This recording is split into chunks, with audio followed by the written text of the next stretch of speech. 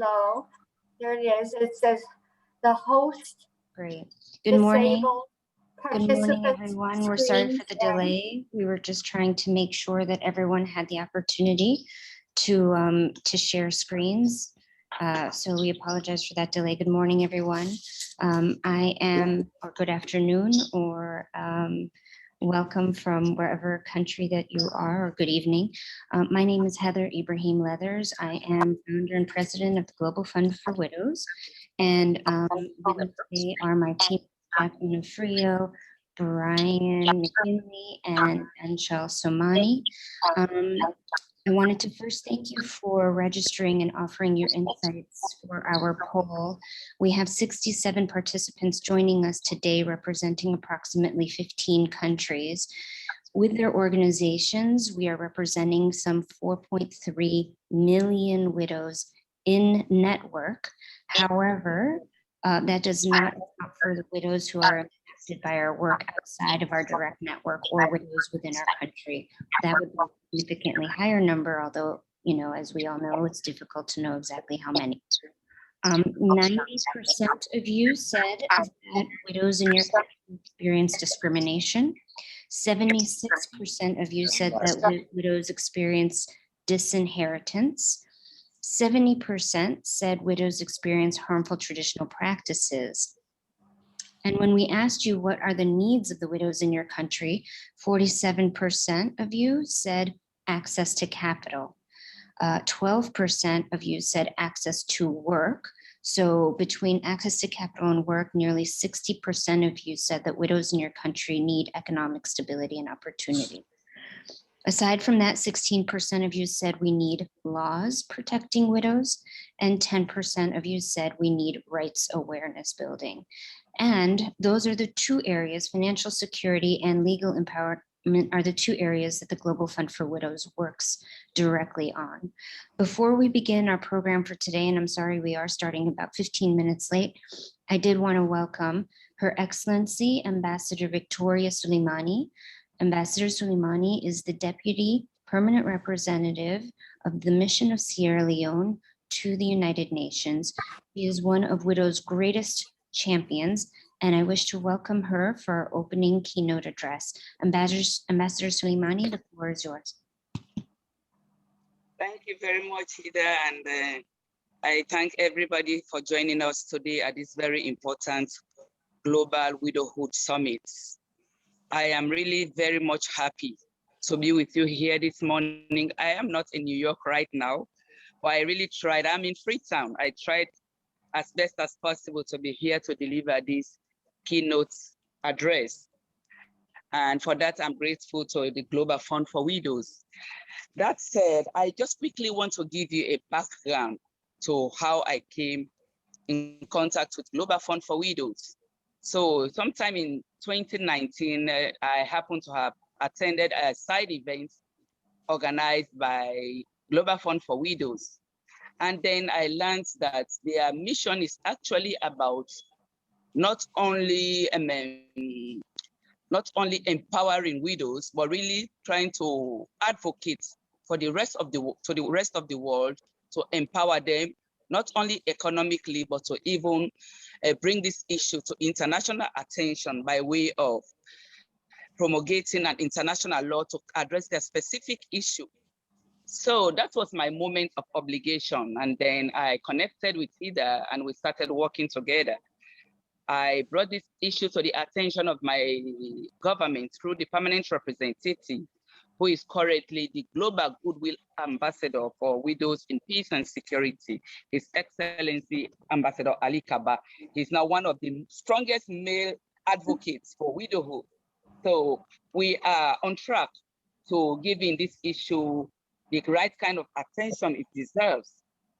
In Sierra Leone, those of you who are familiar with our history, you will know that we went through a very gruesome and unspeakable, gruesome civil war that brought untold suffering to all our citizens. But a lot of women were widowed through that war. But the plight of widows really became exacerbated, is exacerbated in all countries, not only Sierra Leone, through the, based on the fact that They are mostly disinherited when their husbands pass away, or they are discriminated against. You know, a lot of even harmful traditional practices. That's harmful burial rites. Some of them have to go through when their husbands pass away. So to me, I see it as a human rights issue that deserves the attention of the international community. So this is my passion about this issue. So we are really working with women, with not only member states, we are bringing this to the attention of even the media. Let us all, member states here present, participating countries at this global summit, we have to give this issue the attention it deserves.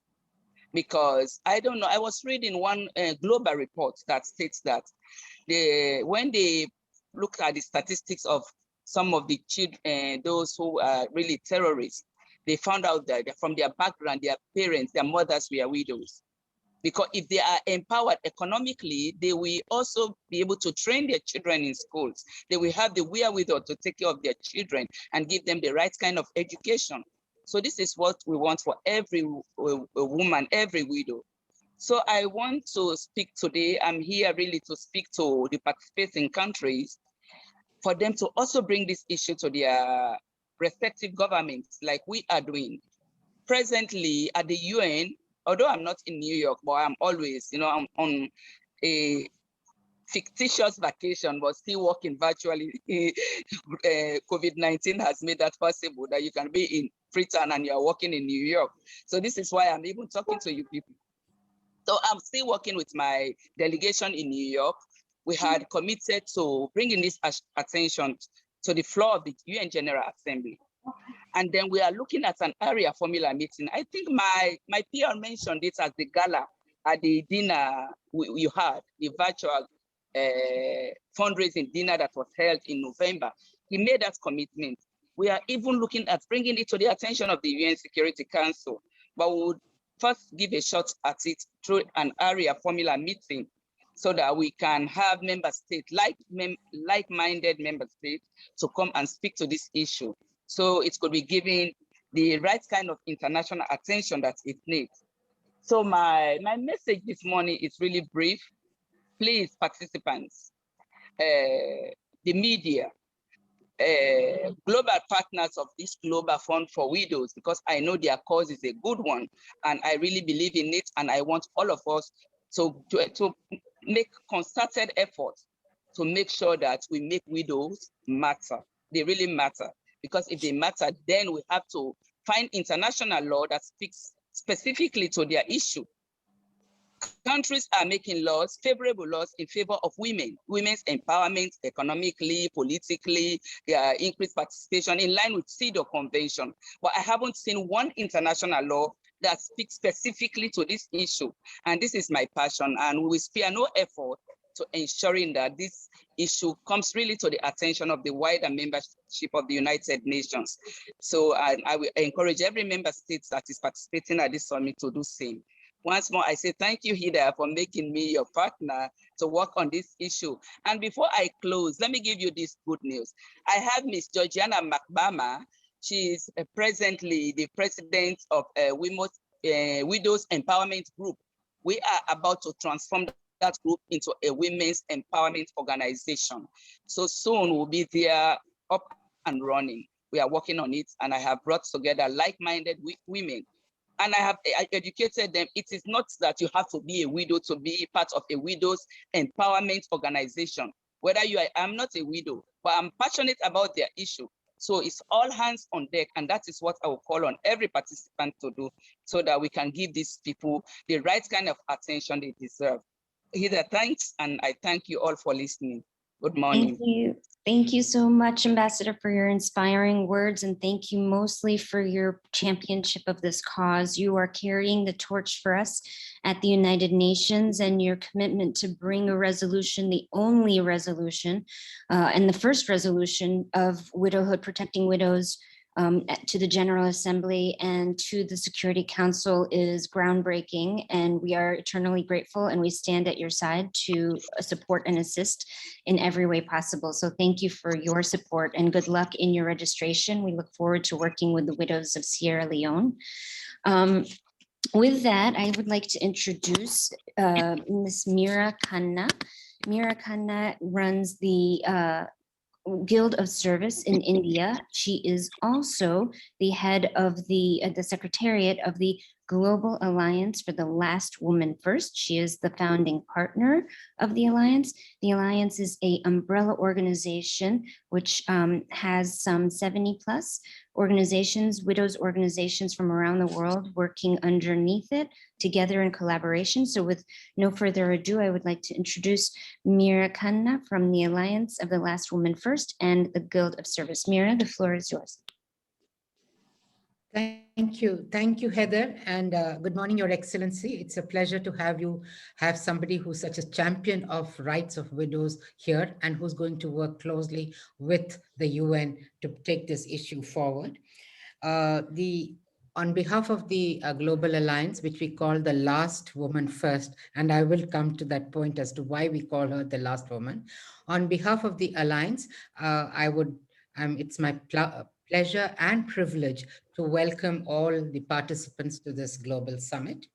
The Alliance started about 3 years back, and the founding organizations of the Alliance this was spearheaded by the Guild of Service, and the partner organizations was the Global Fund for Widows from USA, the WHR from Nepal, the WRI from UK, the Widow organization from Nigeria, and WERN. These are the partner organizations. 5 organizations started the alliance, which is a loose alliance of organizations. But today, I say this with justifiable pride that the alliance has got nearly 100 global members.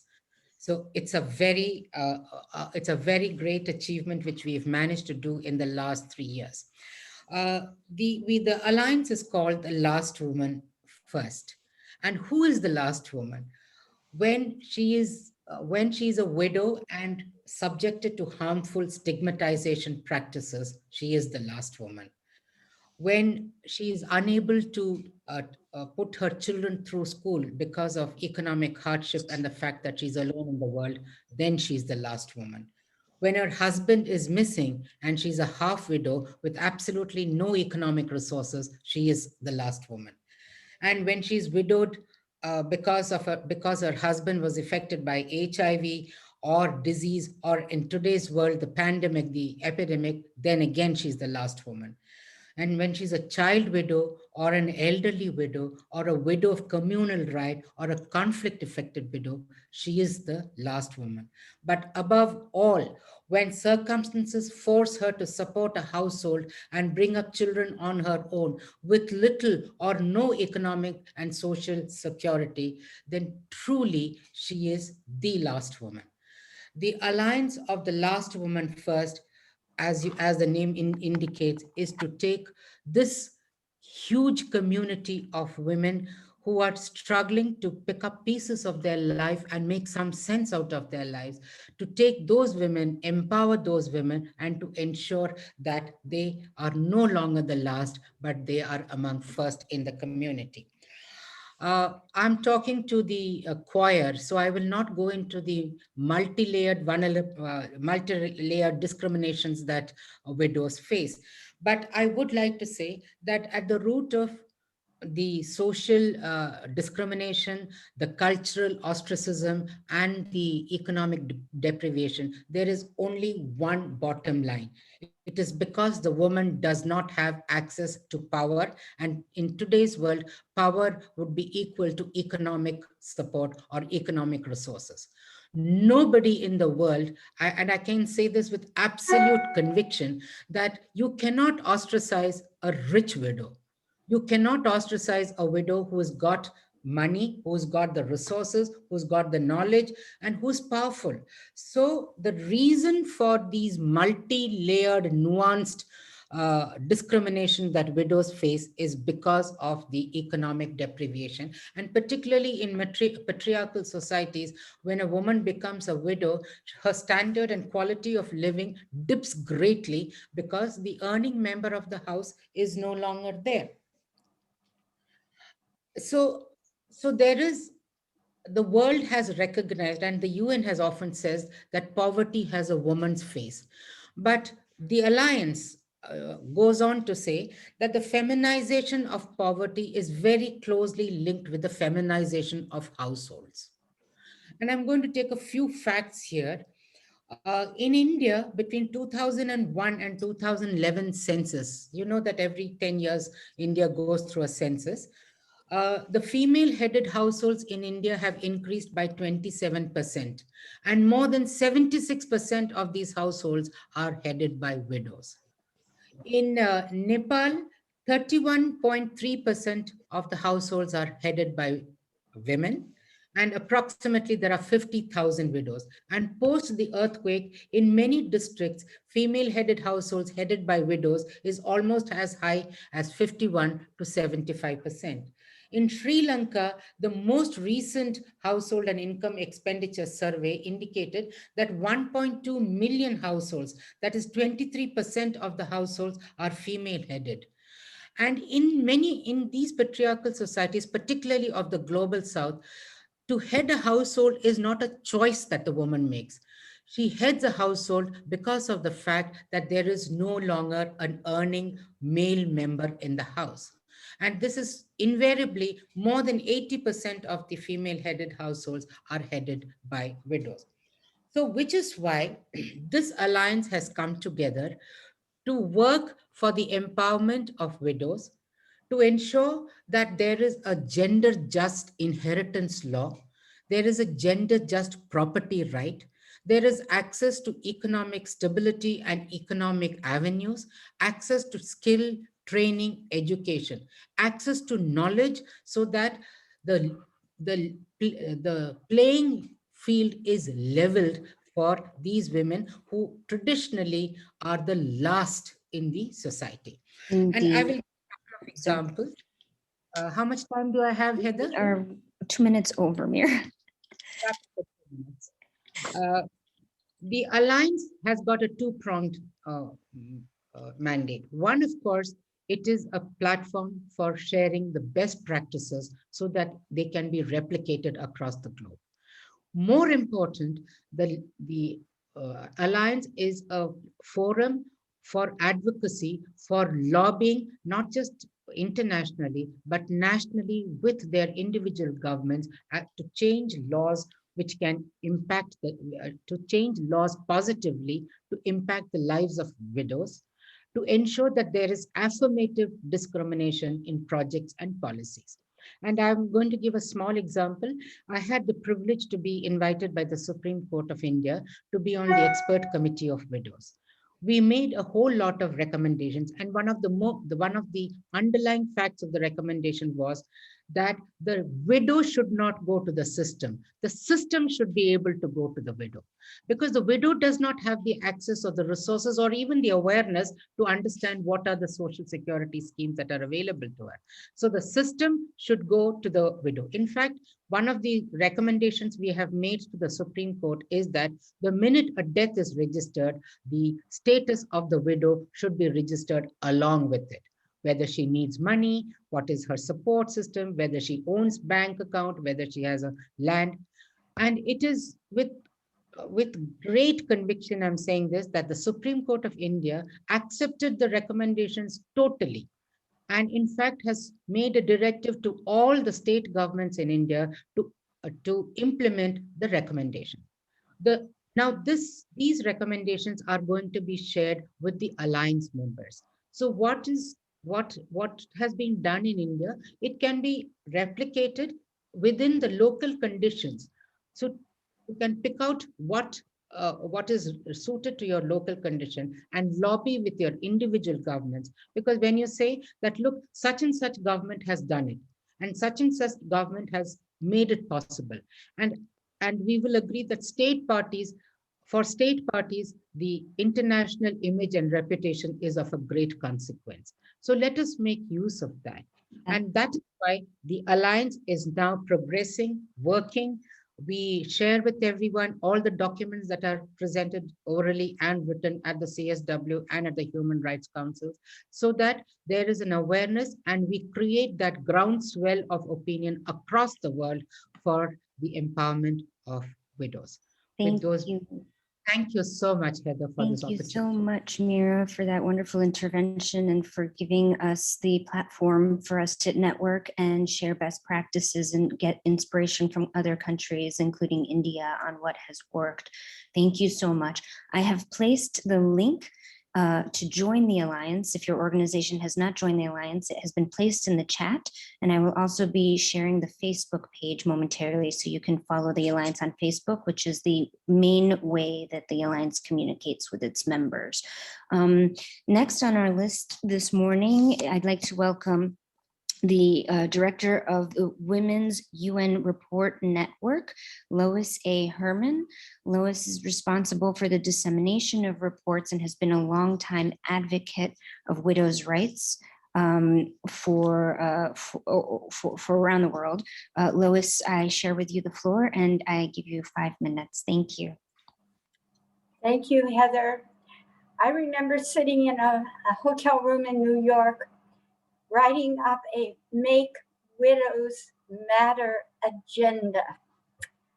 Women's UN Report Network, known as OneRun, addresses the human rights, empowerment, and oppression of women and girls all over the world. I am a widow, but I speak with sensitivity for all the dimensions of widows, all ages and stages of life. And one of the key points I want to make today is that we need data. How many widows are there? Where are they? Because data or statistics drive policy. And I am talking to you today from Italy, and I have just returned from the United States in Minnesota, where I have 4 children. And I want to tell you what happened to me. I've been a widow since 2000 and 2000, and the year before the terrorist attack, I became a widow. And when I went to US after being canceled 4 times in November of 2020, I suddenly found myself in high anxiety, real anxiety, to the point that I had to go to a doctor and try to get some resolution. This had never happened to me before. And so what did people say? People said, oh, she needs some man to take care of her. Excuse me.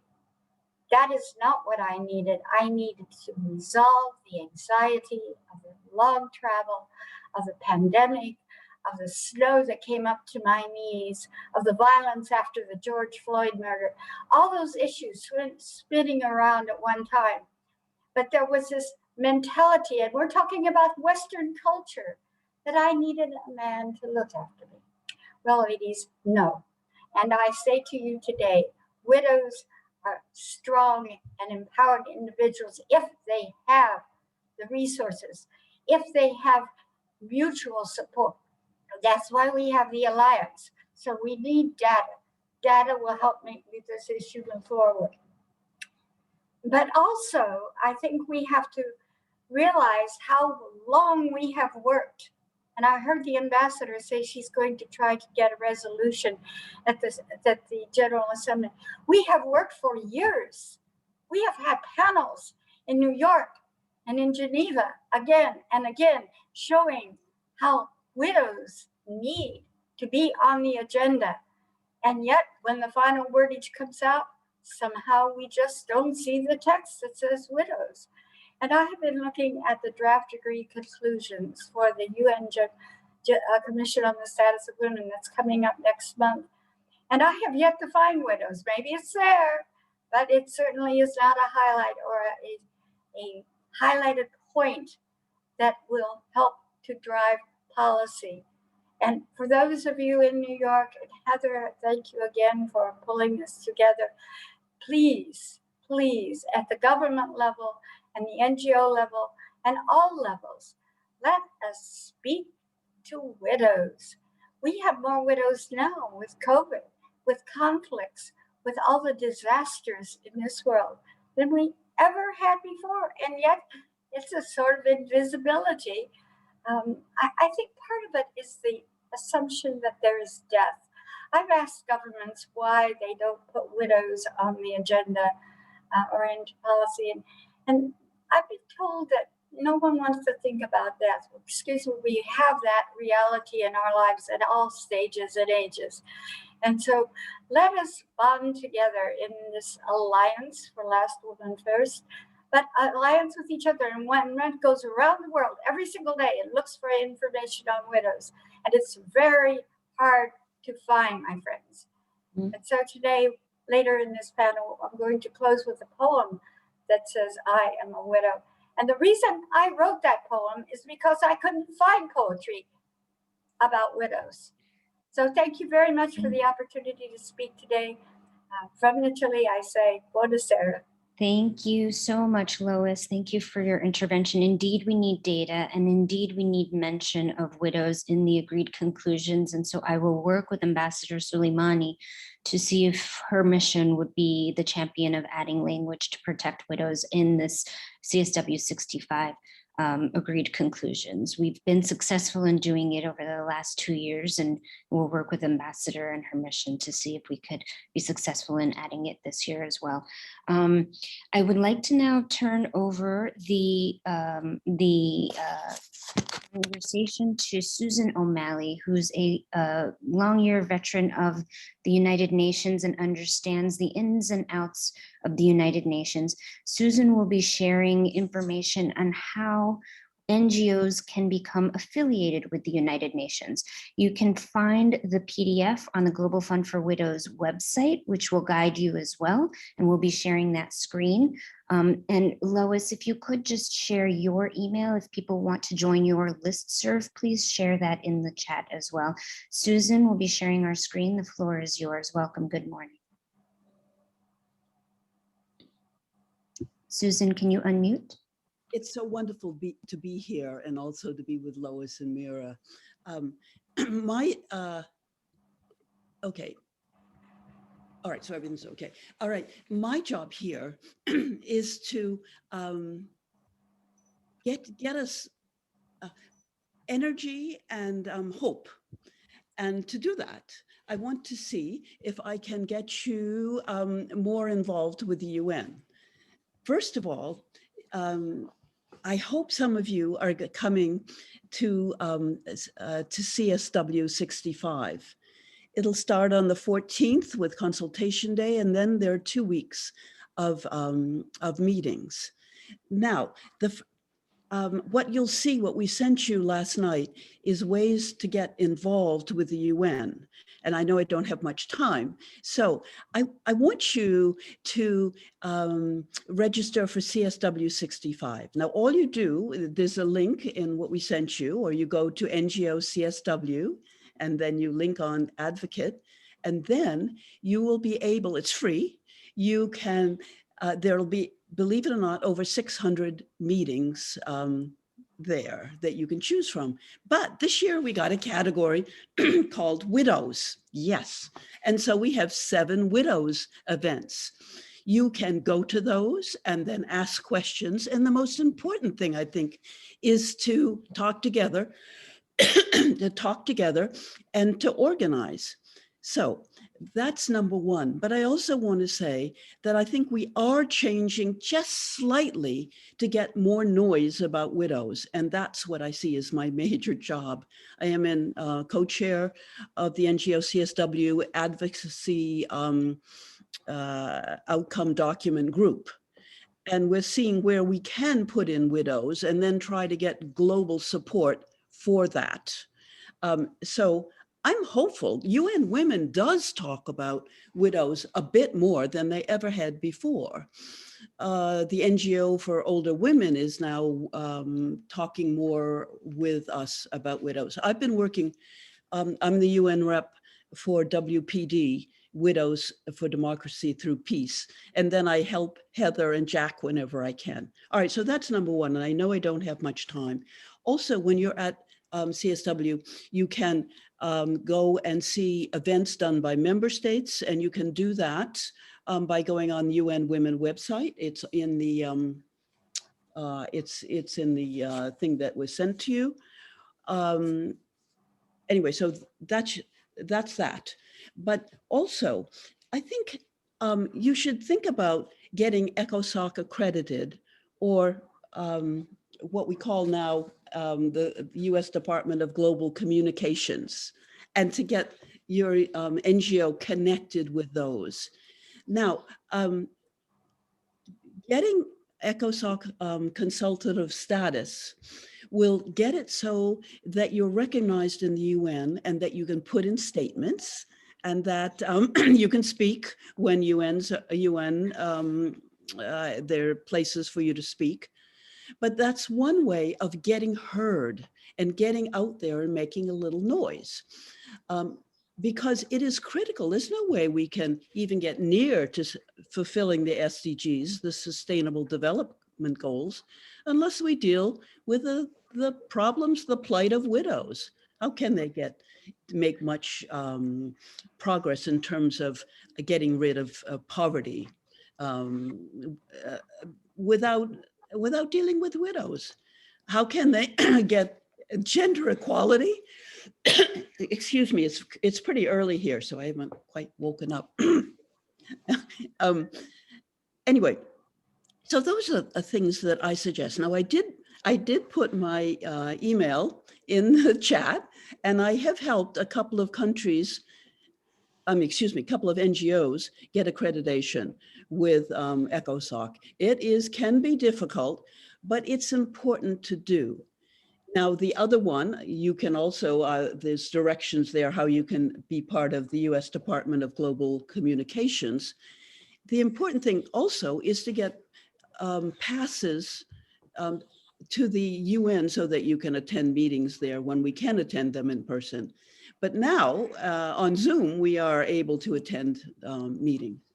So I think what I would really appreciate is questions, and then people emailing me and seeing how I can help you. I'm not as gloomy as Lois right now, but I join with her and together and the whole group of us. I'm so excited to see you all. I think we can make a difference. And we have to.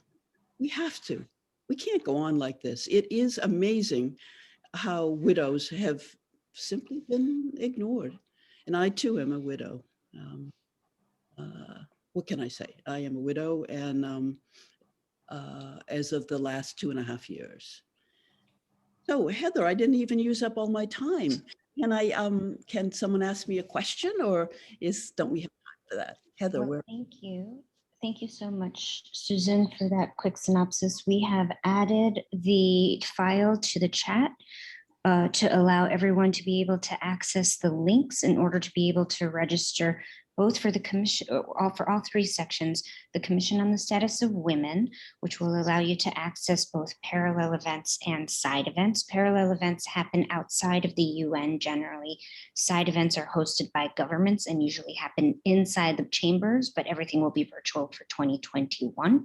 And then as Susan indicated, there's other ways to join, including becoming a member of Department of Communications and becoming a consultative status member to the Economic and Social Council. Everything is outlined in great detail for you in this PDF. You could also find it on the website, globalfundforwidows.org, which we will put in the chat right now. But I'd like to open it up for questions, not only to Susan, but to Lois and to Mira. Thank you.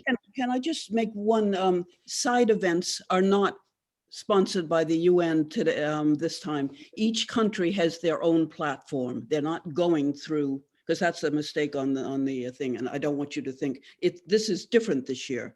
Yeah. UN is not sponsoring side events. Correct. Yeah. Correct. We would love to welcome any questions for Mira, Lois, and Susan. Jack, if you could highlight them or spotlight them for us, please. Are there any questions? Ali, you had a question in the chat?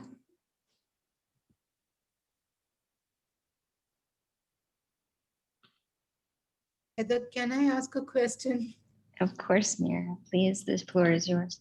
Yes. The question is for actually Susan. Hi, Susan. Good to see Hi, you. it's wonderful to see you and hear you. Uh, I am rather concerned about this shrinking of the civil society spaces in the UN. As it is, many countries across the world are swinging right. So, with right-wing governments, the space for civil society organizations' voices is as it is reduced within our own countries or regions. And UN was one opportunity for civil society organizations to lobby, to advocate. Now, for example, earlier on, at least half a decade back, when the zero draft agreed conclusions were there, there was a lobbying window with the state parties by which you could make changes in the document. Now that space has been completely finished. Whatever lobbying you can do it with your own governments, which may or may not work. That, so the lobbying at that international platform. So I am very concerned about the shrinking spaces for civil society organizations. I am too. I am too.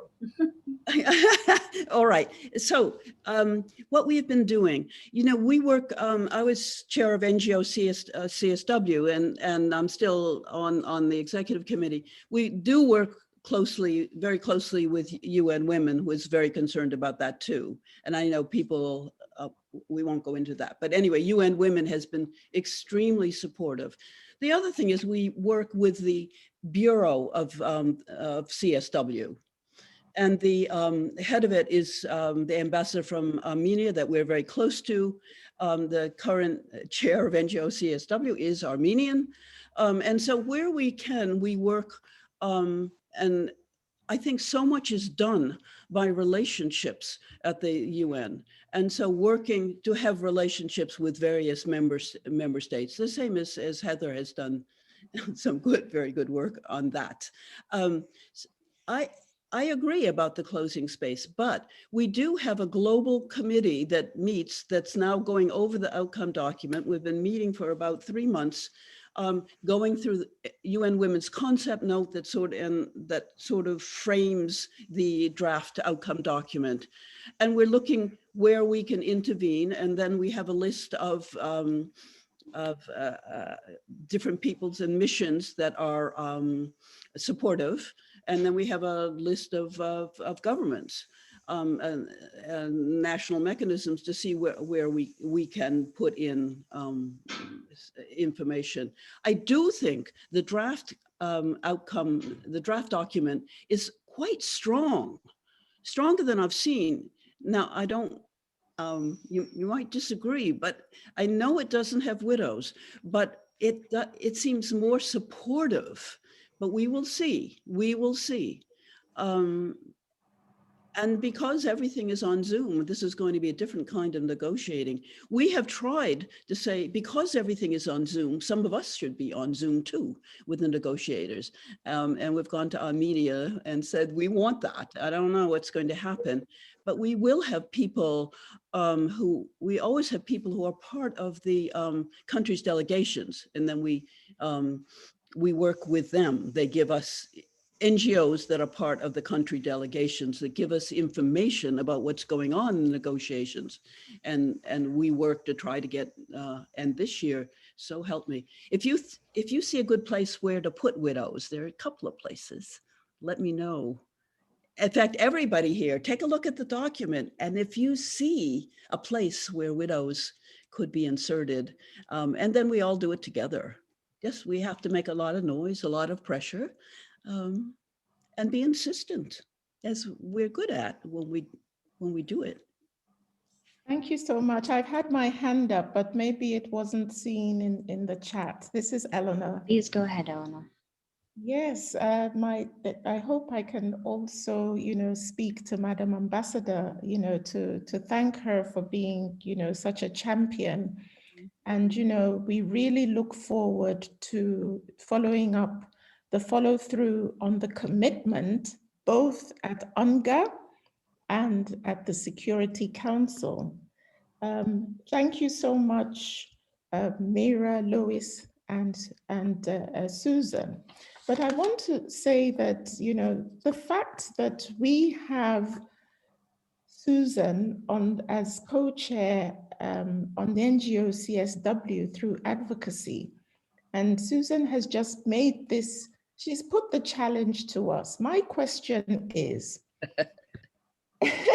Susan, Yes. is it better for us, for example, like Mira explained the alliance of about 100 of us to put in one statement, or is it better for us to create a buzz by sending, you know, let's say there are 34 of us on the call today, probably representing 30 different organizations, for all of us to send in an advocacy note or a piece that would, you know, sort of make, I believe that would amplify the voices more than us coming together as one alliance, because it ends up as, you know, one statement.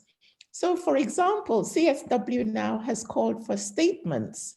If we just have one alliance statement, then, you know, we're not creating as much of a buzz. The other thing to ask realistically is, how is it that CSW recognizes, and you've said, Susan, that we have 7 widow panels, and yet in the agreed conclusions, the word widow is missing. The third thing I need to say is, in my limited knowledge, I thought agreed conclusions were agreements following deep, broad, and, you know, wide consultations. How do you, before an event, have agreed consultations when, you know, we haven't had the consultation forum, civil society have not had their meetings, the 600 of them, to which we can then have, you know, whatever it is that civil society is coming together. I think it's very, you know, quite frankly, I find it, for want of a better word, tokenistic that we have 600 meetings, agreed conclusions have already been agreed. And, you know, where we physically, when we were meeting physically, we would be across the road speaking to ourselves, and our voices would not even be represented in the outcome document. So I have several questions, and it's all about lack of inclusion.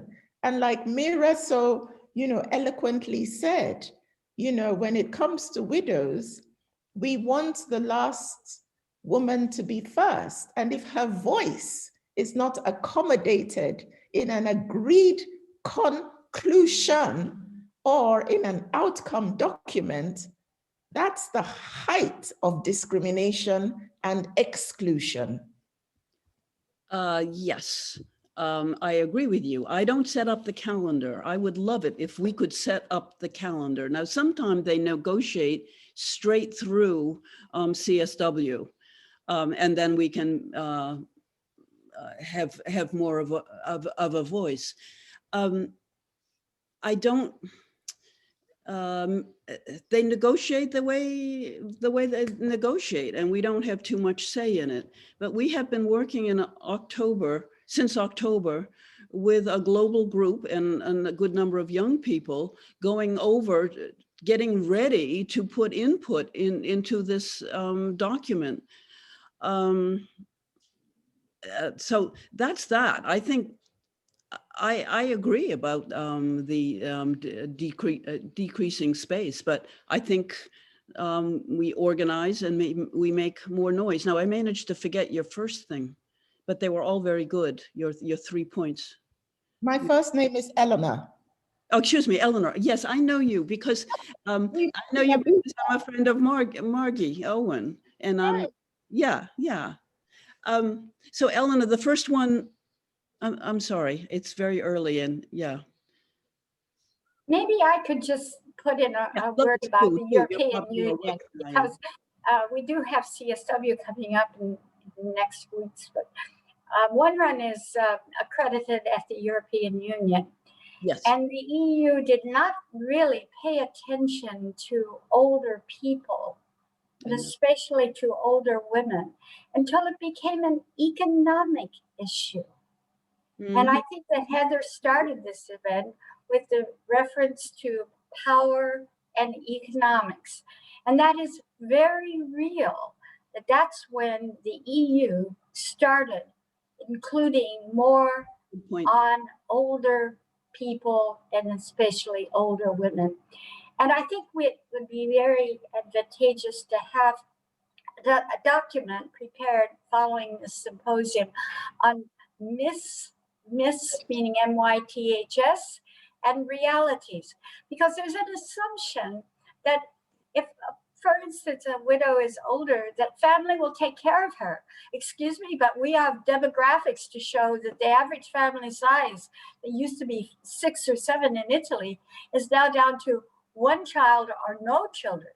Yeah. And in the West, that is a prevailing change as well.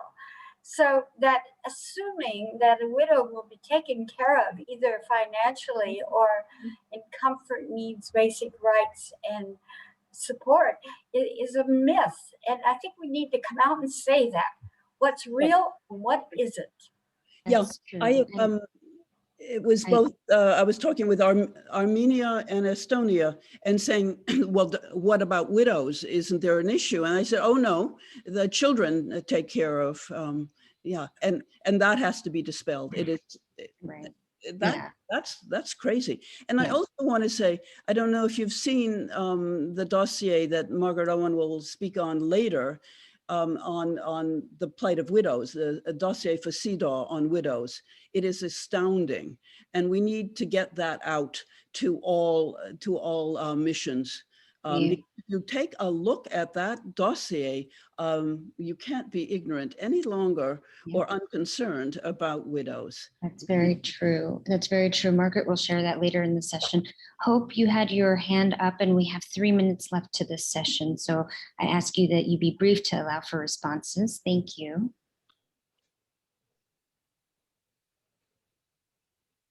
Hope, please unmute yourself. Hope, can you unmute yourself so we can hear you? Hope, could you unmute yourself? Hello? Oh, Hope? yes. I'm so sorry. I didn't Hope, can you unmute yourself? We can't hear know you. you were talking to me because my name is Hello. Hello. Hello. Can you hear me? Hello?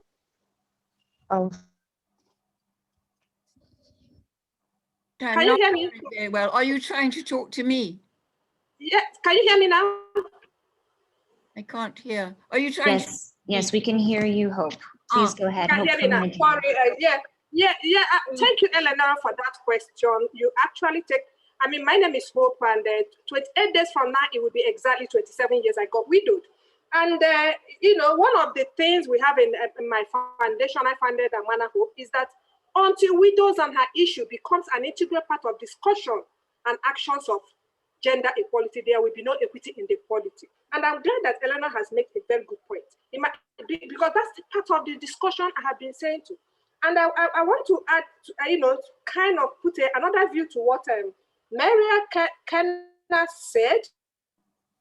Sorry if I didn't call your name well. You says which widow don't get ostracized, because we're looking at the emotional, social, and financial well-being of the widows. And I'm glad that somebody mentioned it. Sorry, Mama, it's not that, when they say your children will look after you. And I asked the same question. If that is the case, the women should not meet and talk about their issue, because their husband will look after them. They have a husband, and their children will look after But what I want to say in the essence is that it is high time discussion added when they are talking about women and the girls. The next thing it should be widows. In fact, I am one of the person that like stated that elimination of violence against women and girls should change to elimination of violence against widows, women, and girls. But I think I will have my turn. Let me leave it there for now. But I wanted to support what you said. Thank you, Hope. We will give you an opportunity to voice your thoughts. Thank you for your intervention. The time now is 7 a.m. and we have a very important panel approaching. We'd like to highlight the issue of widows in conflict, the state of affairs, the needs, and the path forward. Our first speaker in this session is Dr. Eleanor Nwadinobi of the WIDO organization of Nigeria. Dr. Nwadinobi has extensive experience in conflict zones, and she is one of the first people to identify the issue of widows in a half-widow situation, as well as the child widow situation as a result of the conflict in not only her country, but in her region. Eleanor, you have the floor, and we please keep your comments to 7 minutes to allow for question and answers at the end. Thank you, Eleanor, the floor is yours. Thank you so much. May I kindly please have the opportunity to screen share? Sorry, I should have notified you earlier.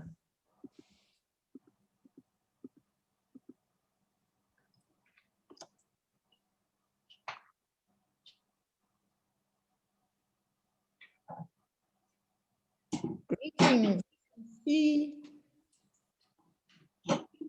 See one of our pioneers, Margaret Owen, on the call. You're most welcome. May I have the opportunity to be co-host to screen share, please? Eleanor, we are trying. We're having some problems with the screen share. So please go ahead with your comments and we will try to get that to you as soon as possible. All right, very kind of you indeed. So the first thing is to really appreciate the Global Fund for Widows for this Global Widowhood Summit. One that has come at a great time because it's been quite a while since the first international summit on widows was held, as far back, I think, as 1997, and I had the opportunity to be there. I have a quote from Desmond Tutu, who said, "Differences are not intended to separate or to alienate. We are different precisely in order to realize our need of one another." Heather, can you let me know when it's possible to screen share, please? Eleanor, could you try again right now? I'm going to try right away. Thank you, Jack. Yes, I think. Thank you so much. Thank you all for being patient. This is the new normal, and these are issues we come across. So I was desperate to show the picture of Make Widows Matter.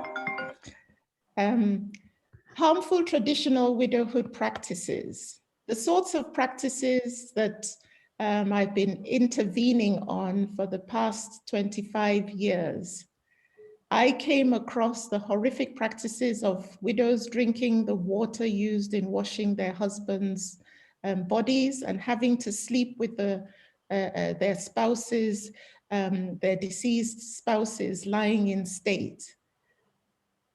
Other harmful traditional practices, in fact, Her Excellency Ambassador mentioned them in Sierra Leone, shaving of the hair and being forcefully made to leave the matrimonial home or being disinherited or their property being grabbed.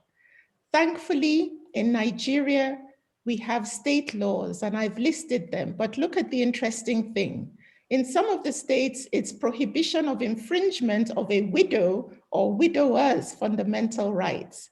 Yet widowers don't go through what widows go through. But because we have predominantly male assemblies, they insert the women.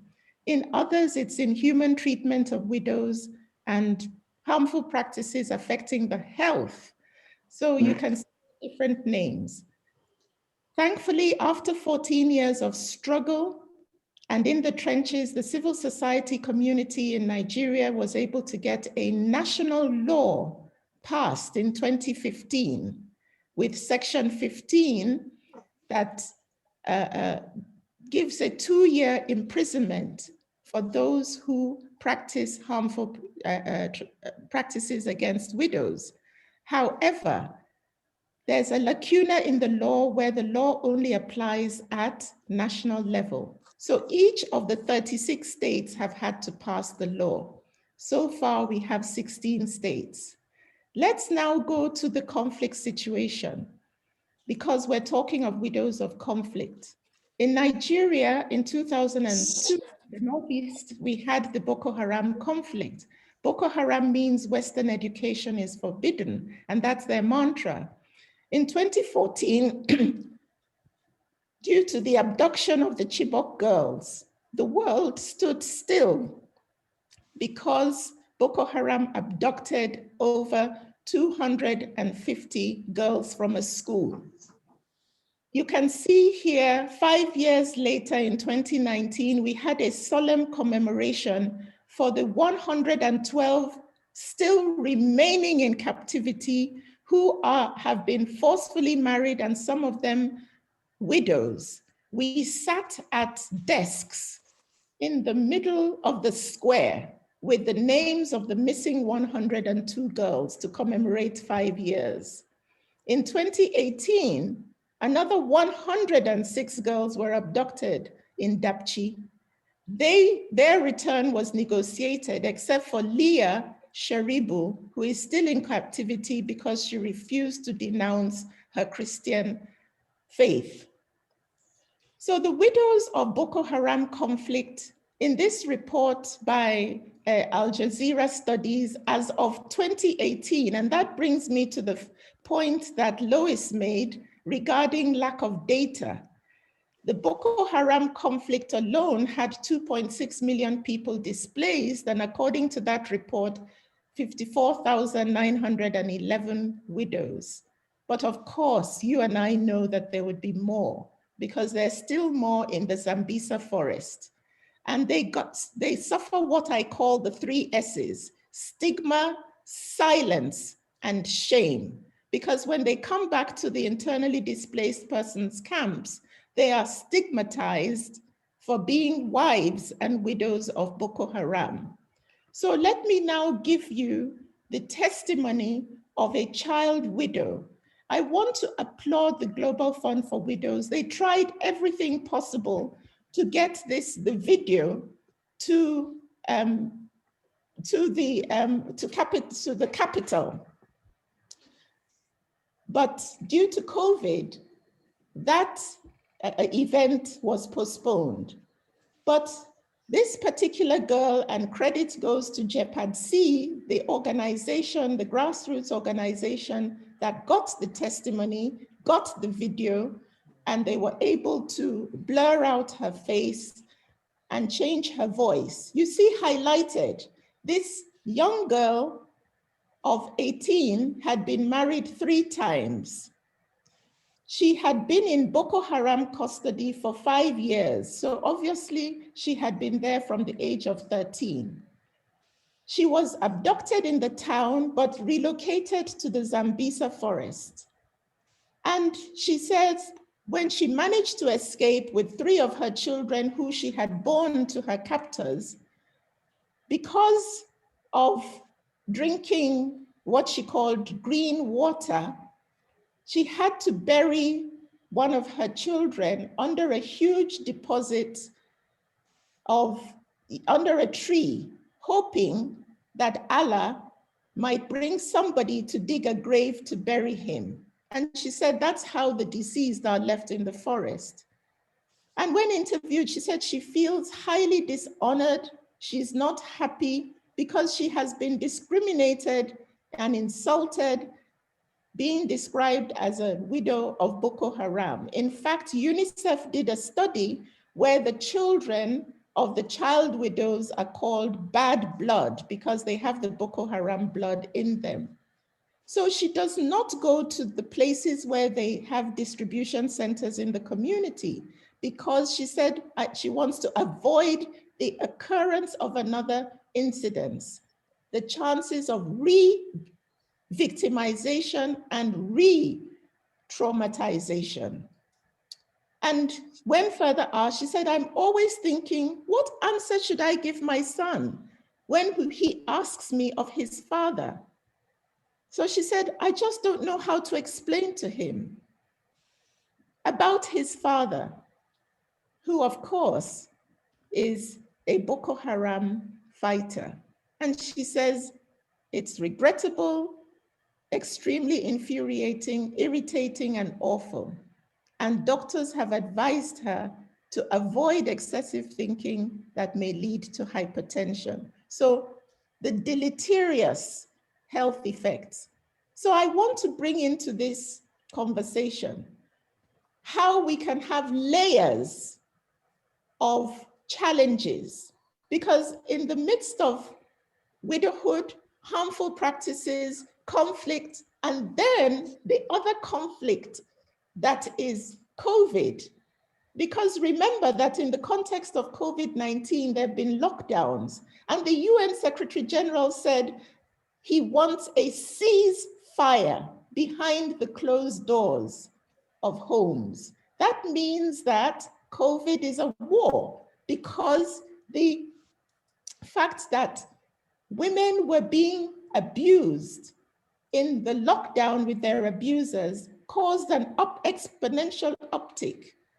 But look at what has happened. I have put 2 studies on the slide of where it has been said that COVID has affected more men and has caused more men to die. One is from CDC and the other is from DW.com. And they're still, you know, with COVID, we're still building the aircraft as it takes off. As a physician myself, we're engaged in so many conspiracy theories, you know, vaccine hesitancy. And so we're learning as the aircraft is taking off. So this particular study is saying men health, they smoke more, eat less nutritiously, they wait longer before they see a doctor. But what we know is that more men are dying due to COVID, creating more widows, and especially in climes like Nigeria, where polygamy is practiced either due to religion or due to the culture. It means that when one man dies, you have several widows. So that is something, again, for which we need data. So I want to speak to a global solution. I loved the fact that Hope said, when you speak about ending violence against women and girls, it should be violence against widows, women, and girls. That's true. But That's true. this is my last slide. The call for a global treaty to end violence looks at making sure that the law is implemented, that responders are trained, that there are services, that there's prevention education, and that there's ring-fenced funding for dealing with women and girls, inclusive of widows of all ages. We must stop talking of widows in the context of the elderly. There are child widows, like I've explained, and the treaty has language on widows of all ages. So it has to be a multi-sectoral approach, an all of government approach, an all of society approach.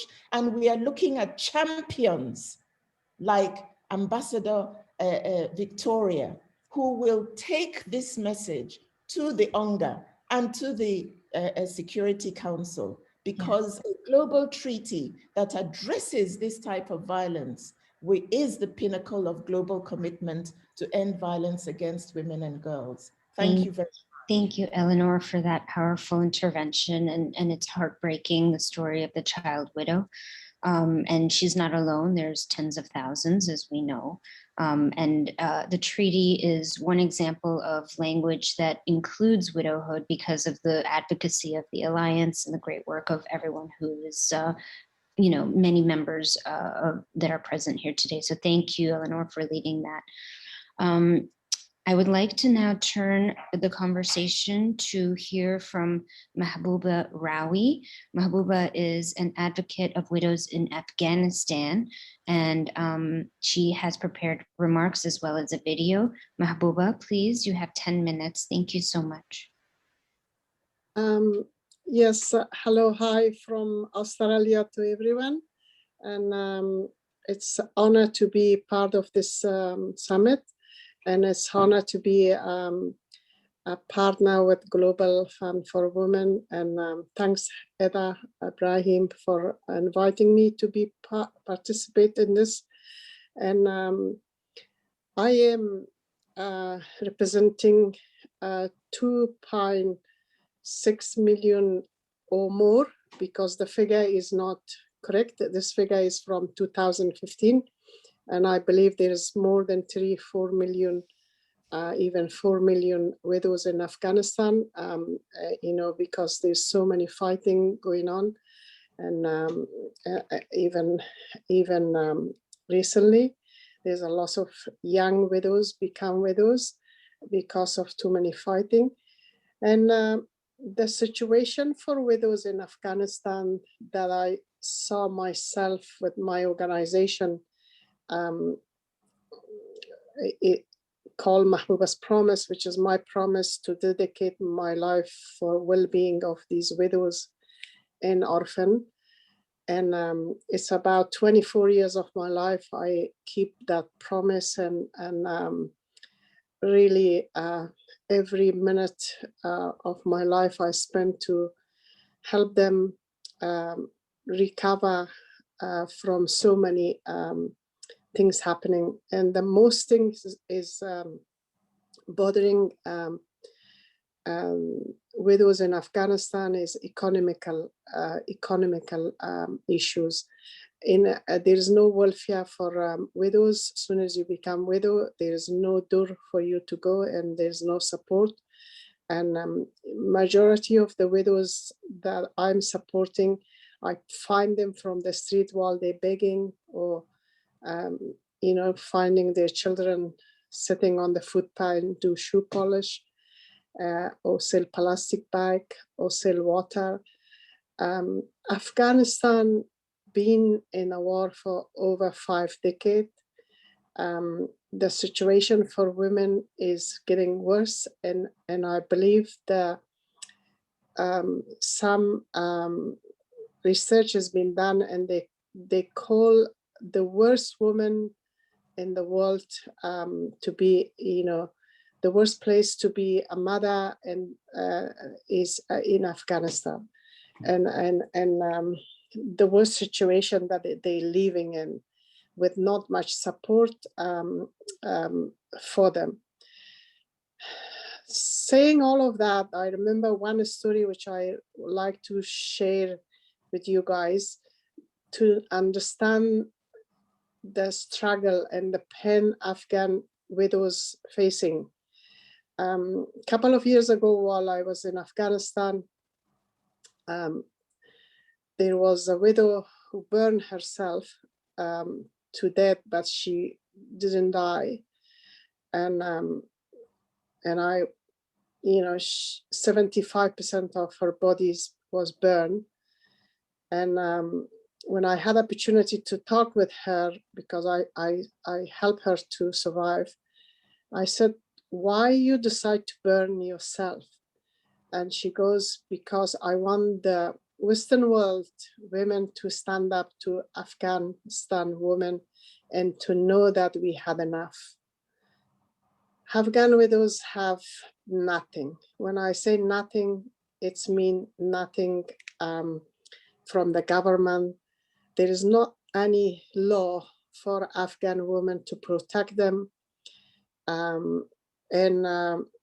They have to find the way to deal with every circumstances by themselves. and they very strong women, and as often I call them, they my heroes. I do not understand how they cope with this much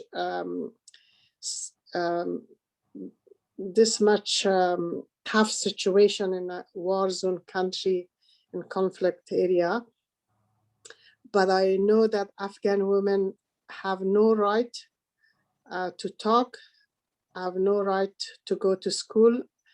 90% of widows, all of them, they can't read and write. They can't even write their name. And through 25 years of work that I do with the widows, I learn a lot about them, and they are example of sacrifice, complete sacrifice of their life. When you're a widow in Afghanistan, you can't remarry because the condition is that you lose all your children and go back to your in-laws. So many of the young widows, I'm youngest 23 because women married in Afghanistan 18. I saw many widows 20, 21, 23. They have to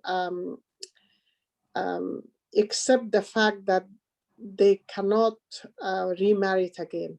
And there is not any law to put it for them to allow them to marriage without losing a children.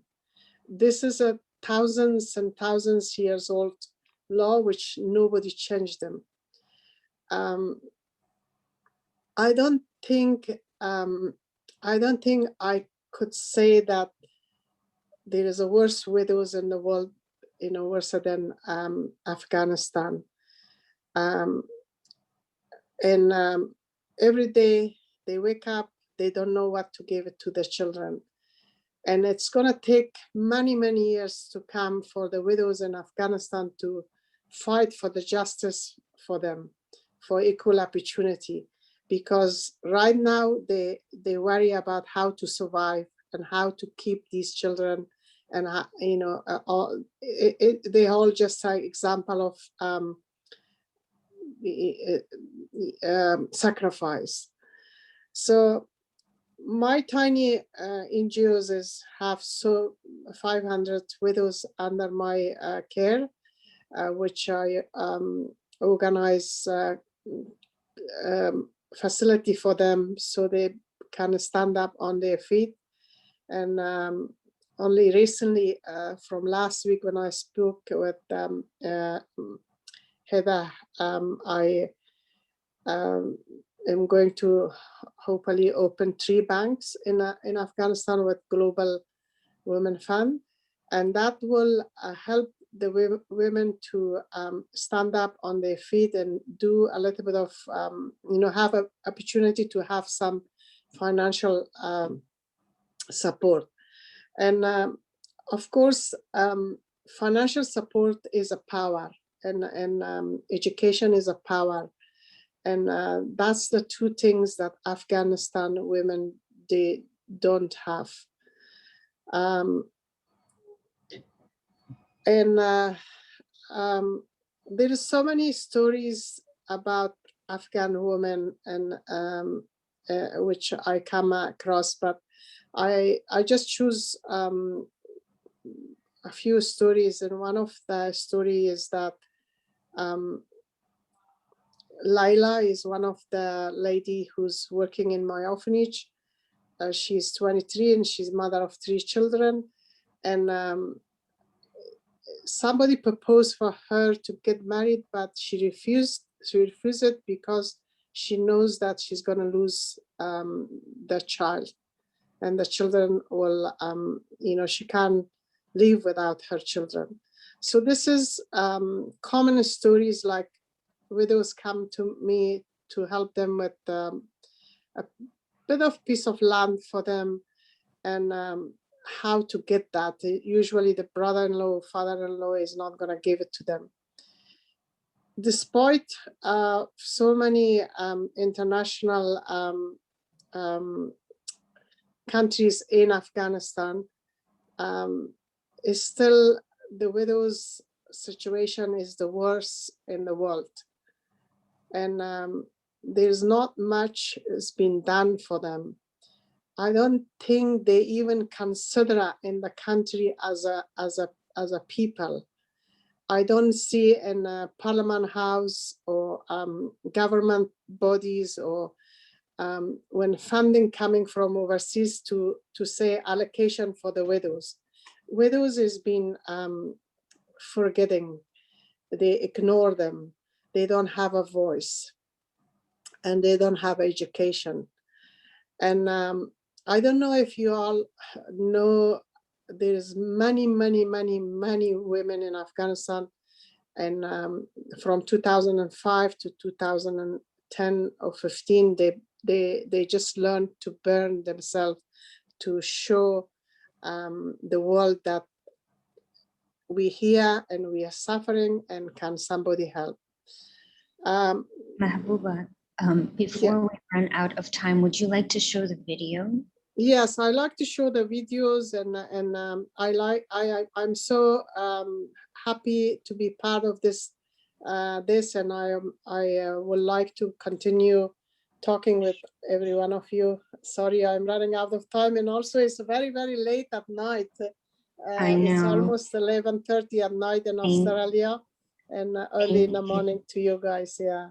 Thank you so much. Jack will share the video, and then I'm sorry, we will move to the next speaker. We just want to give everyone ample time, but thank you for that powerful intervention.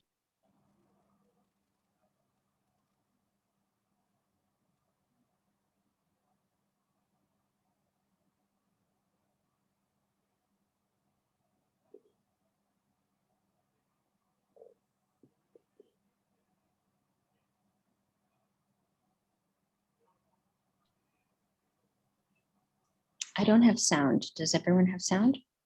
No, I don't have a sound. That's why I said there's no sound. Why? Yeah, I don't know. Jack, can you see if you have sound muted? While they're doing the sound, this is the film that I've done with one of the journalists went to Afghanistan with me, and one of my trip to Afghanistan, and so many widows is sitting on the footpath begging for money, so with their blue bukra, and all they get is few rupees in their hand to to buy some bread. And this film is kind of a very good film to show exactly the situation for these widows, and I hope you can get the sound for it. And these ladies with the blue bukras that I'm supporting, and they come to my office in Kabul, and they with their children. Each time they come, it's look like whole Afghanistan is widows, and this footage is about so many widows living in a tent and all these houses which is not appropriate to live and destroyed by war, and they don't have much money to build up their life, and there's no government support for them. All these faces is quite familiar to me because they all my widows, and I help about 500 of them, and as kind of mother of 1,000 children that I am. And yeah, like people call me Mother Teresa, Afghan Mother Teresa, but these are the sewing machine and things that they learn to learn some skills so they can make money. And we open some medical clinic for these ladies, and they the highest rate of dying from sickness, and so many women who die from when they give birth. They're the highest in the world as well. And I think everything to do with Afghan, the highest in the world, but they're so strong women, and then so strong. Well, thank you, Mahbouba. I'm sorry we can't get the audio for this, but what we would like to do is put it, with your permission, onto the onto the sure. Alliance for Widows, for the Alliance for Last Women First page on Facebook, and anyone who can have, access it, then it'll be open for everyone to see. Thank you so much for that powerful intervention. And I think that you again repeated what Mira had said, which is the allusion to power, the importance that widows have some power in their lives and some agency. And so we'll start working with you on that. Thank you, Mahbouba.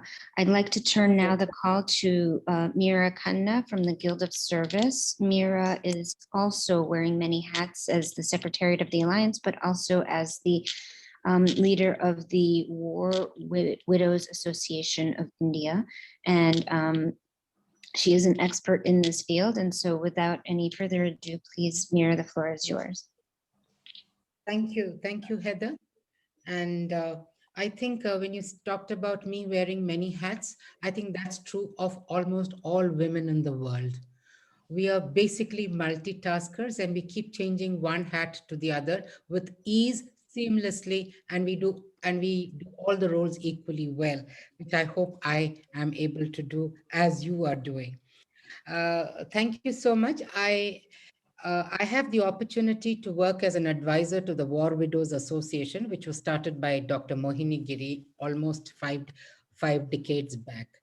I also have the opportunity to work as the trustee of the Guild of Service, which again is 5 decades old.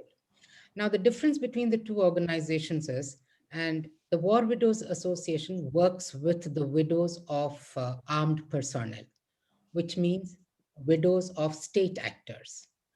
The Guild of Service works with widows, conflict widows, or widows of communal rights. That means we work with widows of non-state actors, which really gives me a great spectrum of experience on what is the status of widows of state actors and what is the status of widows of non-state actors. For the benefit of all those who are listening, let me say that India has 44 million widows. In a population of 1.5 billion, 44 million widows, which means almost every fourth household has a widow in India. Having said that, I will go to both sides. I will focus on the issue of the widows of state actors as well as non-state actors. Now, the War Widows Association works with the widows of those who have died in the wars. Now, as you know, India has fought 5 declared wars, 4 with Pakistan and 1 with China.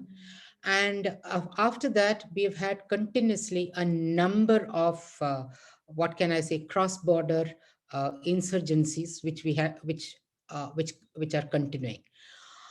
For a brief data, between 2002 and 2016, India lost 2 soldiers every day.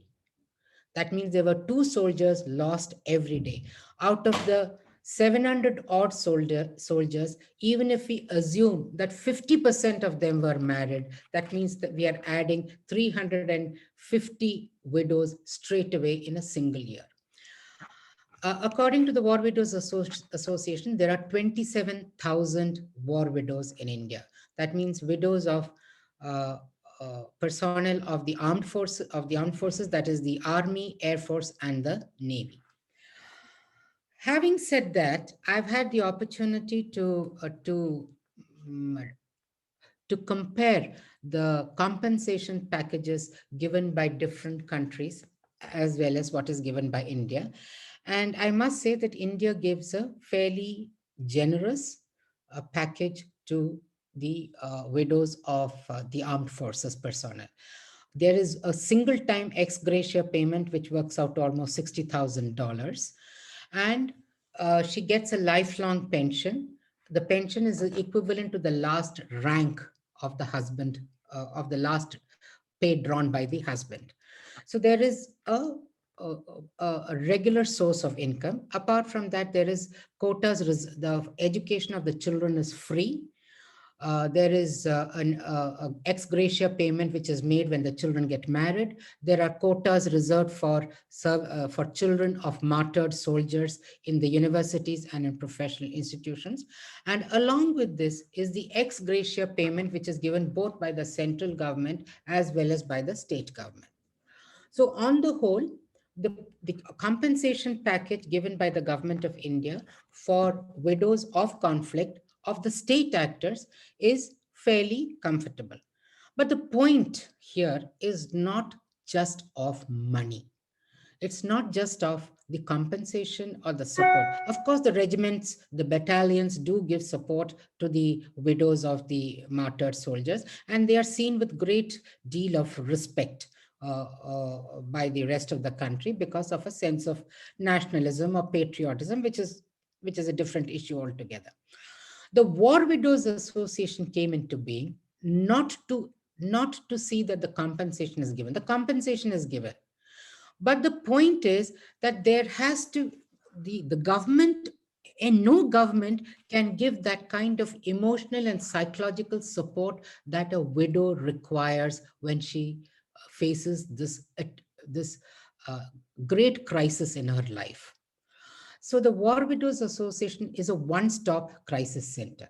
It is not a funding organization. The funds are already given by the government of India. It's an organization which holds the hand of the widow and tells her that, look, we are here. We are here to negotiate you through this crisis. We are here so that we can help you to navigate the large amount of paperwork that needs to be done before the pension is paid to the woman. And what, in fact, very interestingly, the War Widows Association, the minute a woman becomes a widow, goes and gives her an immediate payment so that her immediate needs are taken care of. It's an organization which works as a one-stop crisis center, helping them through the paperwork, helping them to invest their money, because very often the money can be taken away by the family or both by the marital family or the natal family, helping them to get access their social security benefits. So it's a one-stop crisis center. That is the experience. That is my experience with the War Widows Association, which is working for widows of conflict of state actors. But now comes the other part of it, is the widows of non-state actors. Now, for example, I have had the privilege of working for the last 2 decades in the disturbed area of the Kashmir Valley. Now, many of the widows in Kashmir are wives of militants whose husbands have taken to the gun for whatever reason. That's a political reason and a debate for another day. They have taken up arms sometimes without even the knowledge of their wives. Now, when the non-state actor dies, obviously there is a stigmatization which occurs not just by society but also by the government, because the man who died was in conflict uh, with the elected government of that place, of the state or of the center. So originally, about 2 decades back, no pension was paid to wives of militants or wives of non-state actors. But because of the women's movement and because of tremendous advocacy being done by organizations, now we have another system. The Indian government has a system of what is called the Indira Gandhi Destitute Widow Pension, which means a pension is paid to all widows who are destitute or who fall below a poverty line. Part of this pension is paid by the state government and part of it is paid by the federal government. Now, states can increase it or decrease it, but it's an absolutely workable solution, and widows are getting their pension. But the point is that there is a quota for every district. Every district can afford to pay pension to only so many widows because it is a great drain on the exchequer. On the other hand, the government of India also has schemes like the Antyodaya scheme, which means you can get grain and pulses at a reduced rate for destitute widows. So there are schemes and programs which work. The point that Guild of Service and War Widows Association works is that whatever you pay to the widow, whether she's a widow of a state actor or a non-state actor, the trauma is the same. The difficulty of picking up pieces of your life together and starting a new life, that is the same.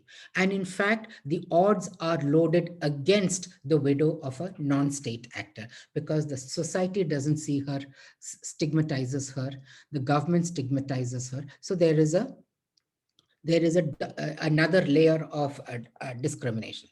The point that the advocacy that we have been doing is that nothing, whatever compensation is paid to a widow of conflict is not a dole or a welfare measure.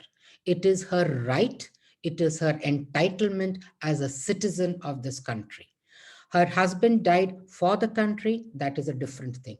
Her husband died fighting against the country, that is a different thing. But the point is, why should the widow be penalized for a choice that her husband made? So that is the advocacy that Guild of Service and War Widows Association has been doing, and it has been very successful, because, for example, 2 decades back, sometimes a soldier would get married, and the minute he got married, he would sign a document in which his wife was the person who inherited the compensation or the pension. Now, sometimes the wife would be married for just 1 month and she would become a widow. And the parents of that soldier who were dependent on him would not get any pension at all, or would not get any compensation.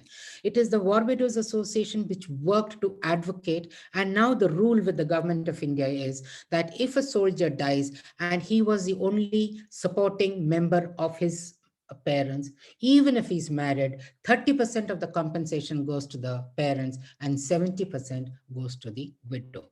So this kind of advocacy has worked and is working. But there are a couple of recommendations that I would like to make. Heather, do I have the time? I don't think we will have time for questions and answers, but your recommendations are important. So I think we only have 4 more minutes for this session, Mira. Okay, I'll quickly run through the recommendations, and we can, of course, discuss this later.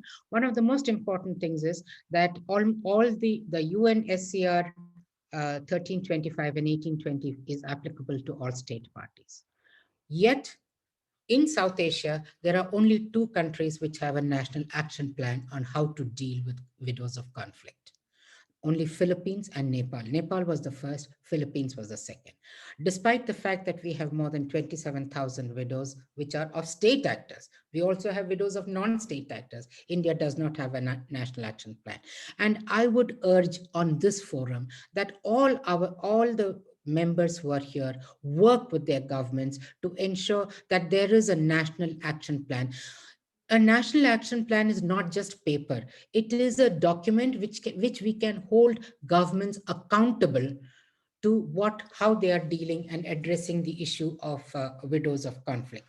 And the most important, there are 4 recommendations that I would like to make. One of the most important thing is that we have to use the agencies of widows of conflict in the peace building process. You cannot have peace building and peace reconstruction without incorporating the voices of people who are the worst victims of a conflict. The second thing is to provide sustained funding to women non-governmental organizations dealing with issues of conflict and peace. We have to encourage research, and I'll go back to the point of which has been made since morning, that we have to have data. We have data on the widows of state actors, but we do not have data on the status of widows of non-state actors. And the 5th thing is to ensure that there is special legal and social support to women in order to aid their reporting and prosecuting of crimes and perpetrators of war crimes which occur during conflict. And at least there has to be temporary residence so that those who become victims of, say, rape during conflict or even of sexual assault during conflict have a safe space from where they can decide how to take legal recourse to this action. Most important, this is all dealt with the National Action Plan, and I would urge this forum to please take this up with your individual governments as we are doing with our government. Thank you, Heather, and I think I've managed that within time. That was brilliant, Mira. 1 minute to spare. Let's see if we can just take one quick question from the floor, if we can, if there's anyone with any questions or comments for the panelists.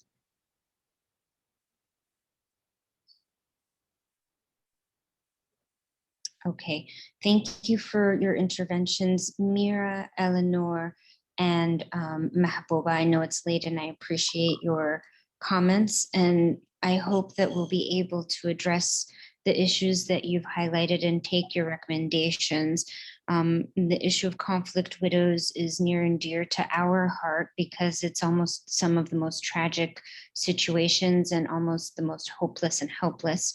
And for these reasons, we need the Security Council to pass protections for widows, and Global Fund for Widows has been advocating monthly along with Margaret Owen and her team at WPD with the Security Council to bring that change. And I have to say, we're starting to hear the drumbeat a little louder. And so we must continue, and we must continue to work together in order to effect this important change.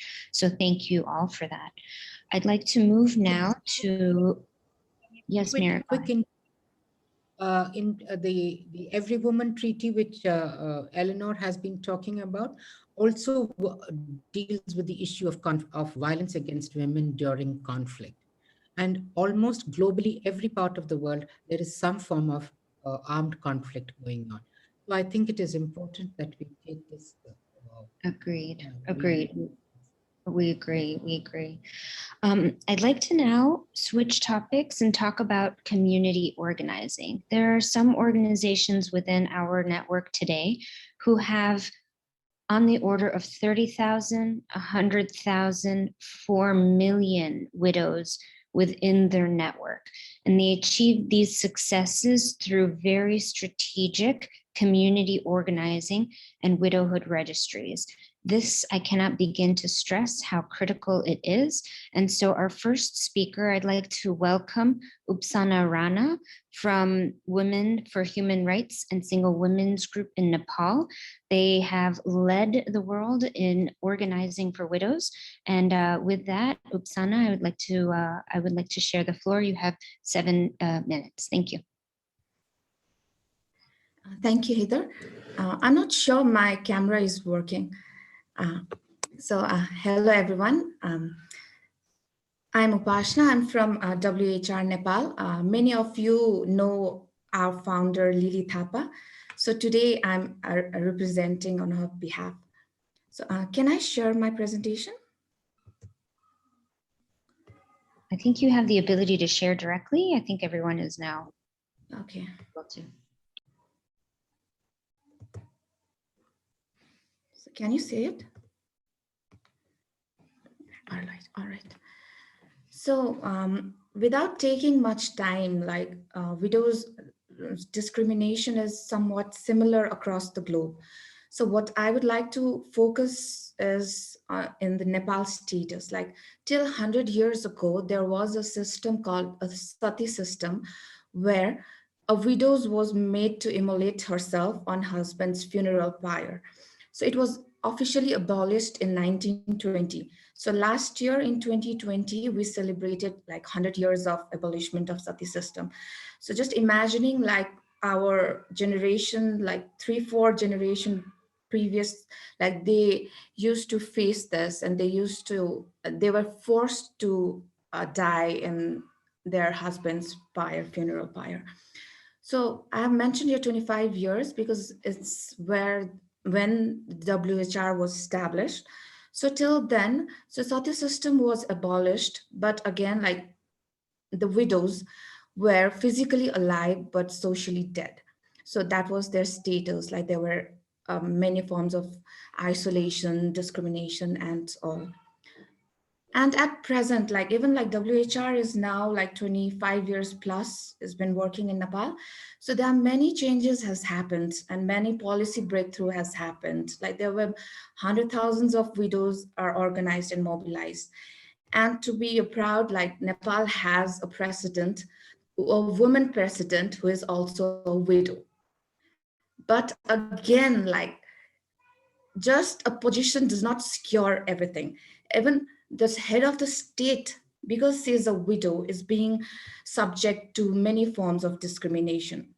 So this story is of 2015 when she visited a temple in one of the district. So the local people cleansed the temple, stating like the widow has entered and now it is, it is dirty.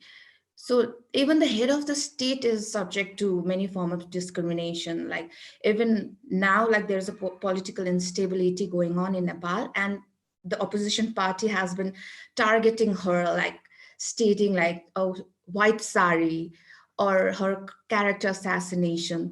So just securing a position is not enough. Like even at the ground level and the social level, like we still need to work or do or achieve like many things. So this is just a pictorial.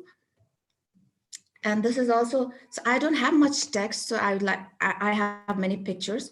So a woman who is all in all red saris and all the jewelry, suddenly her husband dies and she's alienated, she's isolated and everything, all the colors has been snatched. So it's just a symbolic. So woes of widows, it's very similar across the globe, right? Rejections, discrimination, prejudice, restrictions, everything. And all the previous speakers has mentioned the importance of data. So in our last population census, which was conducted in 2011, so first time the widows data was collected. So according to that, around 500,000 widows are there, which is 5.8 percentage of women's population. And among them, 67 percentage are between the age of 20 to 35. So this data was very eye-opening because like before this data, what the government used to think was widow are only the elderly women. So they never considered a young woman as a widow. So this gave us a leverage to advocate with the government for widows allowances, for many livelihood programs for the young widows. So yes, the data is very important. So this gave us and opened many revenues and many doors.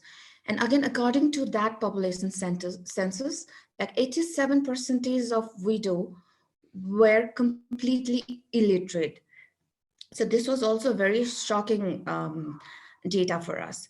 So now, like, so it gives us, or so it gives us to work on the other avenues, like not just the education, but what are the vocational education, like maybe we can focus to the widows. So yes, the data was very important, and luckily, like not luckily, I would say, like we lobbied for years to include widows in this population census. So now, like in 2021, again, the next lot of population census is going on, and we are again lobbying for the same. So the topic given to me was like community organizing. So in this presentation, I'll focus mainly on the community organizing. As you may already know, like WHR does work on different thematic, but like I'm today like focusing on community organizing and mobilization. So in 1992, the widows movement was started by our founder Lili Thapa, who herself became widow at the young age of 29. So, and from that, it was initially started from her home by gathering 6-7 widows. And it was just informal hearing session where all the widows from her community will come and cry and share their sorrows and pain. But by 1994, there were more than 50 widows were coming to that informal hearing session. So this gave her the idea and need for the official organization or official registration of the organization. So at 1995, WHR was officially registered. And the first thing it did was, so we always believe like before doing any advocacy, so we need to have evidence. So without evidence, like just in the theoretical basis, like we cannot be successful in advocacy. So what we did was analyzing the social cultural practices. So we review all the religious book, especially the Hindu books. It was with the support from the University of Delhi. So from that, reviewing, what we found was surprisingly none of the holy books cited any code of conduct for widows. So it was just the practice, it's the men who tried to control the body of the widows. So it wasn't cited in any holy book, but it was culturally practiced. So this, after this, like we started lobbying, or we started keeping dialogues with the religious leaders, asking them like, what do they really think like widows should be? So after that, all the activities started. And in 2003 to 2004, we did a research on the status of single women. It was the first of its kind in Nepal. And all the recommendation from that research led the vision and mission of WHR, which we are working right now. So in 2002, the first national workshop was conducted. It was a breakthrough because before that, WHR used to work only at the central with the group of the members. But in 2002, like the widows participant from 18 district participated. And from that workshop, like the single women, the term single women was coined for widows. Because in Nepal, like the word widows has a very negative connotation. So from that moment, the widows are now called as single women. So it is government also endorsed it. So officially, widows are termed as single women in Nepal. And also the first book, Mon Rodhan, which means a silent cry. First book on widows was published on that workshop. And after that, the group formation started.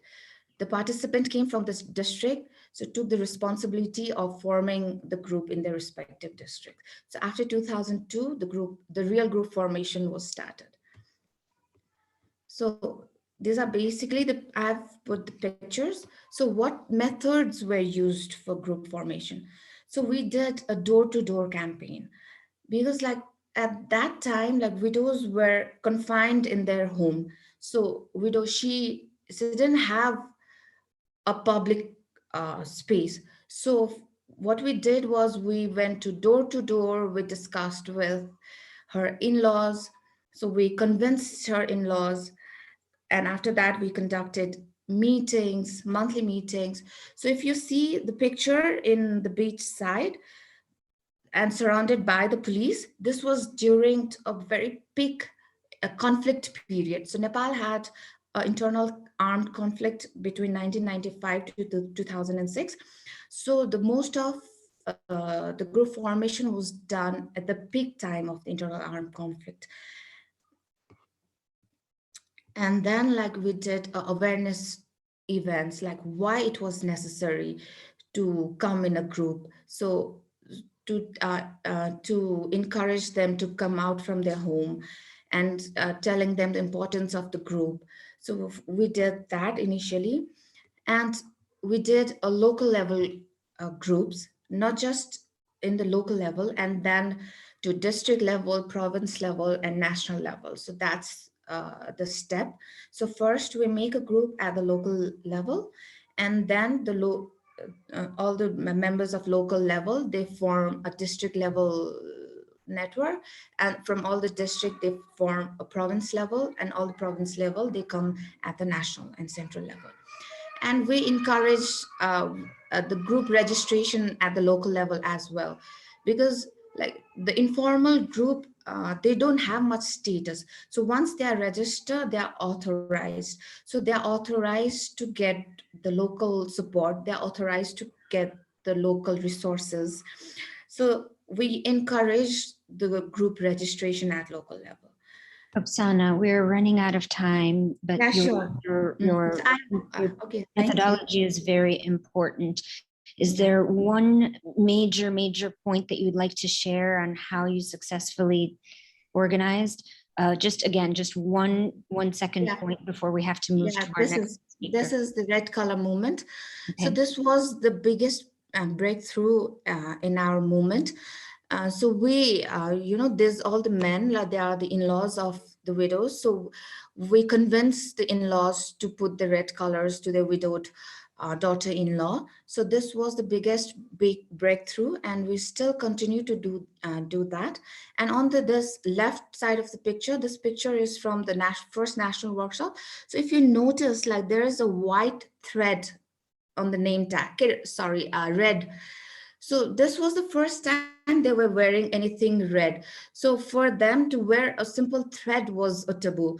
So now, like coming from that to now, like there are many breakthroughs have been happened. So I'll just quickly go through the pictures. So this is how we do all the empowerments, awareness classes, capacity building classes. So this is the policy breakthrough we've done through the policy advocacy. Excellent. So I can share this. Yes, I Yes. can share this. Please do. This is very important, and I hope Yeah. we have some time. Perhaps we can go into the next session with our Q&A Yes. because I do have some questions. But Yeah. Upsana, thank you for the great work that you're doing for widows, organizing them in your country, and for these incredible breakthroughs. I think that you've led the world. Thank you, Upsana. I'd like to now turn to Hope Nawaxi. I'm sorry, I hope I can never pronounce your name, of Amana Hope Foundation. Hope is working in Nigeria through her network to establish the first widowhood registry, and she's also working with her government. Hope, I know that this is an important session. I ask that you keep your comments to 7 minutes so that we can hear from everyone and then have an enriched discussion. So please go straight to the meat and potatoes, how you're doing it, who you're talking to, what are the challenges, and what we need to get done. Thank you. Thank you so much. I'm not so. Jack, can you help me share my PowerPoint? I can see it there, but I can't seem to be putting it. Okay, I think I've gotten it. Can everybody see it? Can we? Yeah, good. Yeah, my name is Hope Nwakwese, and let me put a summary of a little bit. It's exactly 28 days from now. It will be 27 years of widowhood, and one of the things I do is I focus on education, information, and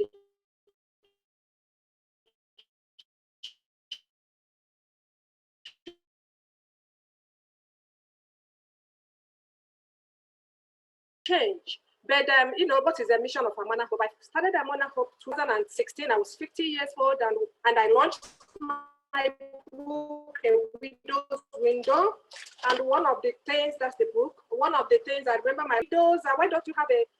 What was his word? He said, in fact, that story is for a story for another day because I don't have time. But when I started this thing, the mission was to provide social justice because one of the person that spoke says rich widows doesn't face ostracism. I disagree with that because the issue of widowhood is financial, emotional, and social. And when you come to culture, the society that has cultural practice and belief and order for widows, whether you're rich or poor, you have your own share of the day. So what do we do precisely? You can say our mission: provide a social justice, build character, competence among widows, and so on. Then we transform using media and education and empowerment to change. That's basically then. Let's go to the next page because that's where I will spend my time too. I did was to launch the book. After launching the book, I realized that one of the things from my experience, because when I look back, I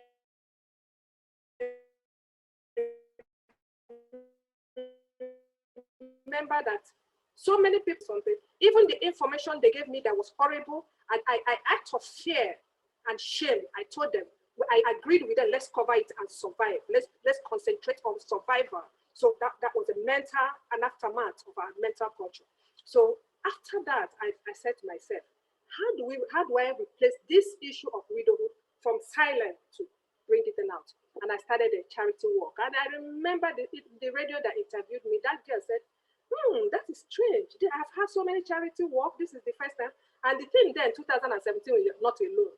And I remember in Lagos here, after all discouragement, the fear, and I must say to you people, the fear that I had to conquer to do that first charity work.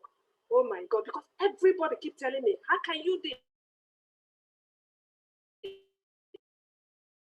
that? You are put, if including the widows, even one of the widows I invited said, God forbid, she was not going to. And that is the culture. And eventually we had that first one to participate in that. If you go to our social media, I'm sorry, I didn't want to put pictures, because if you go to our social media, you will see massive work of what we have done. And by 2018, the work increased from Lagos Island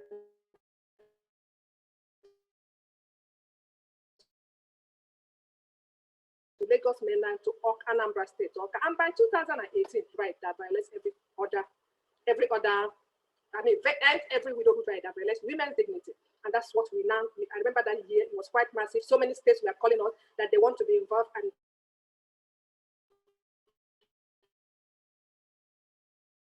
honestly, we didn't have the wherewithal to get them. It was so many, to take position. And then I came to the media. I remember when I said, I am a teacher by profession. And fortunately, I teach the foundation school. So teaching the foundation school, I know the power of how we teach children every day, how they learn it to form the words. And I realized that one of the things we need to do is the media.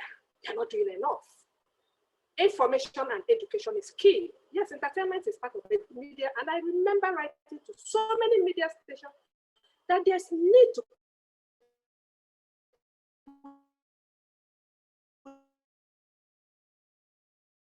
put these things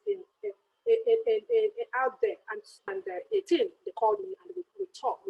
And with their help, we began the first ever radio talk show with widows and family on WFM every Saturday. Until today, if you tune into WFM 91.7, use www. You hear us on Saturdays, and it has been a massive, a turnaround, because you now see widows coming to tell their story. I can't tell you, I cannot tell you how many widows that, in fact, there was one that we interviewed, Rose. Rose, her story, when I got her story, I couldn't believe it was true, because it said 2017, that was a year before.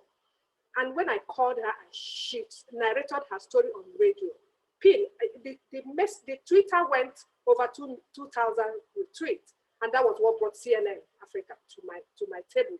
And they now had an interview with me, with what Rose, and then I now said to myself, yes, this is working.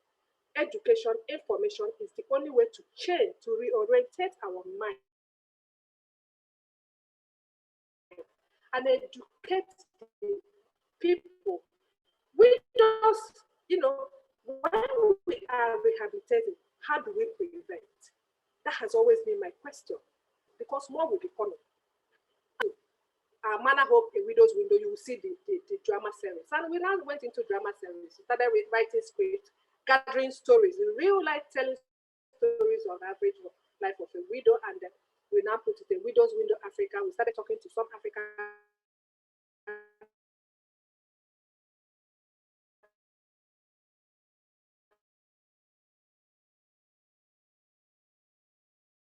How do we collaborate to bring this story?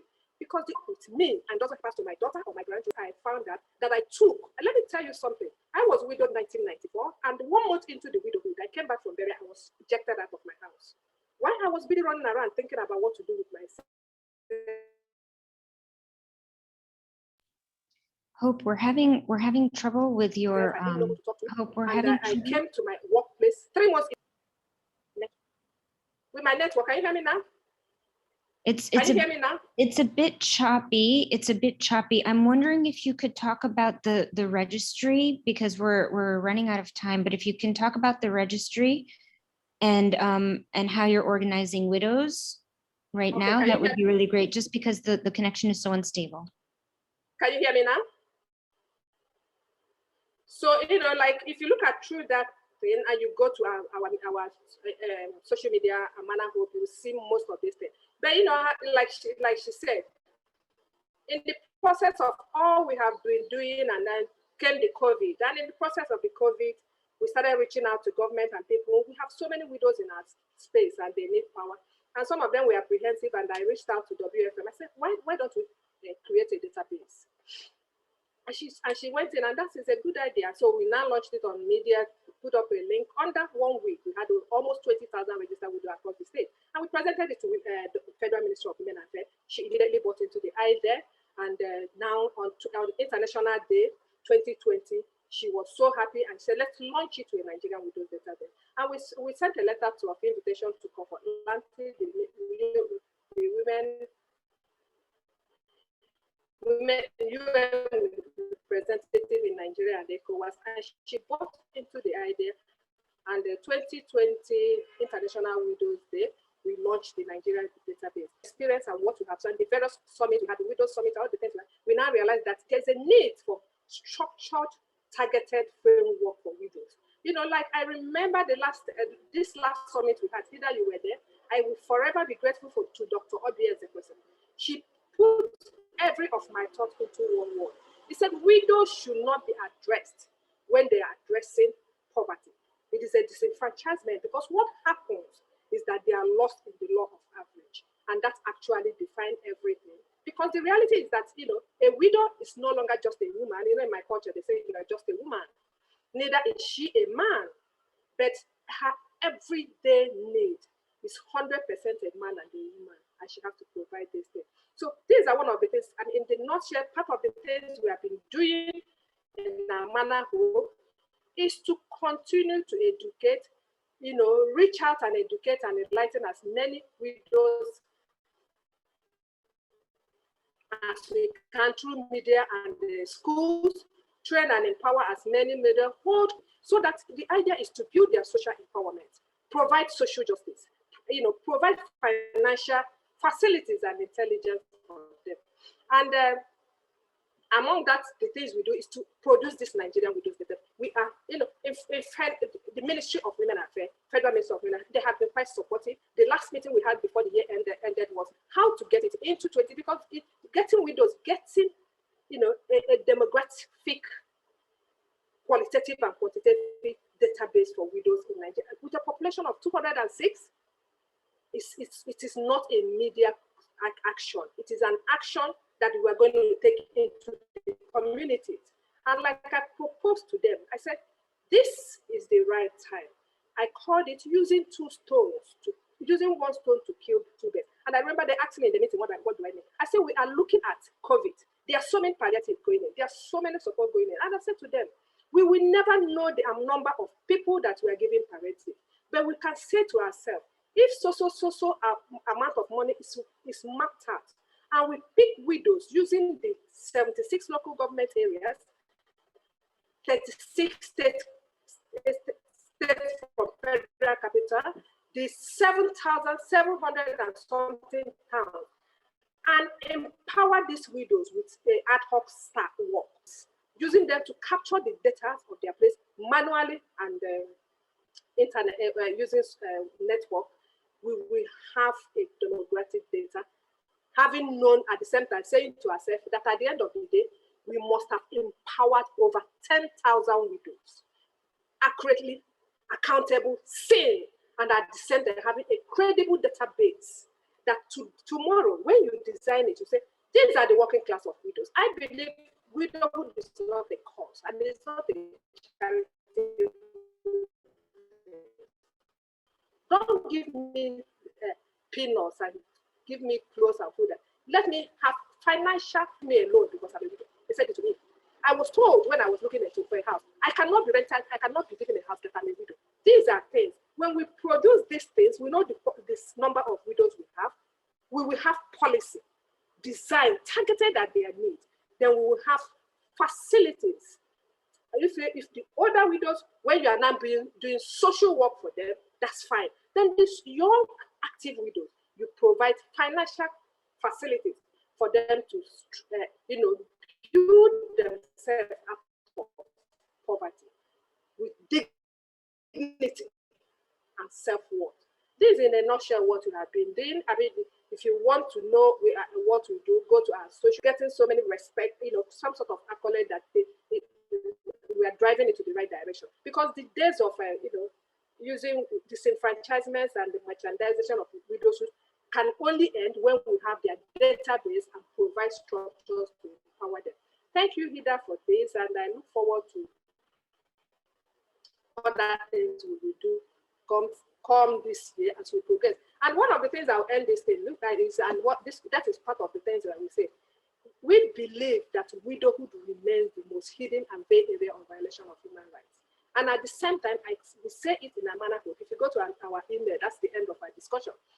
Until widows and her issue becomes an integral part of action and discussion in gender equality, there will be no equity in the equality. So whatever that is being done in UN, CWS, and whatever, widows should be written boldly, widows. They should not be hide under the situation. And no laws should provide a widow's problem under its place. It has to have a bold, because it is a bold, massive issue. Thank you. Amen. I agree. I think that, thank you, Hope. I think we will return with questions on the registry in a few, and how we can best organize widows in Nigeria, because the official count is 3 million widows.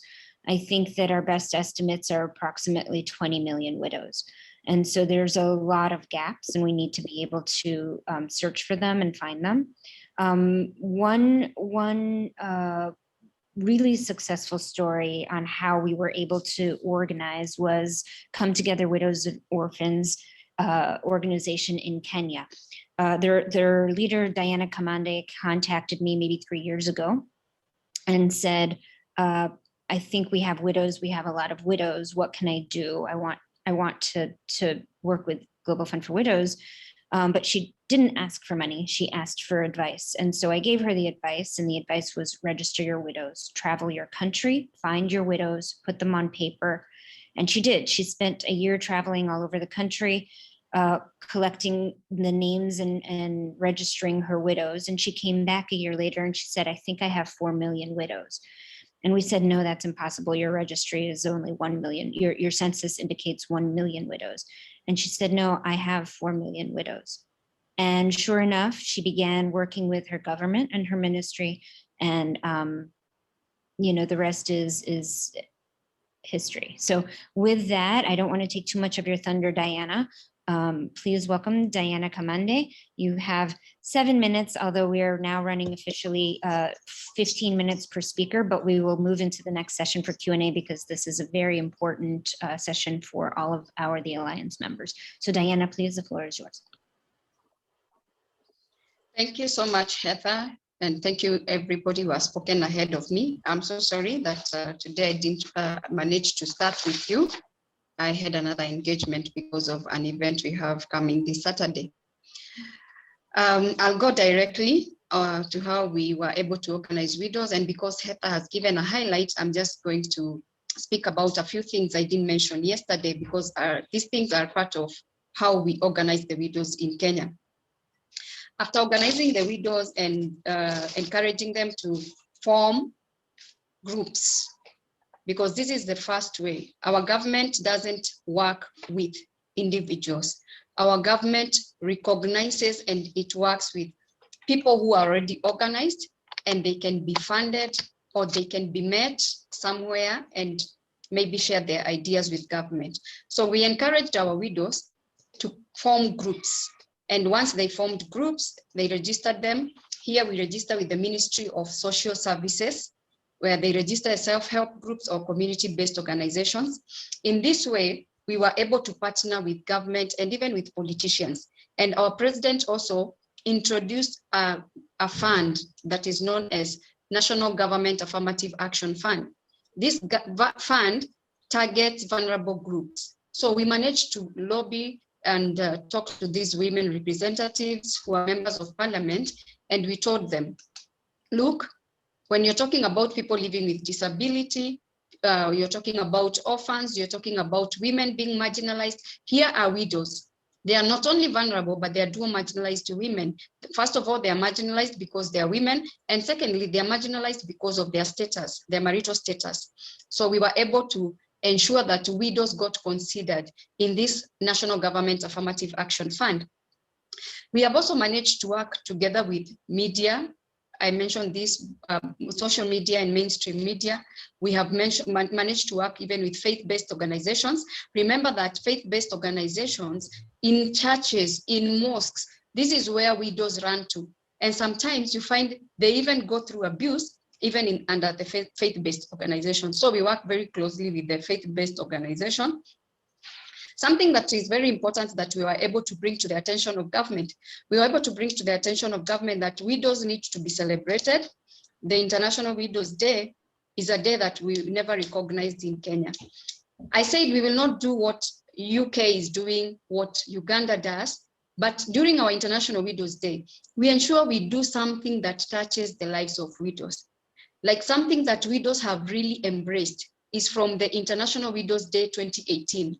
Skills training for widows for sustainable development goals. That was our theme for 2018. If I have never seen a successful theme for International Widows Day like the 2018 one. And our government has also embraced this through the affirmative action funds. We have Uwezo Fund, which is a Swahili name, a fund that was launched by our president. Uwezo means an enabler. This fund is given to women and youths and people living with disability. So we manage also to tell our widows, can you be going for this fund? Can you be applying for this loan? It is an interest-free loan. It has got no interest and it has no collateral. So our widows took advantage of this. So we started seeing the importance of the International Widows Day. The other day that we are domesticating in Kenya, and we have also managed to push it, and we are celebrating it in a very big way this year, is the National Widows Day. Because there is the International Widows Day, why don't we as Kenya come up with, also join the rest of the world that celebrate 3rd of May. And we have targeted the county that has the largest number of widows. This 3rd May, we will be going with our Minister for Gender and other people from government to Siaya County to celebrate the first National Widows Day in Kenya. We want to bring the plight of widows who are in the lake region, where we have been having fish for sex. This one has been happening because widows who are living by the lakeside, most of the time, they are told that they cannot work, they can only give their bodies in exchange of fish. We want to change this narrative. And actually, this is one of the places that we are targeting also to have Brook Banks launch so that we can change the narrative and the mindset. And we can show the community that these widows can go fend for themselves and they don't have to go by the lake to go and look for fish. The other day that we have domesticated, and actually it started like a joke, is the Valentine's Day. We sat down, actually it was an evening and we were just about to leave office. We were just chatting and we said, every couple is going to celebrate Valentine. Who celebrates widows? Today, everybody is fighting to join us during the Valentine's Day. Actually, we had to open up our event for everybody because people have seen in Kenya, widows are organized. So we used to call it widows and widowers meet and greet dinner. Nowadays, we have even removed the term widows and widowers. We call it meet and greet Valentine's dinner, but it is for widows. We are the host. The couples are coming, government is coming, development partners are coming, and this is a day that we have learned. Even the hall that we had booked is small because today we have to mark it totally sold out because we cannot accommodate more people. This one shows us ahead of time that next year we have to go for a bigger room. I'm saying this to encourage you, just start small. I know we will end up somewhere because I'm thinking the actually Valentine's dinner is something we should adopt as widows now under Global Fund for Widows. Let's adopt this event. Let's domesticate it in our countries. Let's show people who stigmatize widows that widows need to be loved, widows need to be taken care of, because who loves them, who shows them love? So these are some of the days we have managed to we have managed to domesticate. And then the other thing that we have been able to do, I'm really keen of time about organizing widows. We were able to realize their plight when we were going around the country, collecting their data. When we realized their plight, we wrote their plight down. And we realized it could have become a protection bill for widows. We pushed the bill. And then later on, we got advice from our cabinet secretary. The bill is taking a lot of time because of the politics in this country. You know, every country has its own politics. So the CS, our cabinet secretary, advised me and told me, Diana, I need us to start at the policy level, because policy will inform a legislation in parliament. The president is the chair of the cabinet. He sits at the cabinet. Whatever is passed at the cabinet level will definitely go through when it goes to parliament, because the president will lobby his supporters. So we bought the idea, and I am happy to report that through our legal advisor, who has really worked day and night together with another team of legal advisors, Linda has led that team very well, and we have been able to draft the policy. Cabinet has picked it up. Actually, one of the very vocal CSs who is in charge of the cabinet is the one who will launch this policy. We are looking at a day before the National Widows Day, or we are going to launch the policy that day, so that when it goes to cabinet and it passes, it goes to parliament and we get a legislation for widows. So the other thing that we managed also was to push government. During census, we wrote to government and told government, see here, we want widows counted as widows, widowers counted as widowers. We don't want to be mixed with single mothers. We just know single mothers is a status and being widow is a status. And on top of that, because they were hiring people to do this job, we also requested widows should also be involved, and even their sons and daughters. And we were successful in this, and we got a very positive response. I remember I shared it with Heather, and we were very excited, and I even went ahead and put it on social media. So these are some of things that we have done to organize the widows. Linda is coming, and I know she's going to speak also about our legal Wednesdays.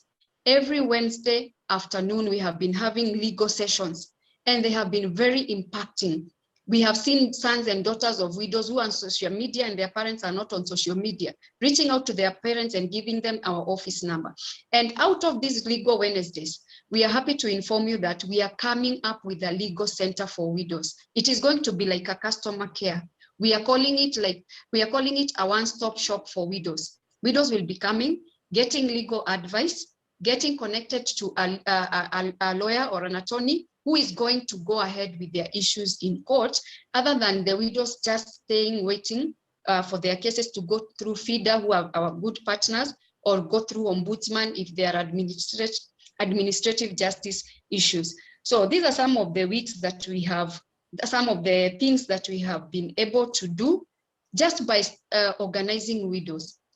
I want to encourage each and every one of you that any idea that you have, just put it on the table.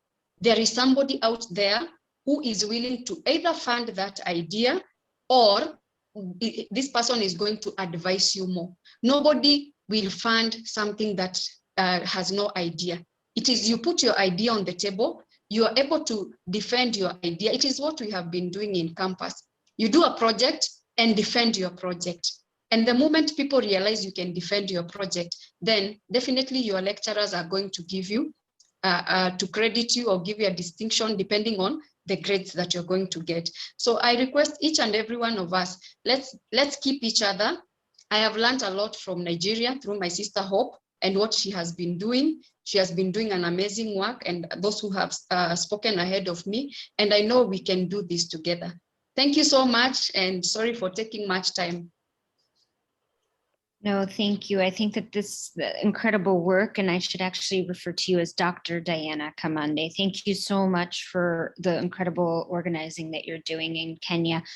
I think the key takeaway from Upsana and Diana and Hope is that there is a way to organize in country, and the organizing in country is invaluable in getting government partnership and government sponsorship. Along with the government partnership comes opportunities for funding, and those opportunities for funding further allow us to do things like lobby for laws, organize more domestically or more locally, and empower widows for further action.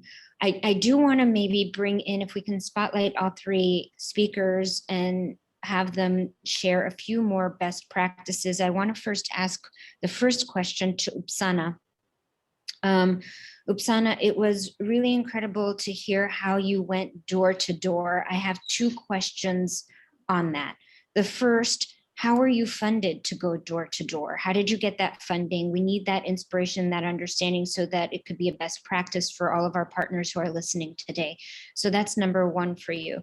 And then the second is, how did you convince the in-laws? Because the in-laws tend to be the most controlling and the least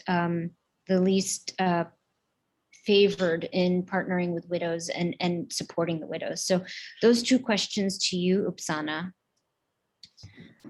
Thank you, Heather.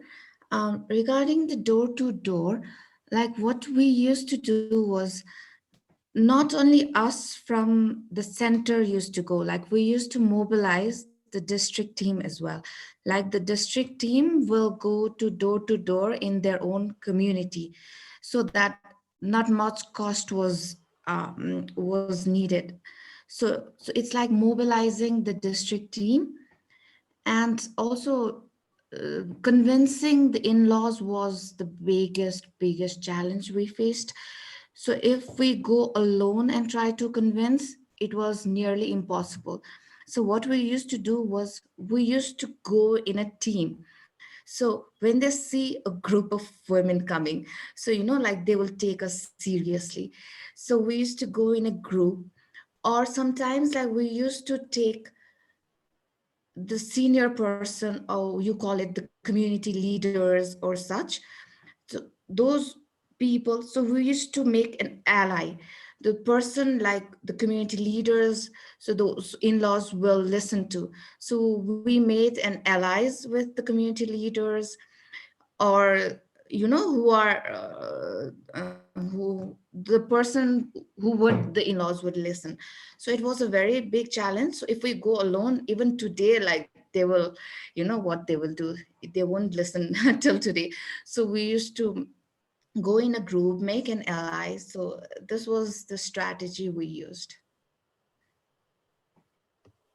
Congratulations. I think that that's fantastic. We have found that sometimes it's very helpful to leverage the men in the community. And so in some of our countries, we work with the chiefs so that the chiefs can actually be the carriers of that message. And I think that that might be helpful for our other organizations who are trying to organize in the same fashion. I'd also like to add, also we worked with religious leaders. So it was, when they tell, so it was easy. So when they tell, so everyone will listen. So we worked with religious leaders in the beginning. Thank you. And Hope, you launched the registry last year. Within the first month, you had registered 20,000 widows. And now you have, I'm sorry, remind me, 40? Yeah, if you put the numbers we have together there and there, we have over 40.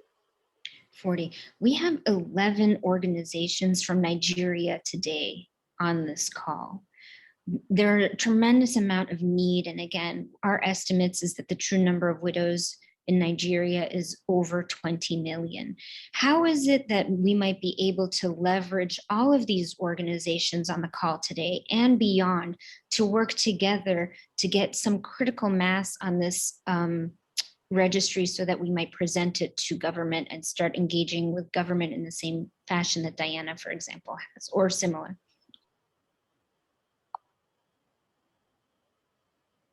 Yeah, thank you so much for that question. And I must, like I said to you when we were discussing our what Diane did, I said Nigeria is a massive population of 206 million estimate, but I believe I'm one of the person that believe it's more. And the diversity of Nigeria is phenomenal. how we can do this is this. If Global Fund is coming as a body, I can tell you for sure, Federal Ministry of Women Affairs is interested. UN Women Nigeria representative is interested. But the reality is about logistics. Like if you know, the last saying to me directly, if let's see how we can get it into this budget. But do I have any partners or sponsors that can co-opt with this? That's one. Or secondly, and he said to me, if we can't get it, we can shift it to next 2022 because it was 2020. Let's see if we get it in 2021. If we don't, we'll get it in 2022. If we don't, and I said to things doesn't. So this is too long. This is the right time. You know, like I always say, there's always a time for something to happen, and I believe that this is the time for data. You know, to happen. One of the things we can do now is that if Global Fund for Widows and every other international bodies are coming and put a voice in this Nigerian Widows database, how do we organize the various communities? Like Comfort Nanti said it in her speech, how do we bring the various people working for widows and know what they are doing so that we can upgrade and duplicate, so that we can get these widows and get them to be part of solution to their problem. That is a very big challenge in Nigeria, and I know it's because of the massiveness of Nigeria and because I'm sorry to say some personal undiverted issue. But if we have a body as Alliance for standing in as one person that and under the UN bodies or whatever, that we really want to get a database of widows. And it has started here, these people have started here. The Nigeria database is being taken over such action. They can now be able to remove it from one person and the bickerate and the human factor be removed from that so that we can achieve a purpose that we live in general. It is a baseline data. You know, it is what we prepared it constantly. It is going to be something that will be continuous so that people, every person, both the state government, local government, federal government, international bodies, or even financial, can look at it and empower widows in the various communities, catching them in strata. I want to bring in Eleanor on this subject and maybe even Margaret Owen. Eleanor and Margaret, I'm hearing, and I was inspired by conversations with Diana on how she had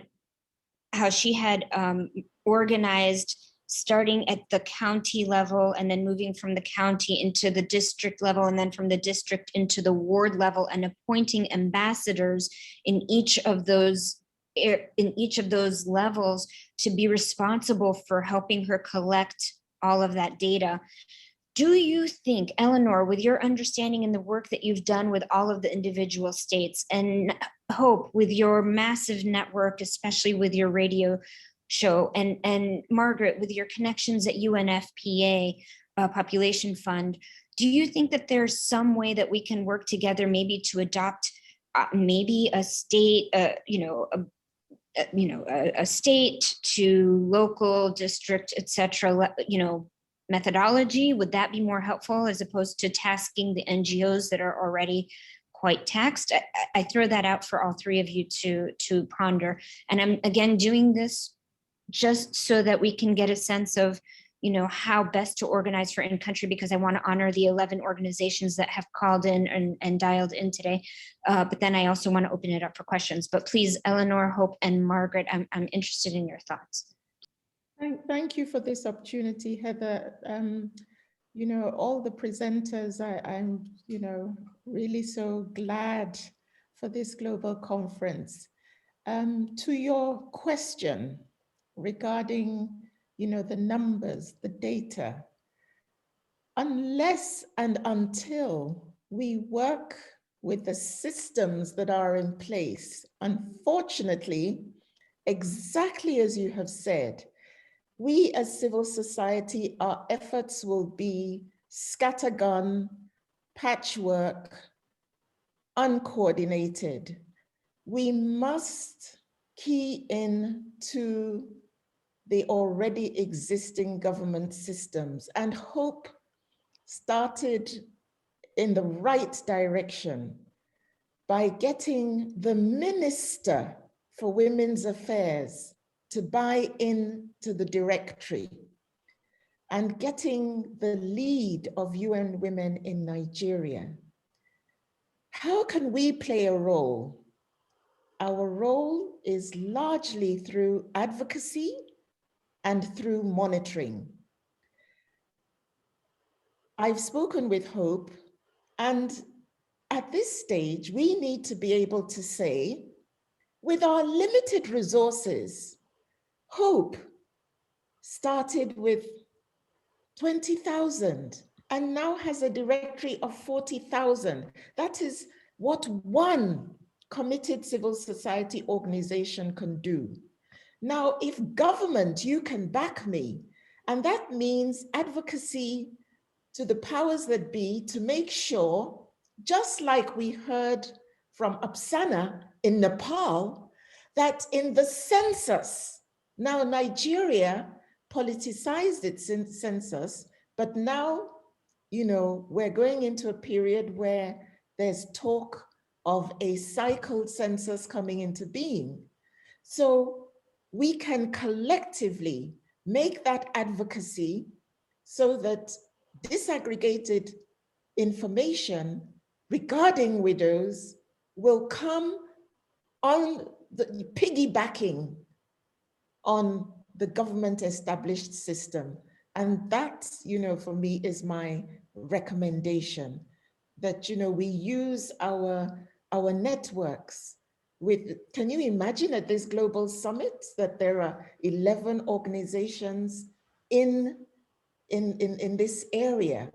So 11 of us alone can even come together and put forward the advocacy with government as they prepare for the next census. Thank you. Thank you, Margaret. I don't know if you have thoughts on organizing at all and advice on how we can maybe leverage UNFPA. If you can unmute yourself, Margaret. Can you hear me? Yes, now we can. Well, I'm just amazed by all of you and the incredible presentations you've given. Of course, it is vital, and I'm so glad that you've all spoken about it. It's absolutely vital that we fill the gap in data. And the only way that we really get that data, and when I talk about data, it is not just about numbers. It is not just about ages. It's about many, many other aspects of widows' lives. It's about their survival strategies. Is that they have to take their daughters out of school and marry them very, very early? Remember that widowhood in many countries is a key driver of taking girls out of school into early marriage and even into FGM. And I remember that Eleanor, my dear, dear colleague Eleanor, we've been working together for 25 years on widowhood. In the context of COVID now, there is even more poverty, more driving of early marriage, and more FGM.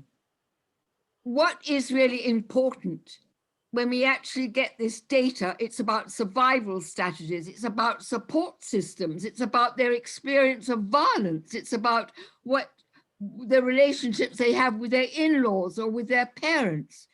It's what their hopes are,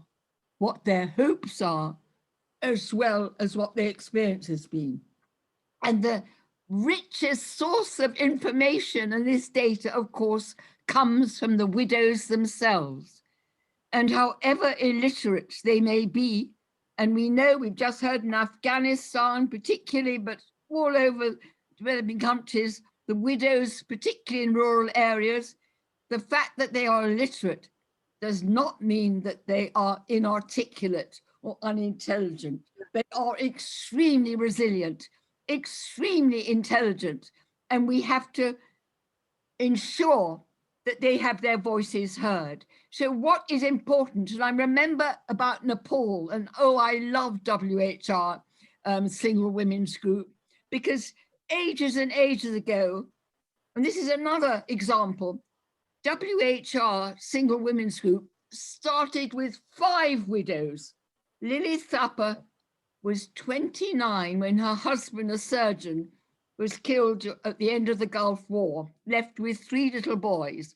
And she started this just with 4 other young widows. What we want to see happen in every country where widowhood is a problem is the widows get together, however small, and then they connect rural and urban widows, widows who are refugees, widows who are migrants, they connect. But what is really interesting about WHR and Single Women's Group is that the UNDP wrote to the Nepal government way back in 1993, I think before Beijing, and said, how many widows do you have? And the government did not have a clue. And they went back to WHR. And by that time, I think by 1997, I think they'd mapped about 44,000 widows in 52 of the country's 73 districts. So so the data is just so important. And I love the way that you're all working locally. So we want to see that widows work very closely with their own local and district councils so that you get this data coming up and up until it comes up into the government, it comes up into their statistics, and eventually it comes into the UN data system. I have to say, and I know that Heather wants me to be very, very quick about this, but one is appalled. I'm thrilled to be at this summit, and I congratulate Heather with her Global Fund for Widows to put it on, because it's suddenly, I'm thrilled because for 25 years we've been trying to get widows into the agreed conclusions at the CSW, into the whole Women, Peace and Security of 1325, into the Security Council and into CEDAW, because we really do need to have a general recommendation from the CEDAW about widows. And maybe this is the time when I can tell you, talking about evidence, you've all talked about evidence. And we have now, we're longing for you to come and join us on March the 17th this year.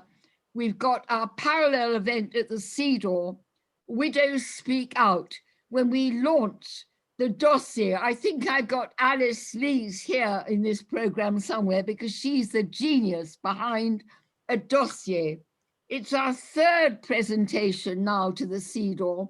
It was CEDAW who asked us 2 years ago to give them a dossier with actual names, cases, dates of discrimination and abuse, not just talking about it as advocates, but giving them the actual evidence of all these cases. And our dossier, I think from about maybe 80 different countries, will give you that evidence, which we can all use.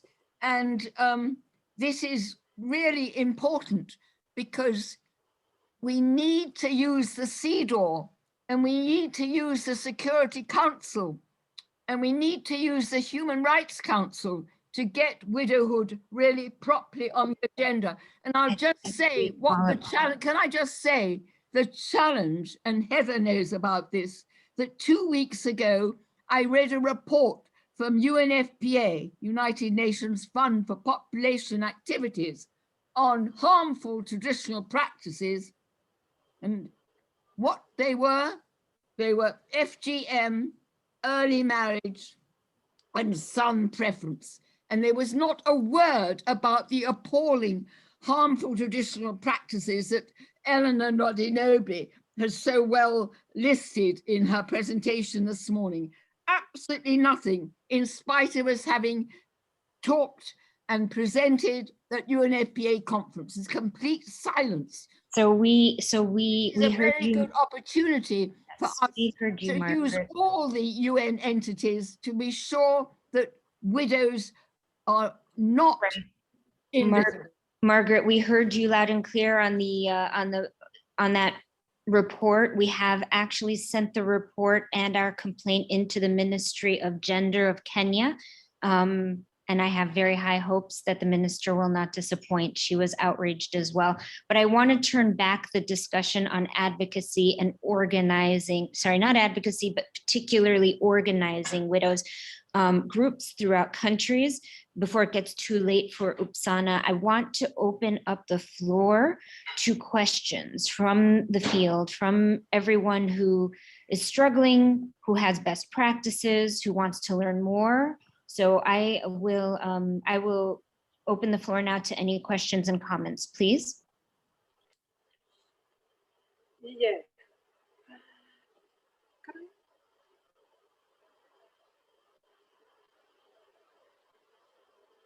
Hope. Yeah.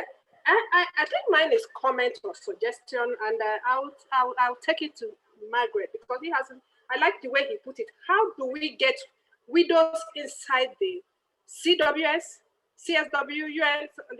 Because the reality is this. I remember vividly that it was the video, the trailer drama that we acted out, telling the story of Rose. If you go to our YouTube, Manahole is there, that the CNN Africa watched, and they called my number and came to interview. I believe as a teacher, the power of media. Entertainment is the world. That is where information is passed, and part of the big aspect of entertainment that we neglected is information and power. While the entertainment is being given, that information and education is being given out. The question I'm asking is here is, Hida, how do we, in collaboration, begin to dramatize storytelling, these stories of widows, so that you can sit in your house, Margaret, and watch it. Your sister somewhere will watch it, and somebody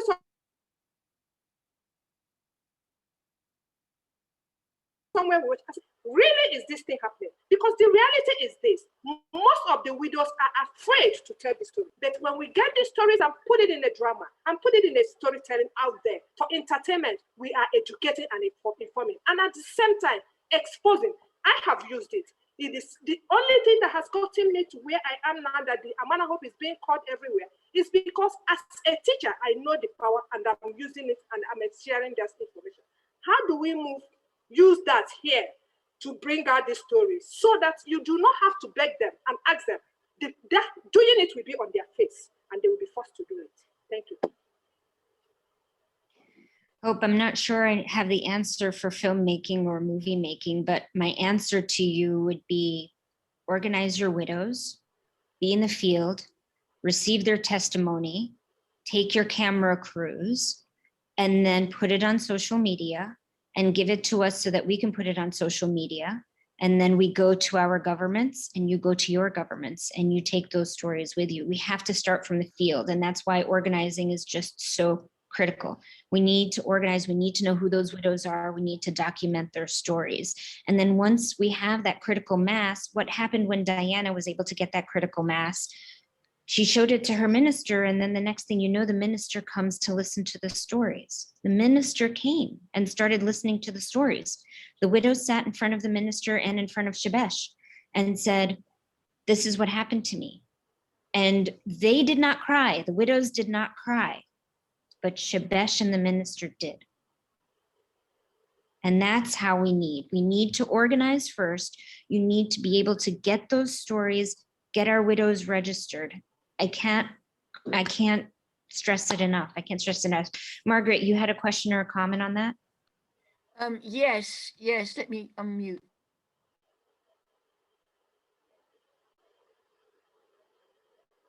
Margaret, you just muted yourself.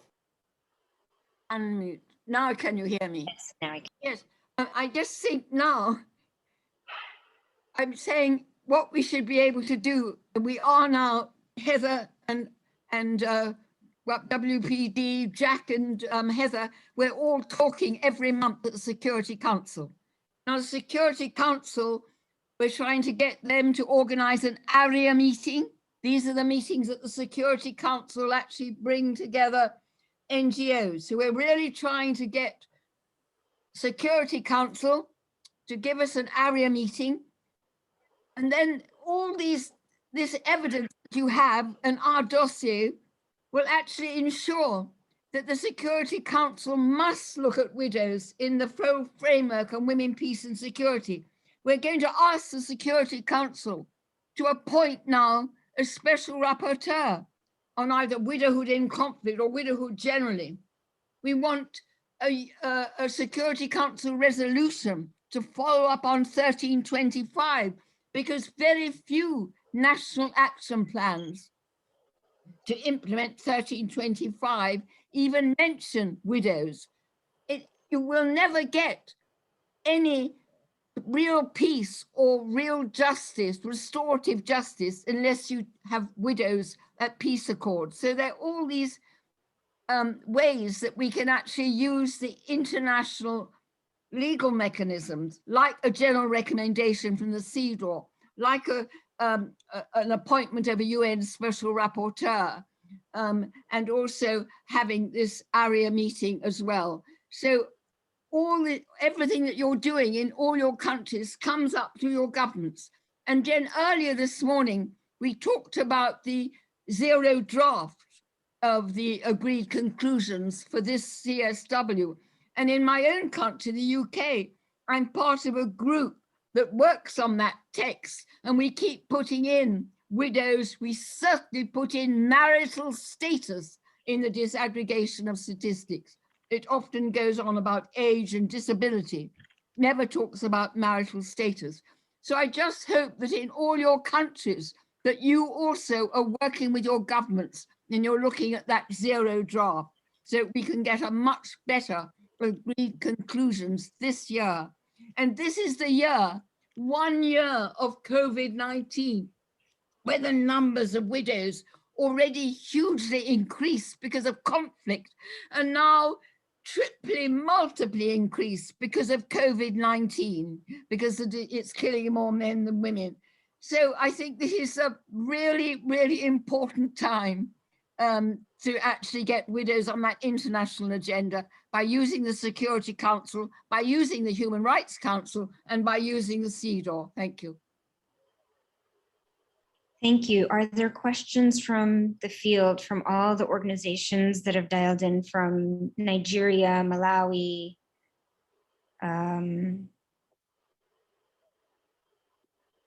We encourage you to speak and to share your thoughts.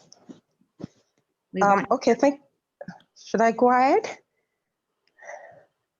Hello, can you hear me, please? Yes, please introduce yourself. Thank you. Okay, my name is Folashade Johnson. I am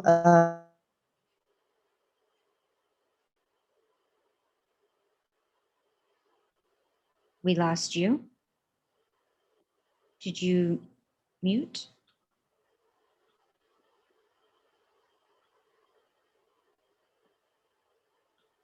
Okay.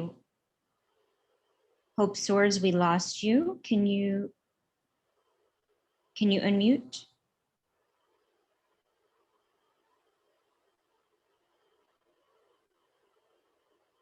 Okay, I think it's a connection issue. While we're waiting for her, is there anyone else?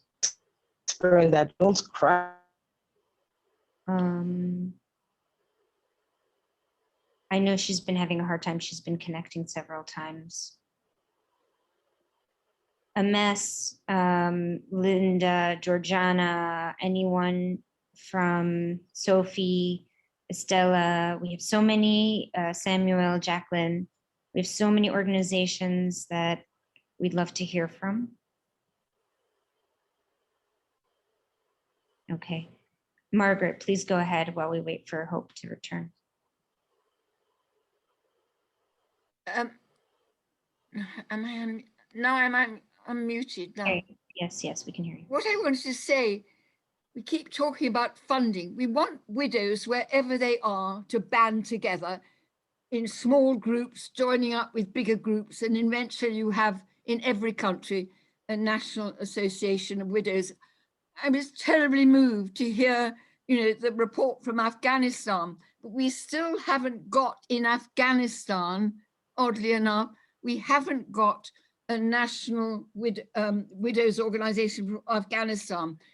Normally it's been looked after by other organizations like CARE, but actually if they can only organize themselves and bring together, then they can become partners, and it's much easier then to have their voices heard.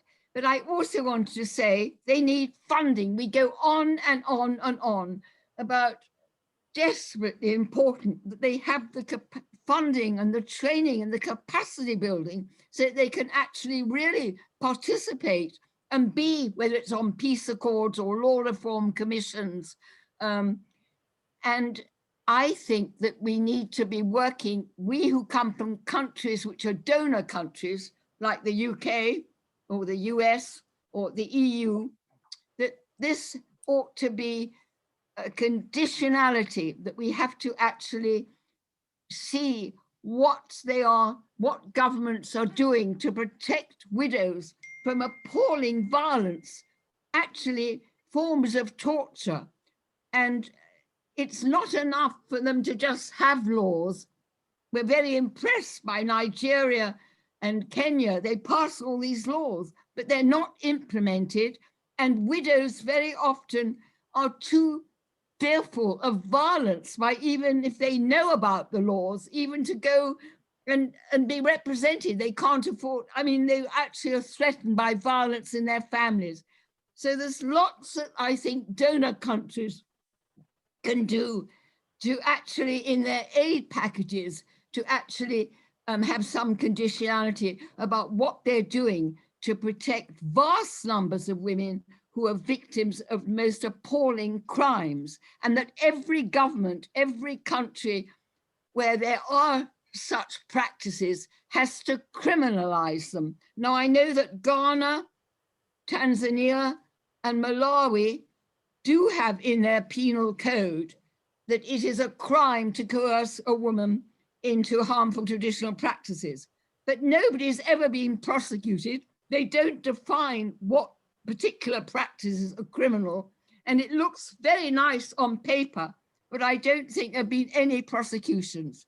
And the second thing that we've got to do is in the CEDAW, Article 5, countries are never questioned about are they complying with Article 5 to use all available means to modify social attitudes, because widows suffer from the terrible stigma, the very fact that they are widows. And as our Nepal representative said, the very vernacular word for widows in many countries is harlot, sorceress, witch.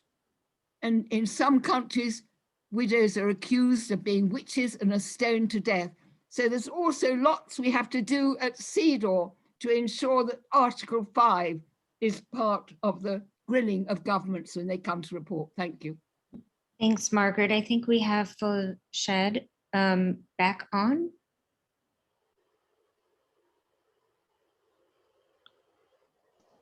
Yes, I'm here. I hope the network will be friendly this time around for me to be able to finish up with my point. The foundation actually launched based on my widowhood experience. And you really need to imagine widow's plight here in Nigeria. Once you're a widow, the first tag is the person's name changes from a real name to witch. The next name will be, she's a witch. She killed her husband. That's the first tag every widows in Nigeria have, witch is the name. And then you need to see the way the society treat them at the church. They don't want to reckon with you. Your friends will leave you. Those are my experiences. I put up some links about some interviews that I granted people about my experience and how the foundation started. I was left with nothing. I had an accident with my late husband. My 10-month-old baby was involved in the accident. We were left there. It was a Samaritan that picked us up, took us to the clinic, paid for the hospital bill. They never bothered to check on us or to know what is happening or to follow us up. The next thing they were asking for was the house key. And I told them that I wasn't able to get the house key. The door was broke down. They loot things, loot the cars, the landed property and everything. We were left there in the hospital. Nobody cared. It was a church member that picked me up from the hospital when we were discharged. And then I picked up a loan and I tried to put together my chartered life. But aside what the family, the husband family does, even the society in Nigeria, they don't want to reckon with widow. My church, when I go to church after I lost my husband, if I meet somebody that is sitting in the plane, I try to sit next to them, they get up. You really need to see what widows are going through here. And looking at all sort of practices, some they'll ask widows to sleep with their husbands. Husband for 7 days. They'll shave off their hair, a cloth for a year. I have my hair barbed. A lot of practices that are not really, it was actually my experience that made me start this foundation because I was fortunate to have some people. Really, I didn't have it. I don't have all the people in support. It's not everybody that come to my head, but I have little ones that are good. At every point, God always had somebody that would just be there to be a help at that point, which was what kept me going. But what happens to those that don't have the opportunity? If we're not picked up from the hospital that day, maybe we will sleep under the bridge or something. My 10-month-old sucks. Many times I won't be able to provide for her. She'll have to put in her thumb. Those are my experiences. So there's no time I share my widow's experience that I don't shed tears. It's going to be 14 years on May 27, 2006, but then the memory is still fresh. The pain, the bitterness. In fact, I really don't know. And what I think Nigerian government should do is that there should be a law. Even if there is a law about this that favors the widows, there is no enforcement of law. They need to work on law and they need to enforce the law. And another thing is, what we emphasize in our foundation is empowerment. Because those are the things that kept me going. I was able to, I pick up the loan. I started changing business. It wasn't all that booming, but then we're able to feed ourselves, even if it's not every time. Like sometimes we had our food like meal 100, or we have it, that is, we have breakfast, we have nothing to eat for lunch, we have nothing for dinner. And sometimes we don't have breakfast, we just have lunch, and then we don't have dinner. Like 101, sometimes just 100. It depends on the way it comes. I'm talking about my experience. I'm not talking about somebody else's. You need to listen to these widows that are benefiting from this, from our foundation. You need to listen to their experience because we'll try as much as possible to keep record, to ask them questions and see. You need to hear widows' plight. You need to hear. I picked up my life with just less than $40. What these people need is not so much money, but the government are not doing anything. Even the society are not helpful. The widows, number one, when, you know what it means for somebody to lose a partner, that you're always together, and all of a sudden, it left like that. Emotionally, they are shattered. They are shattered, widows are shattered emotionally. Let's talk of any other thing. And then the society starts with their stigmatization. I think we need to do a lot of sensitization about this widowhood. A lot of people don't know what they go through. When I shared my story, one of the interviews that people that read the story were saying that this is super story. They were doubting it. I had to come out and face the person that this is actually my story.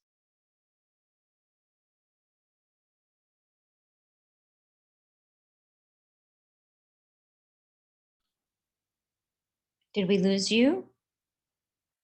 I think we lost her signal again.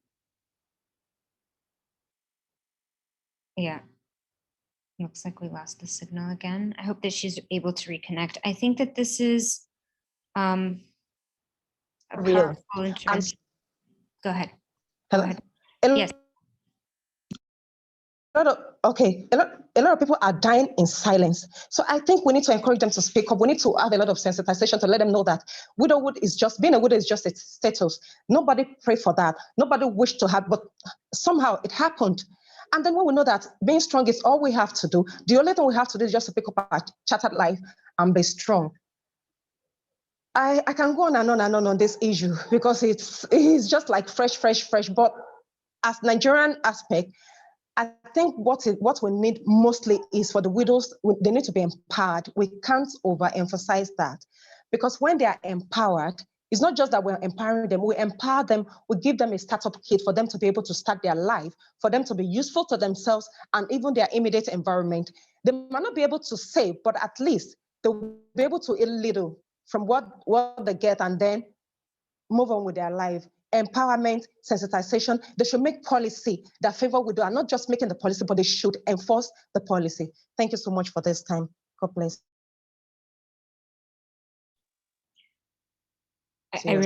I'm speechless. I'm sorry for the pain and suffering that you've endured, and I'm very pleased to see how you have overcome and how you're inspiring others. I think that it looks like an impossible task, and you yourself started your life with $40.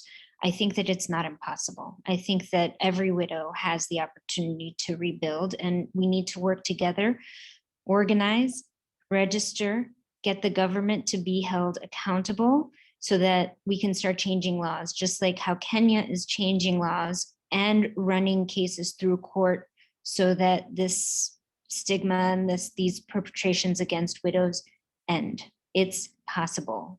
Kenya has done it in 4 years. Nigeria, you're so powerful, you can do it as well. And you already have support of government. So I think we just need to take these steps to organize and put names on paper.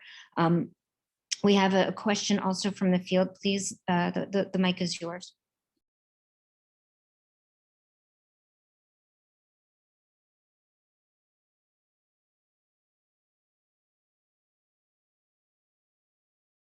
Yusuf, you had a comment or question? I just want to make, thank you very much. My name is Raim Yusuf Olatunji. I'm the PRO Upsana Foundation for Widow. My boss just spoke now. I just want to emphasize some of the key problems that we have in Nigeria. I think a lot of speakers, they've made a reference to that, but part of we did a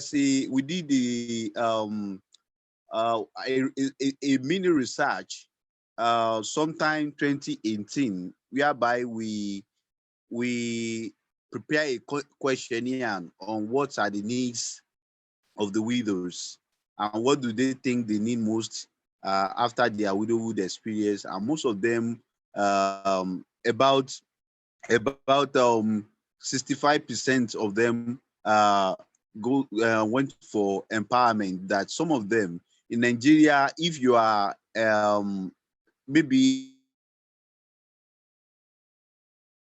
in terms of finance, you may not really experience much problems. You know, majority of the people that face a whole lot of discrimination, majority, even sometimes if you are rich, there are culture there that are going to threaten your life. Well, most of these harmful practices, they don't really have any base from both religion, from the Christianity or Islam, from Nigeria, I mean, the two main religions in Nigeria, they do not have any trace, any roots. But people just come together and begin to, to form those terrible, practices. So what I'm trying to say is that if we can try as much as possible as widows organization to empower widows, that will go a long way. Another very important thing that we need to do is that there's need for us to do a lot of massive awareness. In fact, in most of these awful practices, malpractices, the truth of the matter is that women are mostly used to enforce these practices.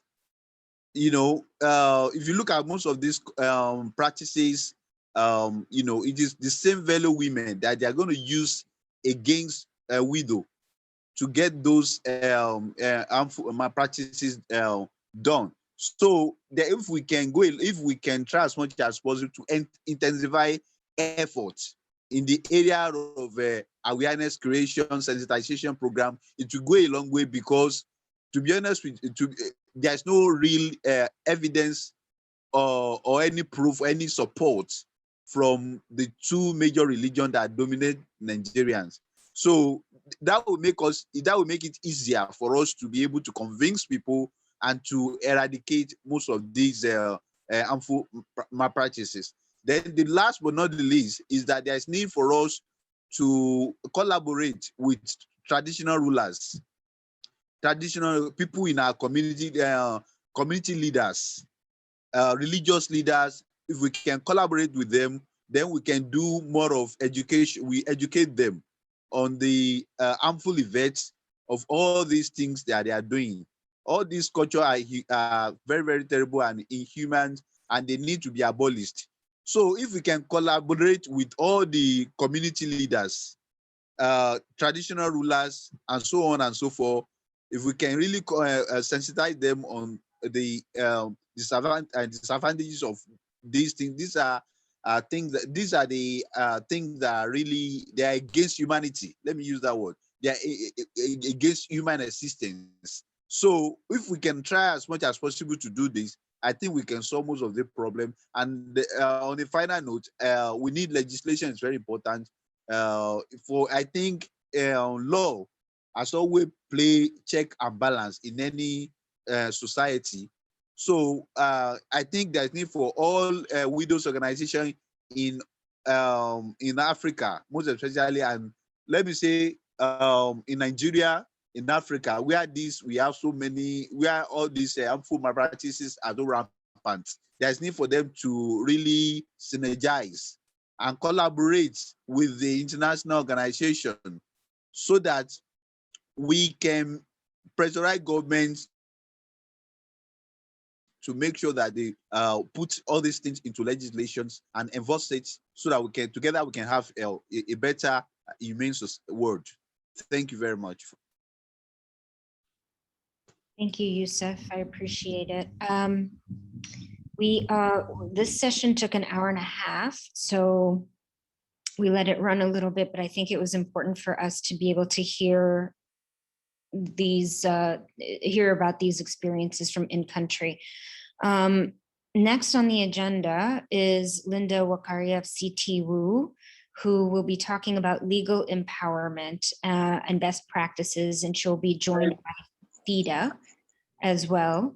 Linda, I hope that we can do a 15 to 20 minute or 30-minute presentation at most before we can take a quick break. And then the final two presentations will be about global advocacy, which Margaret has already discussed, and a few other important notes from advocacy. And then I will talk about the economic empowerment platform that we have innovated, the microbanks, the wasalas that we're building around the world, and how they can help widows in your country to economically empower themselves, and the outsized benefits of that. So that's just a quick overview of what we're doing, but I'd like to start with Linda Wakaria from CTWU. Thank you, Linda. The floor is yours.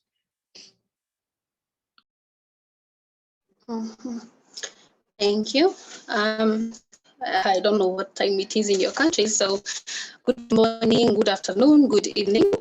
My name is Linda Nyawera Wachira, and I work at Come Together Widows and Orphans Organization as a legal officer. So we are working with widows in Kenya, and we require them to be in groups. So that is how we get to empower them with legal information. And we have also partnerships. So I will be talking for about 15 minutes, and I'll let Beverly from FIDA to speak for the rest of the 15 minutes.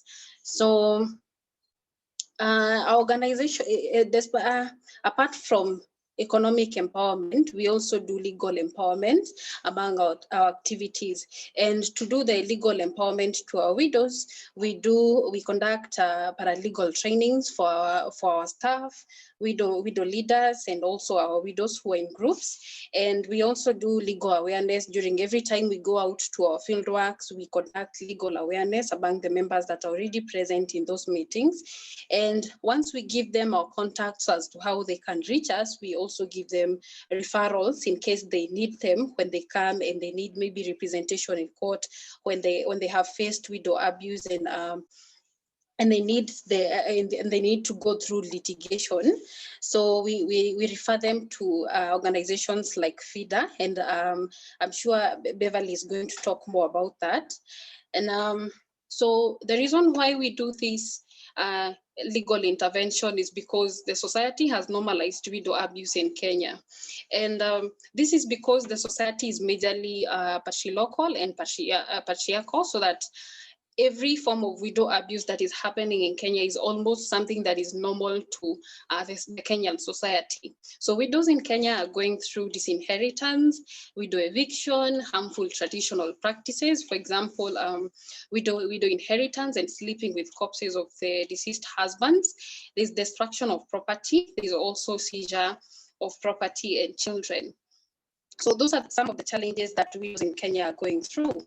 And because of those challenges, we make it our mission to take them through legal empowerment.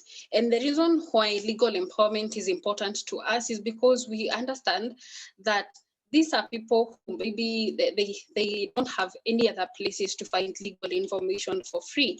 So we do this because, as much as I liked what Margaret was talking about, criminalizing widow abuse, and that has been done in Kenya. But the reason why it's not working, or the reason why it's not being implemented, it's because our widows do not know exactly who are the duty bearers of these rights, and they might even not know that these rights exist, because the society has already normalized widow abuse to the extent that the widows themselves believe that they do not have this right. So it is important to create awareness on these rights, or provide legal empowerment to these widows, because rights are meaningless if widows do not know about their existence. If they do not know that they have a right to own property, then it will be meaningless for that right to even be existing, because the widows don't know about it. And then we also have a challenge with widows knowing or understanding the proceedings or legal proceedings in court. And because of this challenge, many of them do not know exactly what is going on, and they might even end up in trouble just because they did not understand the proceedings. And some of them end up paying even fines where they should have been the ones who are going to get compensated. So we also need our widows to understand that justice is not all about courts. We have alternative dispute resolution methods that they should understand, so that they can be able to access justice, so that we make them understand it's not always about the courts, but justice can be attained in also other means. So for us, legal empowerment is more than just empowering these people with legal information. Just like yesterday, we were talking about empowering them through those groups that they are in, and empowering them economically. Besides empowering them economically, we look at it as a way for us to achieve sustainable development goals. So we see legal empowerment as an avenue for us to progressively realize gender equality, because once we give them this legal information, they will be able to fight for their own rights even in our absence, and they're going to also educate others about these rights. And that way we are going to have reduced inequalities, because once you teach one widow, we encourage that once you empower a woman, you have empowered the society. The moment we have given this legal information to this widow, she's able to go out there and share the information she has gotten from us with other widows. And that way, and it's not always just about the widows, it's also about other members of the society. And the members will also understand, the members of the society will also understand that it's not normal to have widow abuse. So it's very wrong to have widow abuse, and that way they are going to act as ambassadors of equality. And we also, apart from the economic activities that we do, some of them have, luckily from projects like the Brook Bank, they have been able to go up and do their businesses. And through this legal information, these legal empowerment missions, we also give them an opportunity to engage in responsible consumption and production. They know exactly where to go in case they want to produce a standard, some products, and they know exactly where to go in case they need their products standardized for consumption by the public. And that way we get to enhance SDG number 12 on responsible consumption and production. And we have also partnered with other organizations so that we may be able to achieve peace for the widows, justice for the widows, and also strong institutions that can be able to fight for the rights of these widows, and they can be able to address the plight of widows in Kenya. So we also have, we are partnering to achieve those goals. And this is because we understand that no man is an island. And so we are also not an island, and we depend on others so that we may be able to achieve our objectives, our mission, and also our vision. So we engage in these partnerships so that we can be able to create legal awareness among the widows. This is by creating providing civic education. And this is not only just for the widows or for the staff, for our staff members, widow leaders, or even the widows. It's also for the members of the public so that they may be able to understand why it is important to stop widow abuse, why it is important to let widows live their life in peace. And we also provide legal aid, and that is through the referrals. And also our office is also able to provide legal advice. For every time a widow calls to our organization, we are able to provide legal advice. And we are also working with our partners to put in place legislative and policy interventions so that we may be able to protect our widows more than we are actually doing. And we are hopeful that in the future, we will have a legislation, very soon we will have a legislation in place so that our widows can stop getting all these forms of widow abuse. So some of these partners that we are talking about include FIDA, that is FIDA Kenya, the Association of Women Lawyers. And we also have the Office of the Ombudsman, so that every widow who goes through who faces a challenge of maladministration and abuse of office by public officers is going to have an avenue to report all these injustices that are happening to them, or forms of discrimination just because they are widows. And we are also partnering with the government, just like our founder was talking about the policy interventions that we are having. We have partnered with the Ministry of Public Service and Gender in Kenya, so that we can put in place these policy interventions that widows can be able to enjoy more of their rights, and that policy is going to enable us to have a strong legislation. And we are also doing currently, we do legal awareness online because we have not been allowed to have mass meetings like we used to before Corona. So we will be having our legal awareness sessions online on our Facebook page on every Thursday at 3:30. So unfortunately today we didn't have one because we had a meeting here, but maybe next week we will be up and about to conduct our legal awareness session. So thank you so much for listening to me. I wish to invite Beverly Mumbo from FIDA to continue with the legal empowerment session. Thank you. Thank you, Linda. This is excellent work, and thank you for empowering all of these widows through legal empowerment and legal awareness. I hope that Beverly is here. Beverly? There you are. Hi, Beverly. Welcome. Hi, thank you. Good morning, good afternoon, and good evening, everyone. My name is Beverly Mumbo. I'm a legal counsel at FIDA Kenya, and I will share my screen and briefly take you through what FIDA does to support widows and orphans Okay. FIDA is in short form for Federation of Women Lawyers. It was established in 1985. It is fully a women's rights membership organization, and it's made up of female lawyers, including students. Our main aim is to provide free legal aid and services to women and children through free legal aid clinics, advocacy, mediation, strategic impact litigation, as well as research and publication on gender and women's rights. We currently have offices in Kenya, Nairobi, Kisumu, and Mombasa.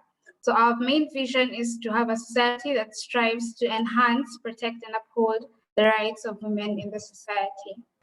Our key programs that we use to advocate for widows is through the Access to Justice program, where we have legal representation by in-house lawyers. Then we have a pro bono lawyers scheme where we are able to refer our clients to different advocates. Seeing as we're only in 3 offices and we're supposed to serve all the 47 counties, we work with lawyers in the different counties to be able to send to them our clients. We have public interest litigation, which is also referred to as strategic impact litigation. This is where we push for change, policy change through the court process. And I think we're making some attempts in that. Then we have self-representation training. As Linda mentioned, that sometimes clients end up going to court on their own and they do not understand the process. They may make some mistakes along the way. So we have a training program that trains them on how to go through with their cases in court and be able to defend themselves. Then we have a conflict management program. We have embraced the alternative justice system because judiciary can take a really long time and it's a very strenuous process. So we champion for mediation and the informal justice system, where we use the village elders, community heads, and family elders in some instances. We also offer psychosocial support because we know it can be very difficult to be a widow and being in a society that may not be very accommodating. We offer group therapy sessions, individual sessions, and couples counseling for those may be affected, as well as group empowerment, so that a woman is able to stand on their own after going through the experience. The Women and Governance department mainly goes through it engages in education and awareness creation, mentorship and advocacy, and legislation building to secure the women's rights as per our constitution, because our constitution says that nobody should be discriminated on regardless of their gender, age, status. That includes whether they are widows or not. So what are the interventions done by FIDA Kenya? Our main business, if I could call it that, is offering free legal advice through our legal aid clinic and legal aid community programs. This is where we allow clients to come into our offices and tell us their problems, and we're able to take them up and represent them in court or see how they can best find solutions. As you can see in the pictorials, these are 2 widows who we were able to represent. The one on the right is one of our in-house legal counsels attending to to a lady during a legal aid clinic. And the second is a newspaper cutting of where we were able to represent a widow in court. The husband's family was trying to take the husband's body to bury in the ancestral home, despite the fact that he had established his own home in a different county and had stated clearly that in the event that he died, he'd wish to be buried in that in his home that he established. And seeing that the lady was not Kenyan, the husband's family was really trying to make it difficult for her to bury her husband, but were able to go to court very quickly, and she was able to bury her husband according to hers and his desires. Then we have community radio programming. We choose this method of advocacy because we're able to reach a larger group of people, and we're able to break down the information even using vernacular languages so that we are able to reach more people and have more callers calling in to just find out what their rights are, what they can do, and just empowering them and letting them know on what the laws of succession say in Kenya, what the women's, most of the time you'll find that women are disinherited in terms of land rights. So we let them know the rights that women have in land. We let them know about equality that is stated in the Constitution and our succession laws and the land laws. We also have development and dissemination of IC materials. So because most things happen within the community because of lack of knowledge, so we break down this information and translate it where necessary and provide the material within the community. During our community drives, when our clients come in, we give them. We have paralegals within different counties where we're able to share our IEC materials just to ensure that this information that we have is able to get to the people at the grassroots level in the simplest way possible. We also offer mediation, and we have 90% success rate.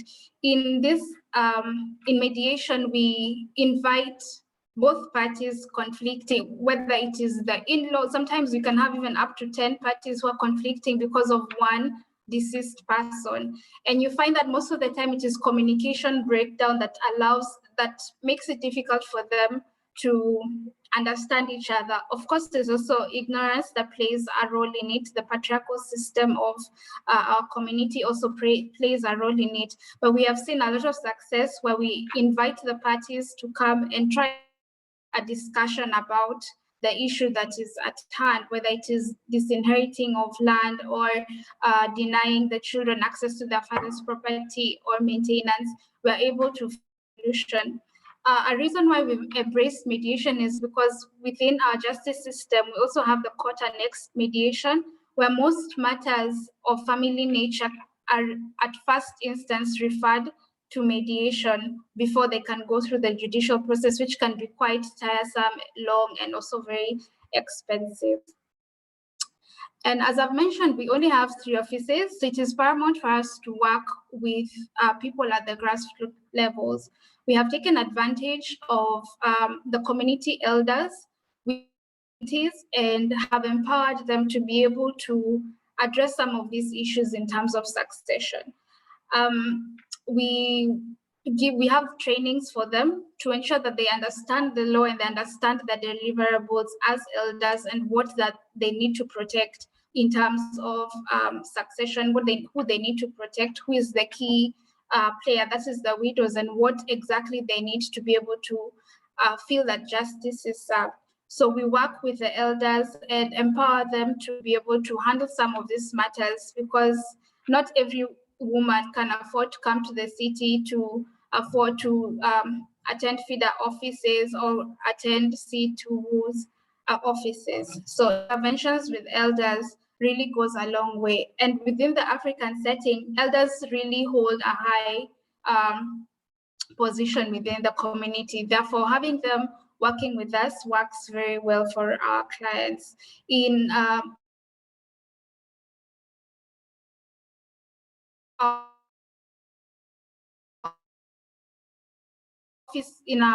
in countback mechanism to ensure that cases are resolved well. We also have partnership and linkages with networking partners. We understand the importance of coalition building with both state and non-state actors so that we can propel ourselves to achieve the objective, which is in this case protecting the rights of widows and including them and making sure that they are comfortable within the legal framework. So as Linda stated, we work with other NGOs, we work with the court, we are members of the court users committee so that we're able to highlight issues that we see come up during the judicial process. We're able to let them know what we feel needs to be done more, what needs to be looked into. We also have a good relationship with the legislators where we're able to give recommendations for legislation and policy frameworks so that we're able to have widows included in all spheres. As I earlier mentioned, we have self-representation training where we train the widows on how to represent themselves in court. or how to, in the event that they've already proceeded to court, what they need to look out for, what they need to say, what they need to highlight, what document means what, just so that they're not falling behind in anything. They're not, sometimes they can be, for lack of a better word, swindled out of the process. Somebody lies to them and they fall back or make a wrong decision. So we have the self-representation training to ensure that that they're able to understand and go through the process. As I earlier mentioned, we have a legal representation program where we work with the in-house counsel and our pool of pro bono advocates who are able to assist our clients at no cost. This takes off a very big burden from the clients, because for most widows, the financial implication of pursuing a succession matter would put them off from the idea totally. And as I also mentioned earlier, the strategic impact litigation, where we push for policy change and we try to ensure that gaps within the law are aligned with the international standards and increase gender sensitivity in our legal system. We also have community and public forums on women's rights, including succession. If the community does not understand what a widow needs or what somebody going through a succession process requires, then everything else we'd be doing would be in futility. Because if you do not have an understanding or a community that is informed, then regardless of what you do, you will not achieve what it is you want to achieve. With the onset of COVID, we developed a virtual justice center. With COVID also, our courts have adopted the virtual courts. So we set up a virtual justice center, which allows our clients to come into our offices and attend the court matters virtually. Not all of them can afford smartphones or have connections. So just to make their lives a little bit easier, we have the virtual justice center, which runs and is open for them to have the virtual court sessions, mediations, as well as counseling. Finally, we have a toll-free line.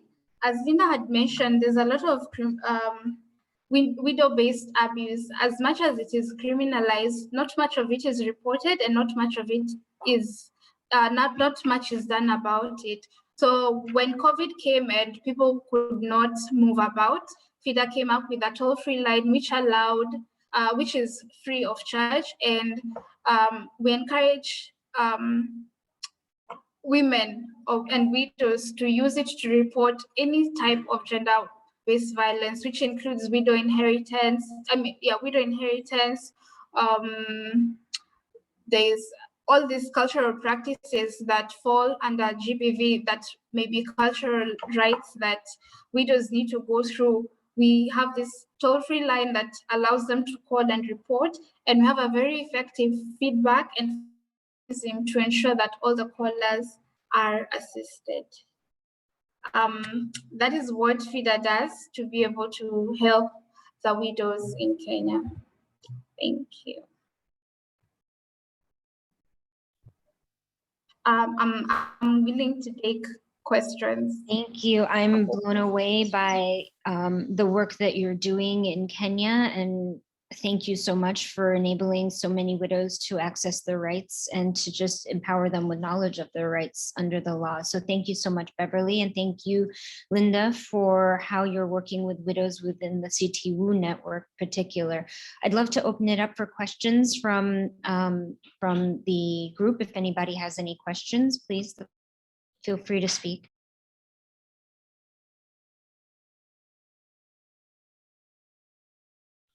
Okay, I'll start with the first question, and it's directed to Beverly. Beverly, Global Fund for Widows actually works to build banks for widows around the world. So our brainchild started in Tanzania with a project called Sarah Bank, and now we have 30, I think Diana said 37 Brook Banks in Kenya. And with the Brook Bank, not only do we do the economic empowerment component, but as you see, Linda comes in and does the legal component along with FIDA. We are in 8 countries, and we have demand from about another 8 countries in order to be able to assist widows with our program. Can Global Fund for Widows partner on a sort of a global level with FIDA so that we can work together to establish these types of programs throughout all of the countries in which we operate?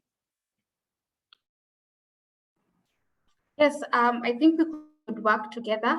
I think at the beginning of the slides, I'd shared my contact. I can put it in the chat so that you're able to reach out, and I can connect you to our executive director, who would be the best person to advise. But definitely, yes, it would be something that FIDA would be willing and happy to do. Wonderful, thank you. I'm looking forward to a powerful partnership. Is there anyone else that had any questions for Linda or for Beverly? I see Diana, my partner in Kenya, asking if we can set up our own 800 number for widows to call. I think that's a brilliant idea. So potentially Global Fund for Widows can receive direct interventions through the partnerships. It's a great idea. Thank you for setting that up, FIDA, and for the inspiration. Any other? Margaret, did you have a question? Do you want to unmute and ask? Okay, thank you.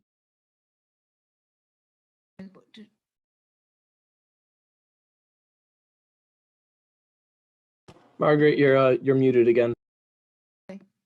Beverly, thank you so much for that incredible report about all the things that you're doing. I just wanted to ask you, but also asking many of the other people at the summit today, what are you having anything to do with the refugees? Because you've got masses of refugee women from Somalia in Kenya. And we know that in the refugee camps, widows are incredibly vulnerable to violence, to sexual violence, and also who lack really any hope of ever being resettled or going back to their homelands. Are you able to do anything? Have you any programs for the widows in the refugee camps? Thank you.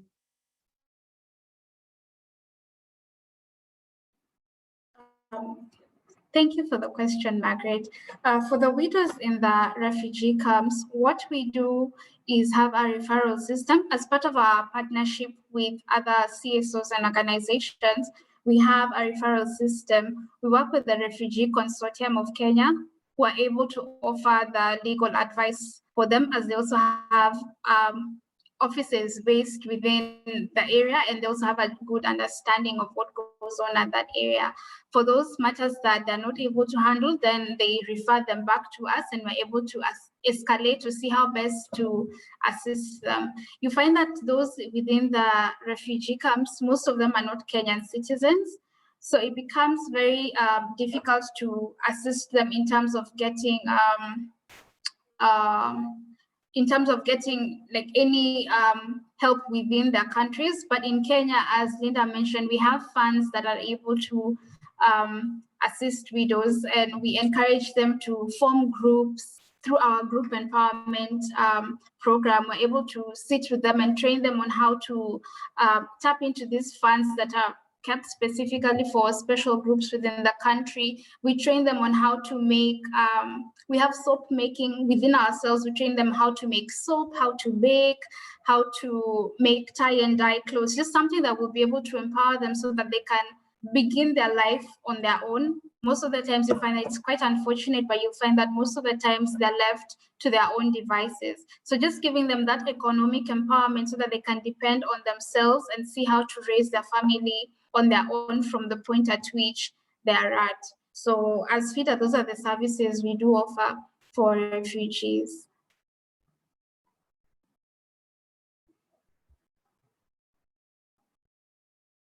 I just think that probably this is a huge group of widows in many, many countries, which we have to look after them.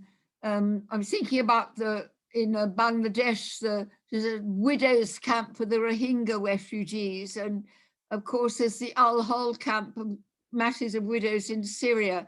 So this is a whole other category of widows who have particularly special needs about what their rights are. It's a very difficult one, isn't it? It really is, but thank you for pointing it out. We'll definitely look more into it and see how more we can make more of an impact in that realm and not just leave it as a difficult area to pursue.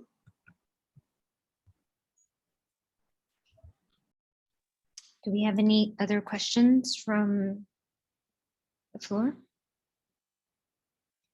Well, thank you so much. We are at the break session right now. We have scheduled a 15-minute break for people to stretch and walk around.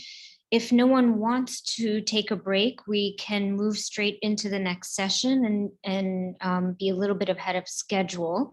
Is there anyone that opposes taking a break? Or shall we move forward? Shall we just move forward? Nods. Okay, I'm seeing nods. So we should just move forward since we're all connected. Okay, perfect. So we are very powerful women and men, I must say, because we have a lot of energy and passion for this cause.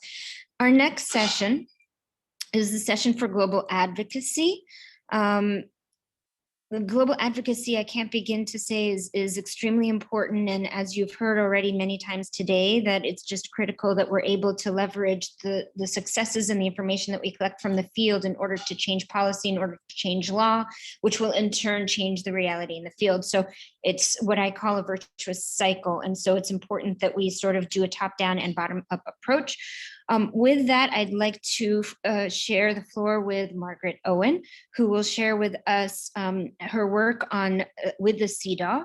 And Margaret, if you can maybe just explain what the CEDAW is for those who might not be necessarily familiar with it, and then we'll move into if you're willing to talk about the dossier or any other issue that you might find in your global advocacy. So Margaret Owen from Widows for Peace Through Democracy, you have the floor for 10 minutes. Okay, 10 minutes. And you want me to talk mainly about the CEDAW? But actually I'm going to put CEDAW in the context of how all the brilliant initiatives that you're taking in all your countries. We also got to look about that in the context of what are the international mechanisms. And one of them, of course, is the CEDAW. And that CEDAW is now, 41 years old. It was ratified in 1979. And every single article in the CEDAW has relevance to the situation of widows, although it never actually mentions widows, on the rights to marriage and freedom to remarry, on inheritance, on land ownership, about rural women, so it's very, very important that when your governments every 4 years report to the CEDAW, which they must do every 4 years, all of you NGOs who are working with widows, send in your own submissions to the committee in Geneva, and also provide them with the sort of questions that you'd like the committee to ask your government. I mean, one of them clearly would be, do you have data on widows? How many widows do you have? Because the very fact of a government not even trying to work with widows' organizations, we've been talking about that, how they could do it, not even attempting to gather the data on widows is itself a form of discrimination. And of course, we are asking for a general recommendation on widowhood. It's interesting, older women's lobby is enormously powerful and very well resourced. And, and it's very important that older women are not discriminated against. But they've had a general recommendation on older women for many years because they had an incredible champion on the committee, Ferdous Arabegum, Bangladesh. She's one of our partners now in Widows for Peace Through Democracy.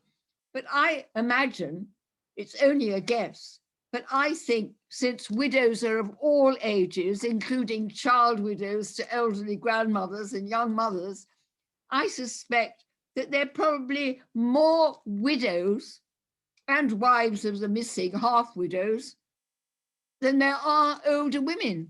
Because even as I talk to you this very minute, more widows are being created every moment due to conflict, femicide, and now to COVID-19. So it seems to me quite wrong that the CEDAW is still delaying considering a general recommendation.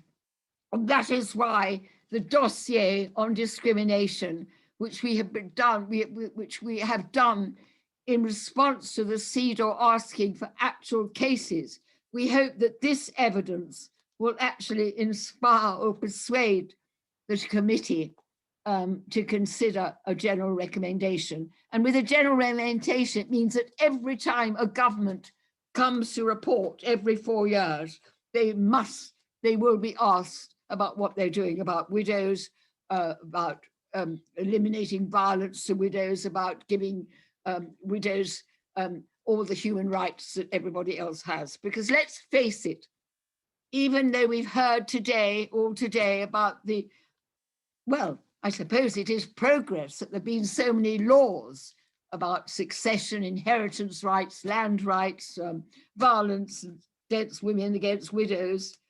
Even though we hear about all this, the fact is that there is so little implementation.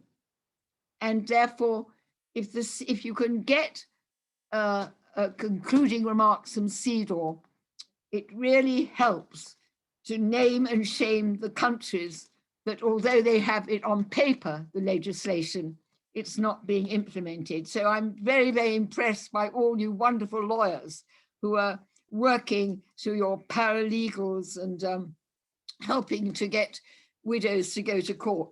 Because we know that in Uganda, I remember talking in Uganda, I used to be a vice president of VIDA myself, that 80% of the women's lawyers' cases were to do with widows' rights to inheritance, to own land, to own property.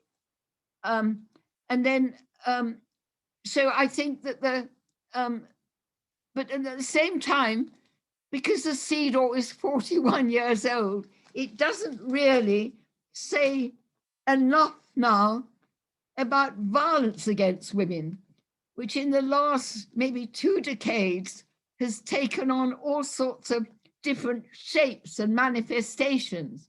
For example, the violence through cybernet, the internet violence, the incredible, appalling abuse and psychological violence that you can get through the internet.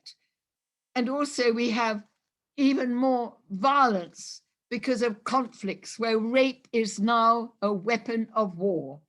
And that so many conflict widows, the widow survivors of genocides and armed conflicts, are also victims of rape, and very often gang rape. Gang rape perpetrated by soldiers, by militias, by terrorist groups. And that's why it's so important that, that the other legal framework for widows is that we ensure that they have a place on decision-making bodies, decision-making committees, and particularly on peace tables, at peace accords. It's terribly important that widows' voices are heard. Indeed, 1325 and all its following subsequent resolutions following on in the Women, Peace and Security framework do talk about sexual violence, about women being heard, women being participating at the peace tables, but very few of them, maybe only 2 or 3 national action plans mentions widows. And it's key to any truth and reconciliation, justice, restorative justice, that widows' voices are heard. Because if you ignore widows and their right to reparations, compensation, justice, their protection when they actually give evidence, their testimonials in crimes. I remember at the Arusha Tribunal about the appalling treatment of rape of women in Yugoslavia. Actually, the women were humiliated. They were almost unable to talk, and they were often threatened that if they did give evidence about what was happening to them, and you know, they were threatened with even with death, or they had to go into hiding. And even now in the Congo, in the DRC, we know that that the rape of widows, particularly around the mining sites, is continuing. And it's so difficult for widows to be able to talk about what happened to them, because the stigma is on the raped widow, and the stigma, of course, should be on the rapists. And then my last thing is that, again, we have to, as I said before, the Security Council, which is there to stop conflict and to bring about peace. It's really astonishing, almost scandalous to me, that actually they never talk about widows at all. But every month, and I'm very glad that Heather and Jack from Global Fund for Widows are there with me month after month at the Security Council. And we get, oh, you know, the president changes every month. So every month the president says, oh yes, I mean, this is something we should really deal with. So at least they're beginning to listen to us. And I think that we need to really keep on at the Security Council, because it's through them that we can get another resolution in the Women, Peace and Security framework about 1325. It's through them that they should be commissioning a special report about widowhood in conflict, because I'm reminded of the Grassa Michel report on children in armed conflict, which was so important because it actually gave rise to having a UN special rapporteur. So it would be absolutely a tremendous achievement if we could get the UN Security Council to do that. And also, I think, I keep asking, I know that they're short of money, they need governments to support it.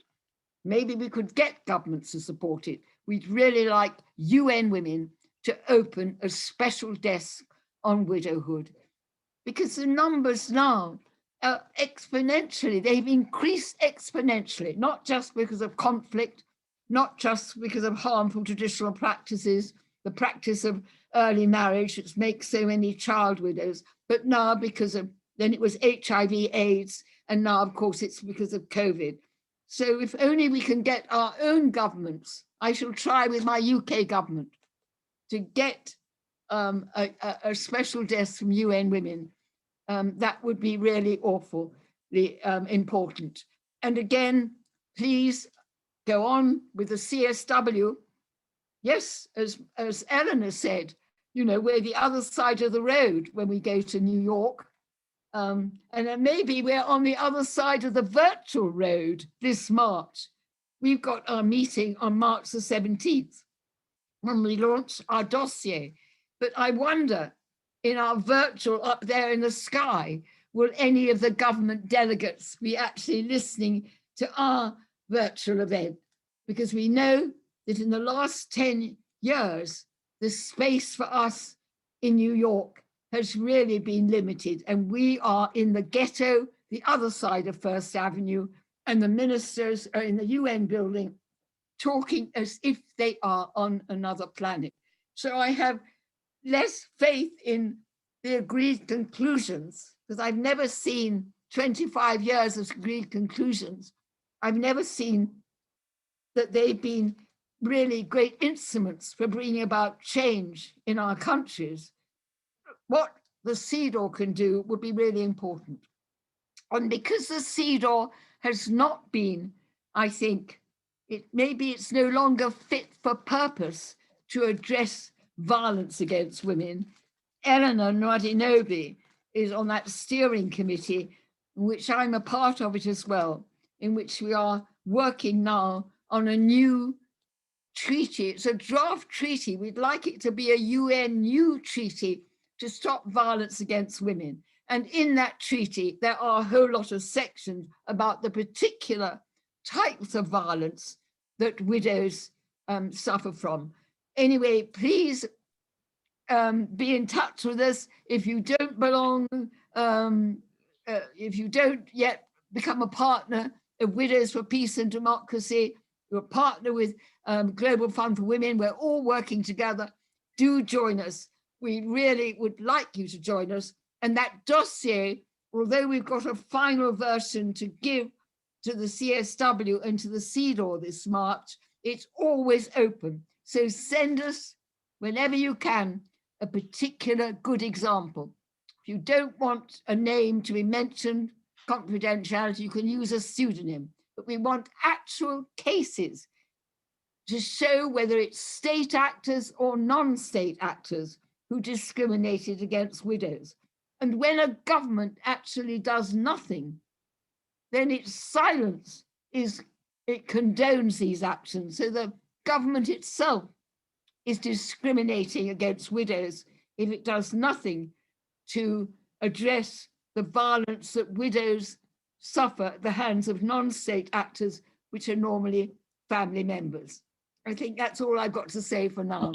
Thank you, Margaret. Good luck with the launch of the official launch of the dossier.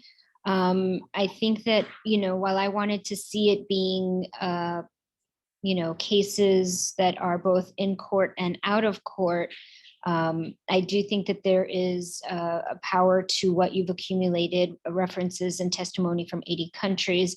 And I do suggest that Beverly and Linda, especially Beverly, because you might have more of a global view from not just everything that CTU does, but perhaps you and your executives have seen more in FIDA than what we have been able to document through the dossier by leveraging the Alliance for the Last Woman First and all of our networks. So to the extent, perhaps may I make the recommendation that Alice and Margie, you share the dossier with Beverly, and perhaps Beverly can share it with her network within FIDA to see if there are any other important cases within the courts that they would like to add to that dossier. I think it'll just continue to add power to the dossier in general. So congratulations once again on that.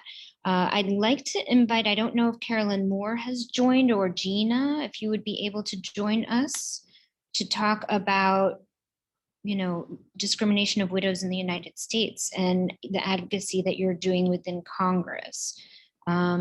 Gina or Carolyn, there you are, Carolyn. Yeah. Hi, how are you? Again, I'm so grateful that you're here.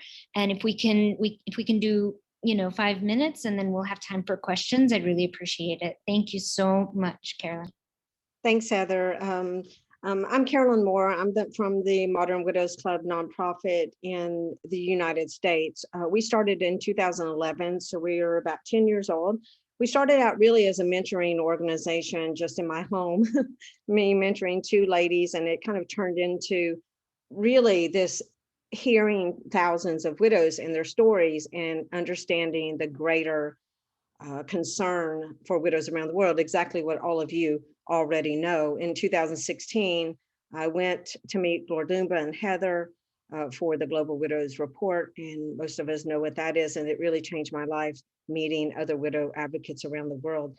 Since then, I truly understood the power of harnessing the widows in our organization, which is about 40,000, the Western world widows, even though we have widows around the world, understanding their power as one voice. Heather and I and Jack started meeting about a year ago, really to just start understanding the full world perspective and seeing how we can harness our community, because really we have this pathway called Hope, Heal, Grow, Lead.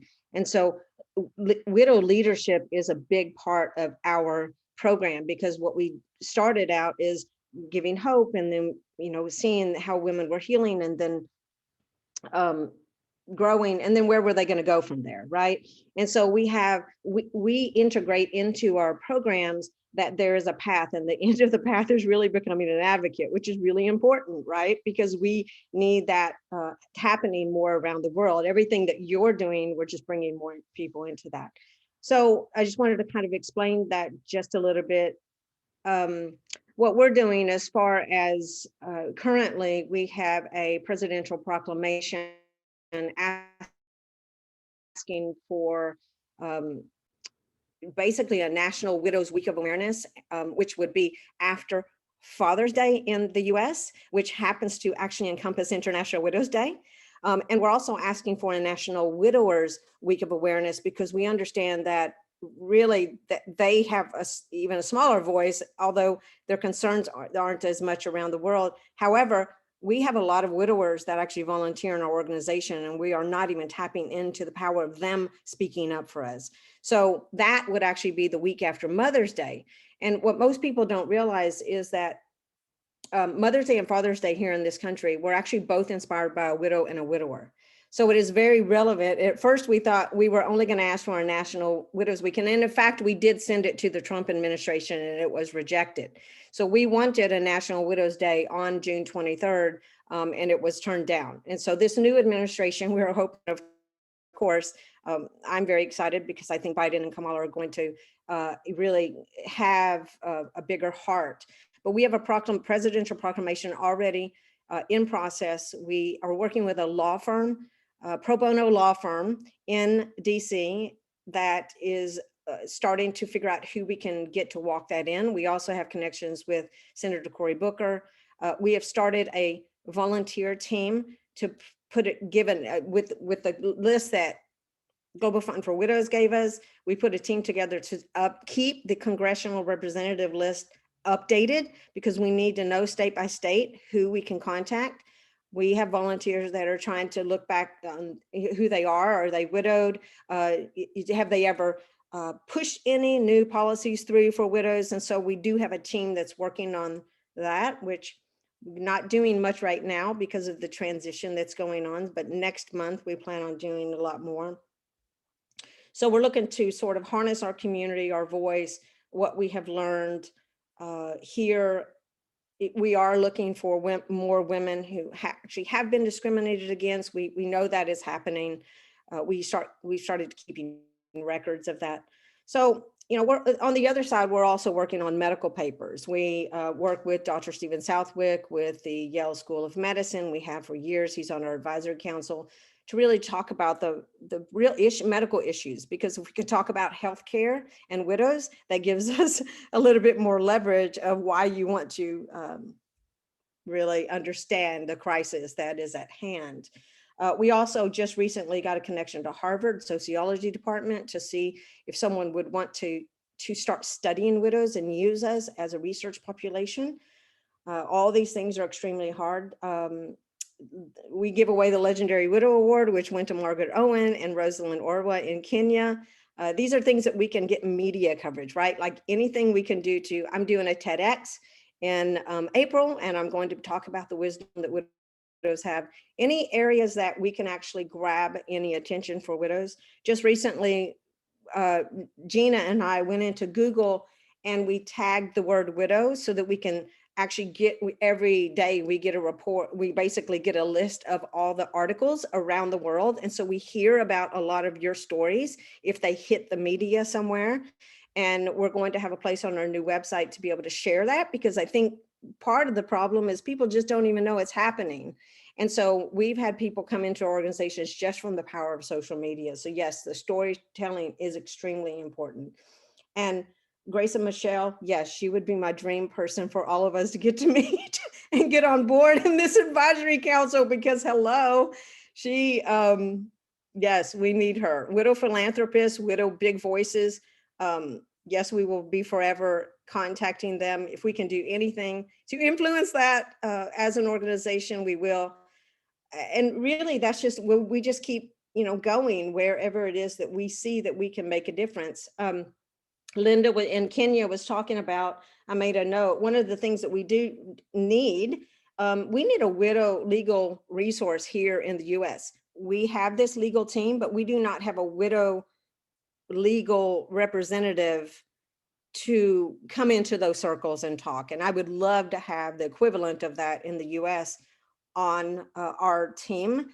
So if anyone has anyone who knows of a widow legal representative here in the US, we would love to be connected to that. A couple of the things that we're asking for after we ask for the National Widows Day of Awareness, we already know that we want an office on widowed persons with the Administration of Children and Families. These are conversations that we have already started having. The last office that was created was in 2015, which was the Office of Trafficked Persons. And we see what has happened with trafficked persons around the world in the last decade, but what they don't understand is how connected that is to widowhood. So we feel like an Office on Widowed Persons eventually needs to happen. We also feel like a Widows Caucus needs to happen in DC. That'll help move a lot of things, bring together a team in DC. But these are just things, you know, we want Family Medical Leave Act changed. We don't want bereavement leave to be 3 days anymore. It's ridiculous. We're asking for a minimum of 6 weeks. But first, we need to get this National Widows Day of Awareness, because then we're on the radar, right? So that's what we're actively working on. And it's our mission to get that completed this year. And we're just going to keep trying. Every person that we meet, we're going to present this idea, and until we get it to the president's desk, until we get it signed, until we get Kamala Harris to care about us, in starting including widows into economic and development. And that's pretty much it. We do a lot of social media. We integrate everything we do. We have Heather speak at our widow empowerment events. We serve our widows. We also develop them into leaders. And when they leave our organization, they are on fire advocates. So thank you. Thank you. And thank you for the 40,000 powerful advocates that you've inspired. And, you know, we're looking forward to changing what we do here in the US to help, you know, and inform and inspire change that we could potentially bring the US to lead for the rest of the world, which brings me to our next speaker. Thank you, Carolyn. Jack Onofrio, who is our Deputy Executive Director here at Global Fund for Widows. Jack has been instrumental in leading information and knowledge sharing at Congress. And he has been sort of the most powerful he for she in this movement in the year and a half that he's been doing this with us. So I wanted to welcome Jack, and please share with us the work that you're doing in Congress on behalf of widows internationally. Thank you, Jack. Thank you, Heather. So a little background about myself. Before I joined the Global Fund for Widows, I worked as a staffer on congressional campaigns in the state of Connecticut. So I had a little background with Congress coming into this position. And we kind of wanted to change our focus from just advocating within the UN to actually working within the US government. So about a year ago, a little over a year ago now, I moved down to DC and we started setting up meetings with the actual people who write these laws in Congress. And we made a big effort to target the people who would write laws that applied to international widows issues. So places like the Foreign Assistance Committees, the Women's Caucus, the Human Rights Caucus, and groups like that. And what we found over and over again was that they just had no idea. People were clueless as to the fact that any of this discrimination was happening. And it goes right back to the same issue we hear again and again at the UN. But at the UN, I feel like there's a lot of knowledge, but it's just pushed aside in favor of other issues. In the US Congress, there's literally no knowledge. It's completely unknown. So what I want to kind of just go through here is an overview of how you can advocate in Congress. I know it seems like an intimidating building. It's really not. And going in and meeting with these people and getting that knowledge, especially things like Margaret's dossier that just came out, in the right hands can have such a massive impact when we're talking about US foreign policy, the most powerful country in the world, and its ability to influence other countries in the developing world in the way that they take care of their marginalized groups. So I'm going to keep this kind of short because I know most people here are not going to be in DC anytime soon. But I have a short presentation here that goes over how to set up a meeting and work with the US Congress. So first thing is just setting up a meeting. You want to ideally work with someone who has legislation or bills or just an interest that's similar to the field we're working with. So for us, it was, like I said, the Foreign Affairs Committee, the Human Rights Caucus, the Women's Caucus. In the past, you could see someone like Senator Tim Kaine introduced a bill to help widows get the pension from their husbands who may have died in the military. That is the perfect type of person, because you message them, you call them up. Hi, I'm representing this organization. We saw what you've done with widows in the past. We're incredibly grateful. We'd like to talk a little more. Constituents will have the greatest impact. So if you have someone who's within that representative, within that Congress member's district, they will have the biggest impact. But that's not to say that they won't answer someone from Kenya or the UK or Nigeria. They want to learn these things, because at the end of the day, the people who are writing these bills really, really lack that direct primary source. They're hearing everything secondhand. And when they have someone who comes to them and saying, we have direct evidence of this huge issue that's going unaddressed, that's something they want to hear about. And at this point in American politics, there's a real craving for easy bipartisan things that can kind of bring people together, allow coalitions to form. And this is one of them. It's really hard to look at our cause and say, that's not a good cause. I disagree. You can't disagree. The evidence is right there. It's right in your face. So all of the contact information is online. All you have to do is call or email, ask to speak to whoever handles their foreign affairs, human rights, foreign aid, and just be persistent. And eventually you'll get put in touch with one of these people. Most likely it's going to be the scheduler on the bottom. And this kind of goes in ranking of priority from most to least in this list here within the office. You're probably not going to get a meeting with the actual member of Congress on the first try. What you'll probably end up with is a legislative assistant or a communications director, maybe a legislative director. These people, in a lot of ways, are actually more influential than the members of Congress. They spend all day going to hearings, going to meetings, going to briefings, and then they sit down and they create the list of priorities for that member of Congress. So when you get in this person's ear, you're getting ahead of the issue. So when a bigger bill comes out, a broader bill, something about, say, enforced disappearance, something about pensions, anything of the type, they have the input to say, wait a second, I talked to that person from that widows organization, we should include widows in this. And when you're persistent and you build that network, you can see using that website I mentioned on the last slide, govtrack.us, when a bill is introduced that has remotely anything to do with widows, what we want to attempt to do, and this is what we try to stay on top of, is message whoever introduced that bill, message the committee chairs that the bill has been introduced into, and say, hey, this is an awesome bill. It's really powerful. It has a lot of potential, but I don't think you realize that you left out widows and you could do so much good if you included them.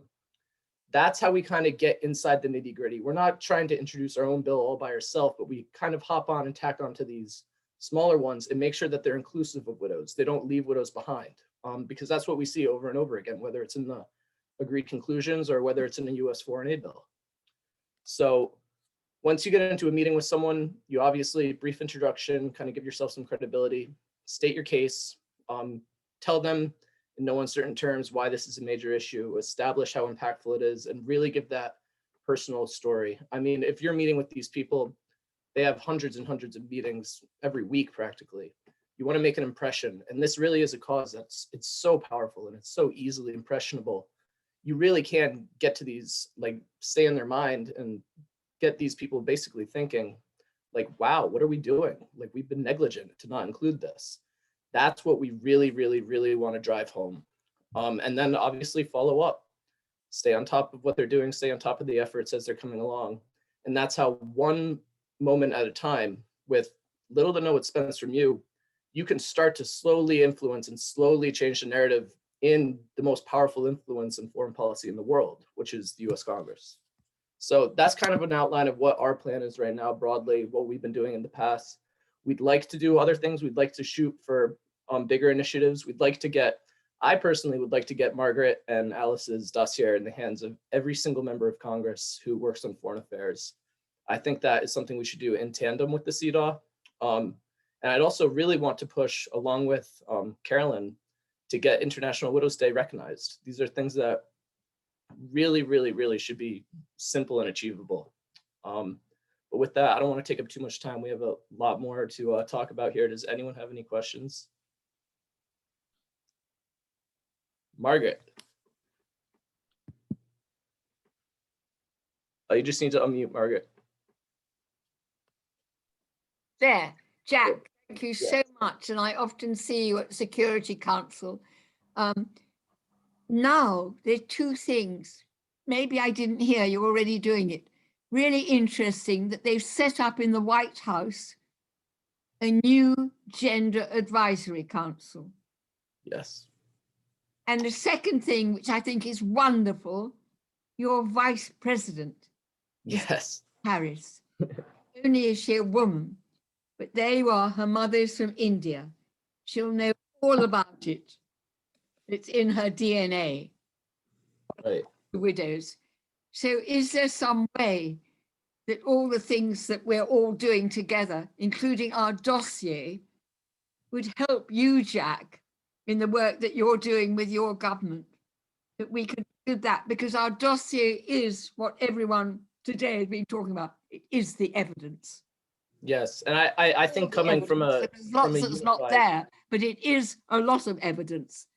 Right, and coming from that unified front, I really think is the best way to get that major change and to get into something like the Gender Equality Council in the White House. Because I mean, in the past, and our also, plan can I say add your new First Lady, Jill. Yes, and an expert on education, and she cares about the education of girls. There's another way that we can actually promote this issue, because the education of girls is so threatened by their mother's widowhood. So maybe that's another way that we could try and get First Lady to champion this. I hope that's okay to suggest that. Thank you very much, and thank you for your presentation. Thank you, Margaret. Yes. Lois, do you want to say something? You're muted as well, Lois.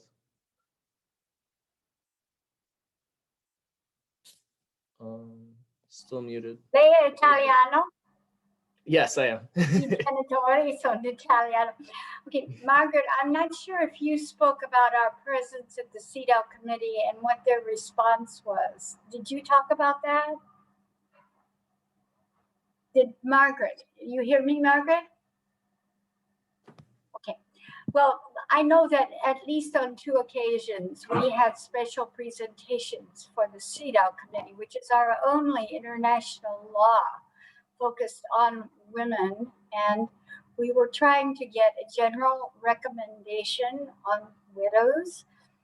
And they just haven't responded to that. They said they had one on elderly women, and well, I think most people have looked through the list of general recommendations, but I would like to know how to energize for a general recommendation on widows at the CEDAW committee. I also have a wish list that we would have an independent expert at the UN on widows, because I think that would bring into a new fora attention, the word, the activity. Indeed, the UN is suffering on funding, but, excuse me, the special rapporteurs and independent experts are not paid. They are not paid. So they are salaried, and we could still advocate for their, for one on widows. Those are just 2 thoughts. Now, Margaret, you're part of Brexit. So what my last point on my wish list is that the PowerPoint that Jack presented so well be adapted for other regions, and that we have kind of a generic lobbying text for a guide, if you will, that we would have at the European Union, because that's 27 countries, not including the UK now. That's all. Thank you, Lois. I think that's an excellent idea. I really, working with those local governments, I mean, we talk about getting into the UN and changing the narrative there. I mean, the UN narrative will shift when the missions are calling up their offices in New York and telling them to shift the narrative. So that grassroots bottom-up effort, like, is so important. But if I might say a few other words, we can link widows to such priority issues as climate change, as cities, as sustainable development. I know that many of the people who have participated in this symposium have done that, but I think, you know, focusing in on every major event that regards one of those three priority issues, to be sure there is some voice on widows on the agenda. It's a big job. It's a challenge, but that's how things happen.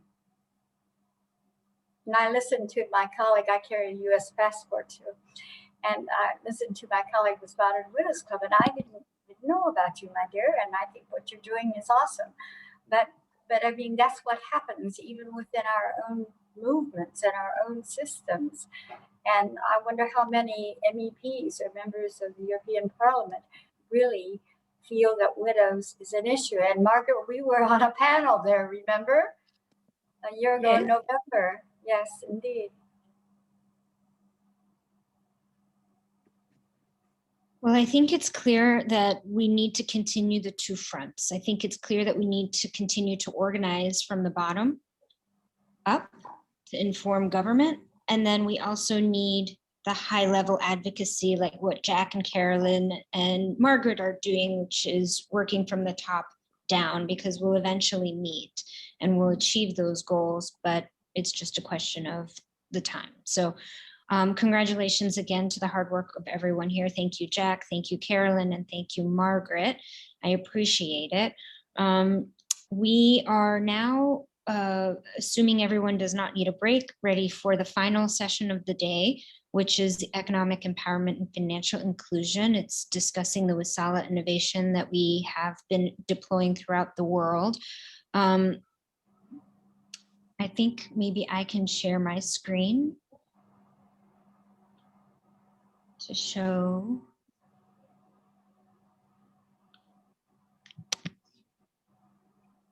That. Can you guys see this? Can you see my screen? Yeah. Okay. Yes. Thank you.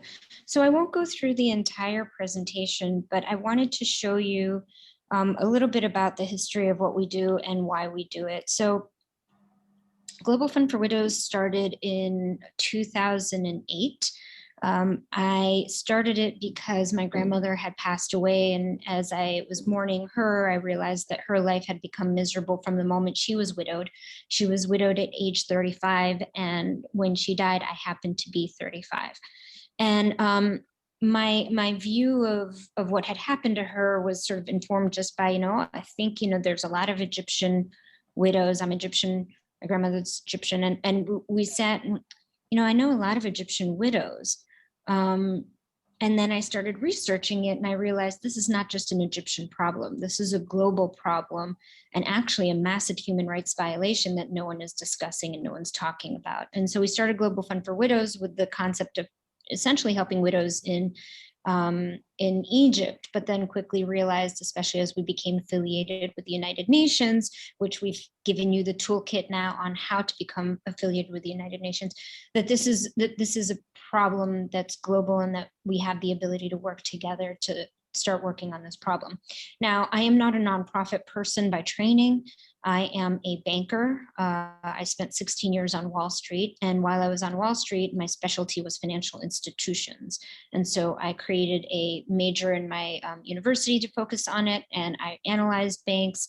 I invested in banks. I'm, fully on board on banks.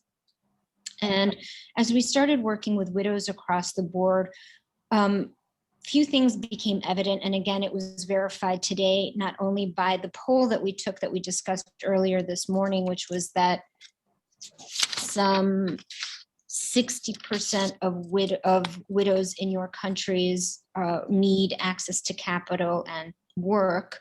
But it was also clear to us that widows needed those types of legal protections as well. But when we come into, we decided to establish basically most of our programming around economic empowerment. And then more recently, we added legal empowerment. We started building various projects throughout the developing world. And then over the course of time, we realized that the real important catalyst would be to see if we can build some kind of a financial institution for widows.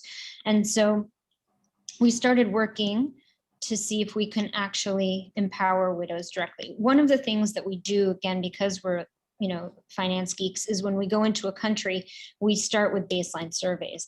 And those baseline surveys came back with something very shocking. And I think it was alluded to today from Nepal. Widows around the world are extremely young. So 53% of our widows in Egypt were actually widowed before they turned 39. And 100% of our widows in Tanzania were widowed before they turned 39, which meant that they were mothers of young children. And so the interventions they required were very different from interventions of what our preconceived notion is of, an elderly woman. And sharing that information was actually extremely important to help guide our interventions. The other thing that I wanted to show the group was that we hear you loud and clear, and we understand this issue very clear. We've been able to unpack the issue of widowhood into three main human rights abuses. The first is disinheritance, which I don't need to explain to any of you. You guys have taught me what this is. The second is discrimination. This is the institutionalized discrimination of what Fido was talking about and Linda were talking about. The courts, the inability to access justice, the inability to access critical documents, lack of social protections from governments, lack of economic opportunities because of these discriminatory behaviors from imams and churches, et cetera, et cetera. All of that institutional discrimination is another human rights violation. And then the third is harmful traditional practices, which we are all familiar with, and their horrors. What this does, what these three discriminations do, are tragically interlinked to the SDGs. And so we can't actually achieve any of the SDGs if every day we're creating a breakage in that path. Every day when a man dies and a widow is disinherited or discriminated against, or all of these situations result in actually moving us away from the SDGs and not towards it. So it's intersectional, it's tragic, it's not going to be resolved by Agenda 2030 unless widows are on that agenda. So what do we do? Global Fund for Widows is, we're business people, and so we kind of break it down to the bare bones. Let's get straight to business. Our motto and what informs our interventions is really what we call the golden rule. She who has the gold makes the rules. It's just that simple. And so what we do is we start with a foundation of what is familiar to widows in their country. All of these widows and typical countries in Africa, Asia, and the Middle East have the unbanked portion have savings and loan types of savings plans and schemes, table banking, Vikoba, Wasala, Ususu. Everyone has a good understanding of how to do these simple table banking programs. And so what we did is we took that model of village savings and loan, Ususu, Vikoba, and we decided to put it on steroids. So we have our partners in the field organize widows, and it goes back to organization and how important the organization is. Go back to your widows, organize them in groups of 25. Start talking to them about the mechanics of banking and how we build these wasalas. And we called these banks, by the way, the Widows Savings and Loan Associations, or wasalas for short. We start training them on how to save, on how to purchase shares, on how to pay back interest, on how to do all of the different types of banking mechanics. And then we encourage them to save whatever the equivalent is of 1/3 the amount they need to start a business.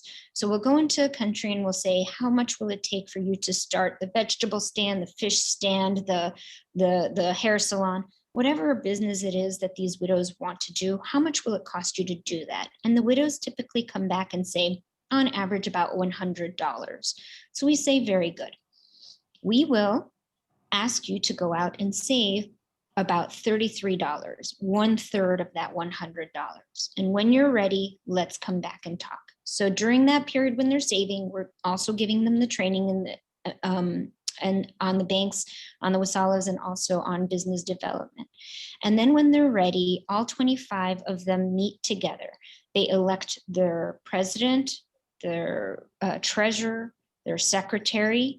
They register their bank as a self-help group or whatever other way that they can register it in order to make it, again, as I think we alluded to today, an official government entity, or within the government officially recognized, which is in and of itself empowering. And then once the widows come and bring that $1 or that $33 to the bank, Global Fund for Widows gives them $2. So we give them $67 and that goes into the bank. So the widow puts $1, Global Fund for Widows puts $2. Immediately the widow has doubled her net worth. And immediately the widow has that $100. She doesn't need to wait a month or 2 or 5 in order to take her turn in collecting that $100. She has that $100 that she can go out immediately and borrow from her bank to go out and start her micro enterprise. When she's ready and when she's collecting her profits from her bank, she comes back to the bank and she pays down her loan. As she's paying down her loan, she's paying herself the interest because she's not giving it to a microfinance institution. She's giving it back to the bank that she owns. And so that interest income goes in and increases the capital of the bank. In addition to that, what we know is that the first thing widows do is that they make sure their children, once they're economically empowered, they make sure that their children go back to school. Then they increase the nutritional and health status of their families. And we know from our surveys that their increase in spending goes up by a minimum of 30%. So once they have improved the health and nutrition of their family, ensured that their children are in school, they'll increase the stability of their home. They'll improve it in one way, shape, or form. And then with the excess profits, what do? They bring those profits back to the bank and they say, I have excess funds. I'm going to put it back in the bank and I'm going to take more shares. I will purchase more shares. She is saving and increasing her wealth at the same time. As she increases the wealth and she puts more money in the bank, everybody in the bank now can borrow more money. So now their loans are growing, the size of their loans are growing, which means the interest income on the bank capital when they return it to the bank increases as well.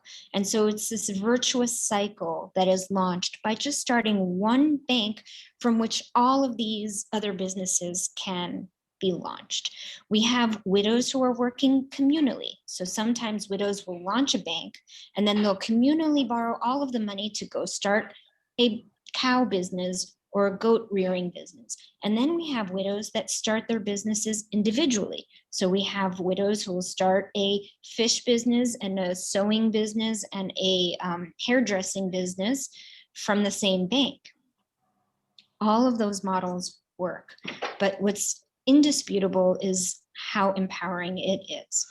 What we've done in Kenya and we're working on in other countries is not only just the economic empowerment, but now we're layering in legal empowerment. You heard today from Linda what it is that we're doing in Brook Banks in Kenya, which now, by the way, we have 37 Brook Banks in Kenya. That they are not only, meeting every other week, but they're also receiving all of this training. Once they receive the training in these 6 modules of training, the widows get a certificate that they are now community paralegals. What does that mean? Well, with community paralegal status, they are now responsible for educating 5 other members of their community, but they're also as a group, as that Wasala group, responsible for engaging with duty bearers. And those duty bearers could be the imam, could be the chief, could be the priest, could be a member of Congress, or could be your minister. And it's working successfully. Let me see. This is an example of one of the banks that we have. This is actually one of the first banks that we have with our partner CTWU. With CT Wu, this is what a bank looks like. They started with $2,500. At the end of the first year, they ended with savings of $5,000, which is 5x, 500 times, 500% more than what their initial investment was. They're worth $5,000. So what are these widows going to do with $5,000? They're starting a communal mill within their own urban slum. So not only do they have their individual businesses, but now they've grown into a communal business as well that will continue to generate capital. $5,000 for a commercial bank is interesting money. That's an interesting loan. And so we're starting to get widows power. This is just a chart that shows a little bit of how we expected the results of the Wasala to pan out. So in the first year, we expected widows to be able to save, around the order of, $2,700, or to have at the end of the year, they would close out the bank with $2,700. And by the end of 5 years, they have the potential to grow it to about $10,000. So meaningful money, meaningful opportunity as a catalyst. This is a bank, I should say, this is an example of one of the first banks that we started in Kenya. They were videotaping the capitalization of the bank, and then something surprising happened. That is the bank.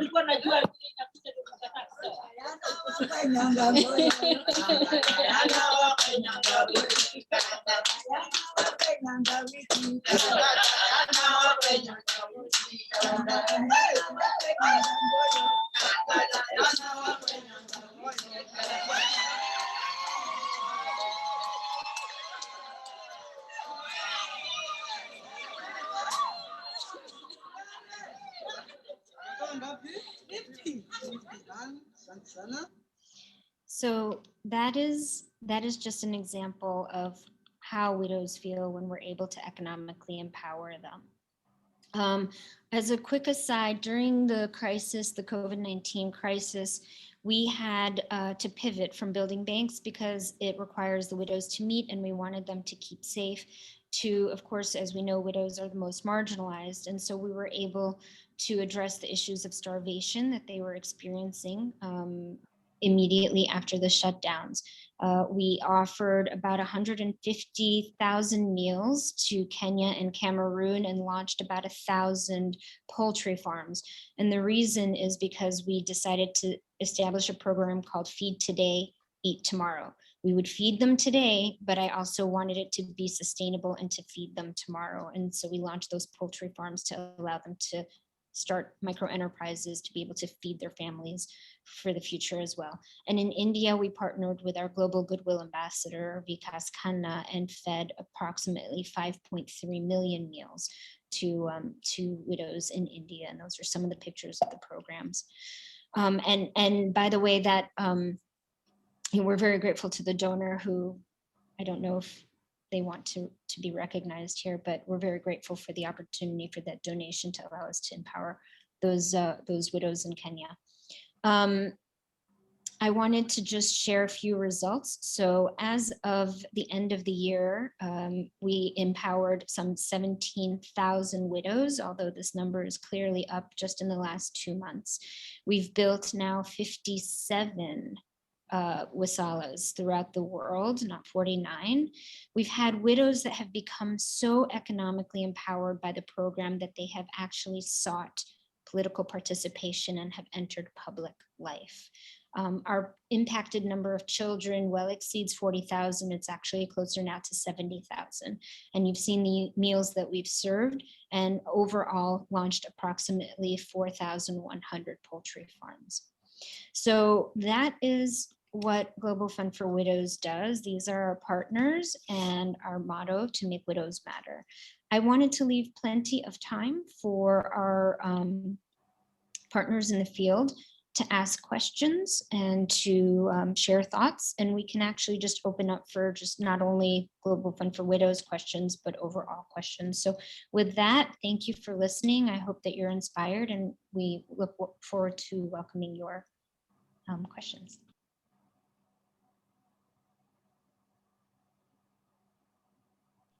Mess, how are you? Yes, I'm good. And how are you? Good, thank God.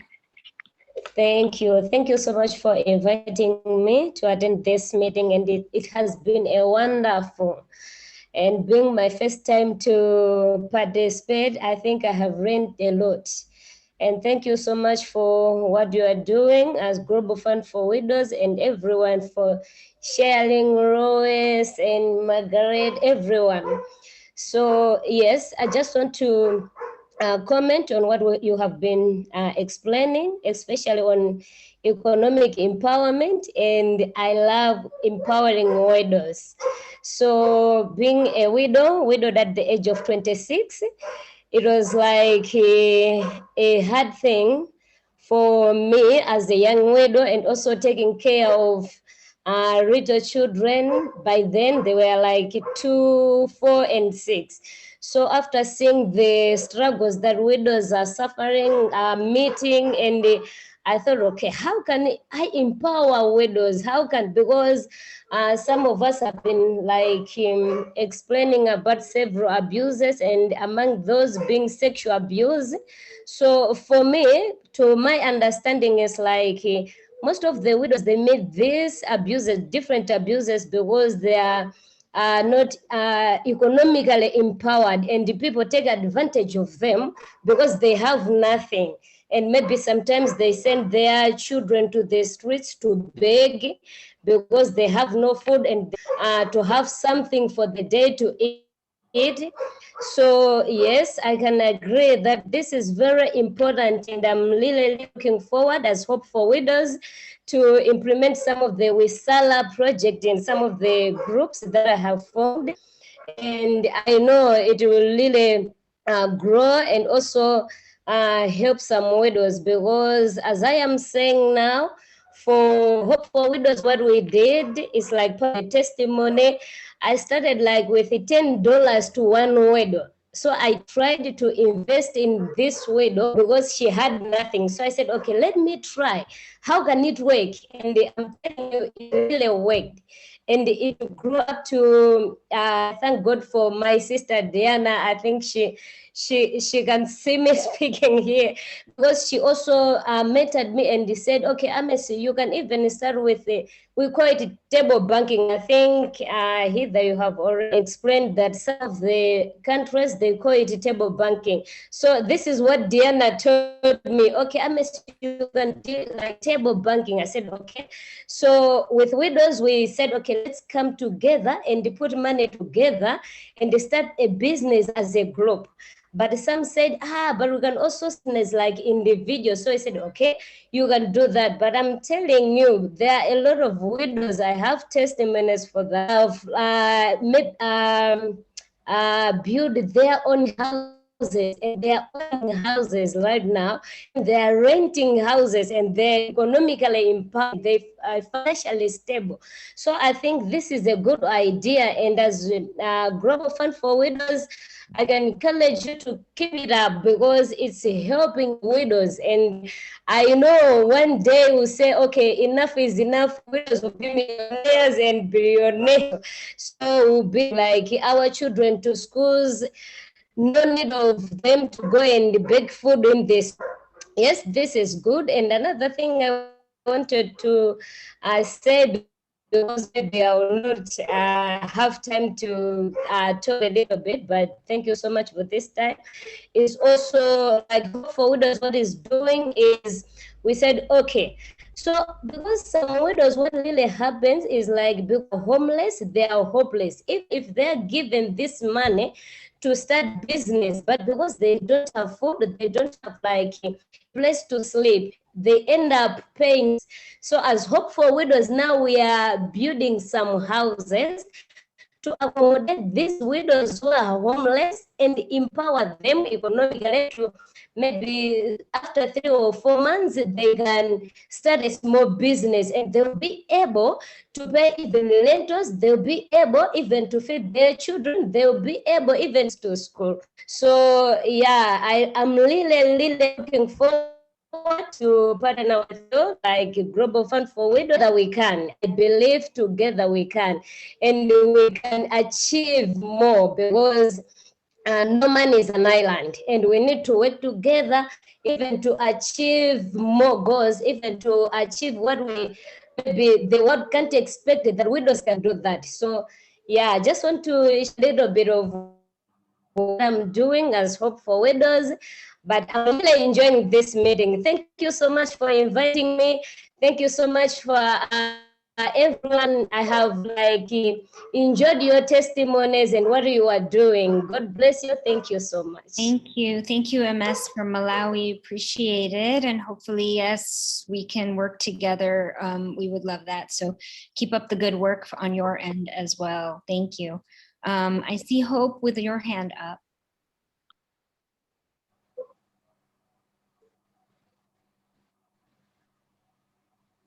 Hope, if you unmute yourself. Oh, sorry, I didn't know. What's the question? You know, when you approached me with this, it was the first thing we discussed about. It was finding the database. You know, it was part of the thing that motivated my looking into look for a database. Sorry, I'm in a car. I'm going home from work. That's why I'm not connected to pick my video. And my question is this: you know, I kept mentioning to you that Nigeria is multi-functional tribe, everything massive compared to Kenya and some of these African you are saying. And I have been talking to widows. We've been planning how do we bring in, because one of the things I have believed and I have been angry with so many people is this idea of, you say you're empowering the widows, you share their rights and give them cloth. It has been, so that's one of the things that drew me to what you're saying is you said to me, you are going to give me loan to do business, for example. So which is part of the things I know I lacked in my youth, in my younger years. So what I want to ask you now is this. I've been listening to this. In fairness, I've tried to read this, your model, to understand it myself, because before you can market something to somebody, you have to understand it. Let's take, for example, now I say, okay, I have these 25 widows we want to start. Do we go through our banking system? Good. So no, this is for the unbanked. So it's for the widows who are nowhere near banking systems. It's a solution essentially that we created to address a few things. Microfinance did not address, right? So microfinance typically would address the size of that $100 loan. But the problem with microfinance is that it would require the widow to show up with collateral, and it would require her to show up with a male co-signatory, both of which the widow no longer has. So we decided that's not sufficient.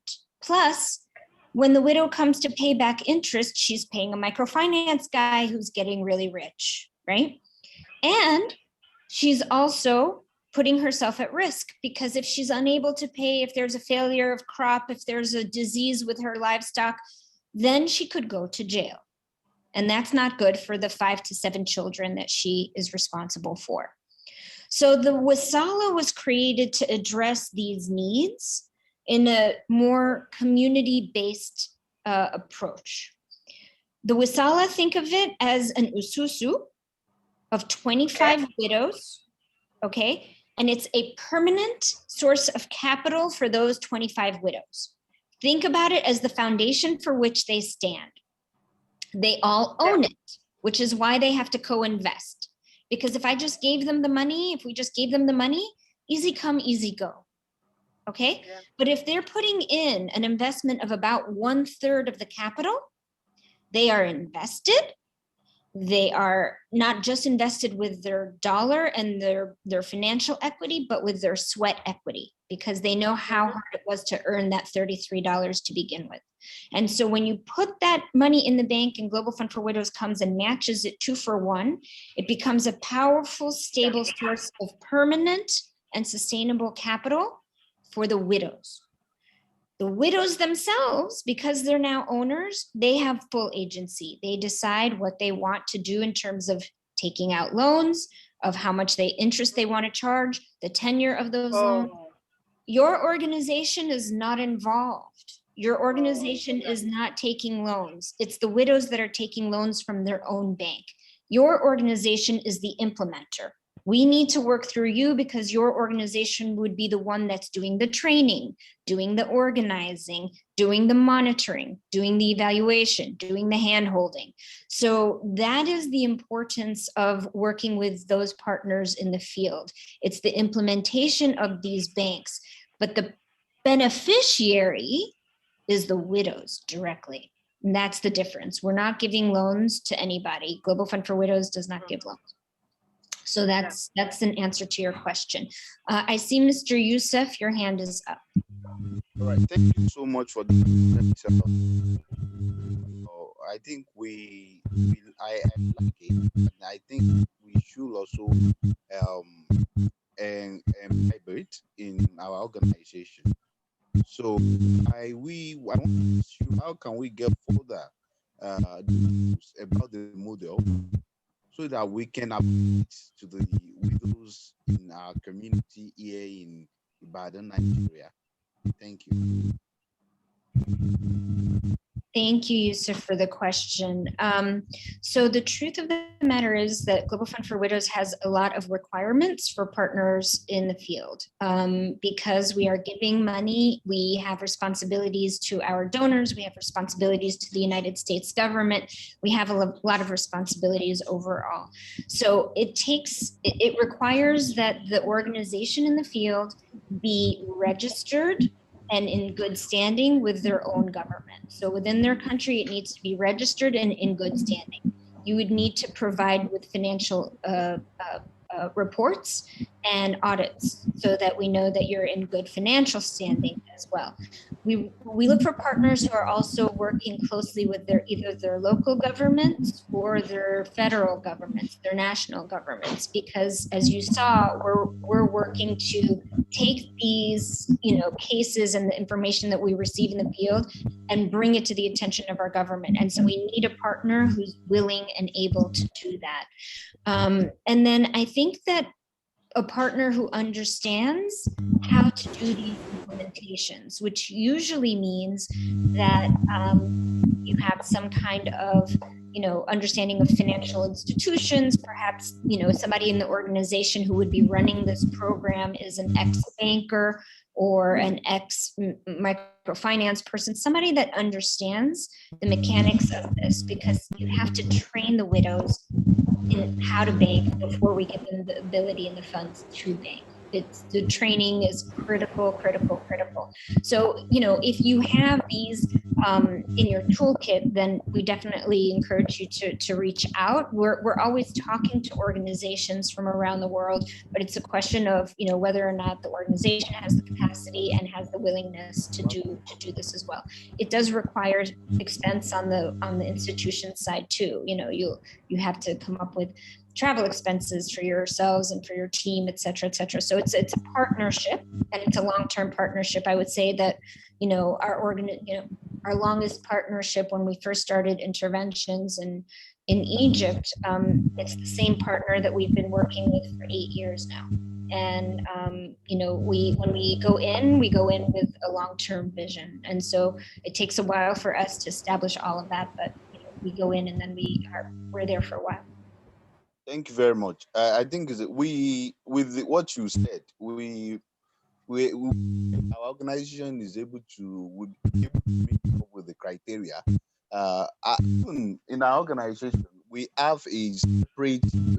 We open a bank, the commercial bank, whereby we give interest. We deliberately set up that account for borrowing So whoever any widow that is into petty trading, we give them loan, non-interest loan, and they pay it back into their account. So we have a, but I think if we can vibe though, it will go a long way. We'll be able to make more impact. Thank you.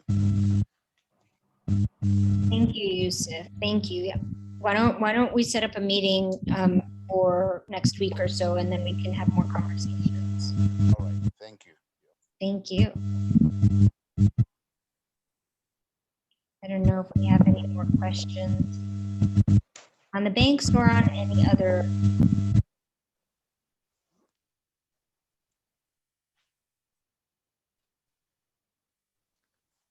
Well, I think that it has been an enriching conversation. I'm very happy that we were able to meet today in our first ever global Widowhood Summit. I hope that it was enriching for all. And we are, I think that we built in a lot of time for question and answers. So if there are none, we can ask Lois to end with her beautiful poem on widowhood. And just in final closing, please continue to do the great work that you're doing in the field. Please continue to do the great work, partners at the UN and CEDAW and US Congress. And hopefully one day, and I'm thinking it will be soon, that we will be able to make the issue of widowhood a thing of the past. Oh, hope we have a hand up. Please go ahead. It was an error, sorry. I was trying to read the message. Okay, no problem. Okay, well, with that, I'd love to invite Lois to end our session today with her beautiful poem. Lois. Thank you very much, Heather. I want to say again that the reason I wrote this poem is because I was searching for a poem about widows and didn't find one.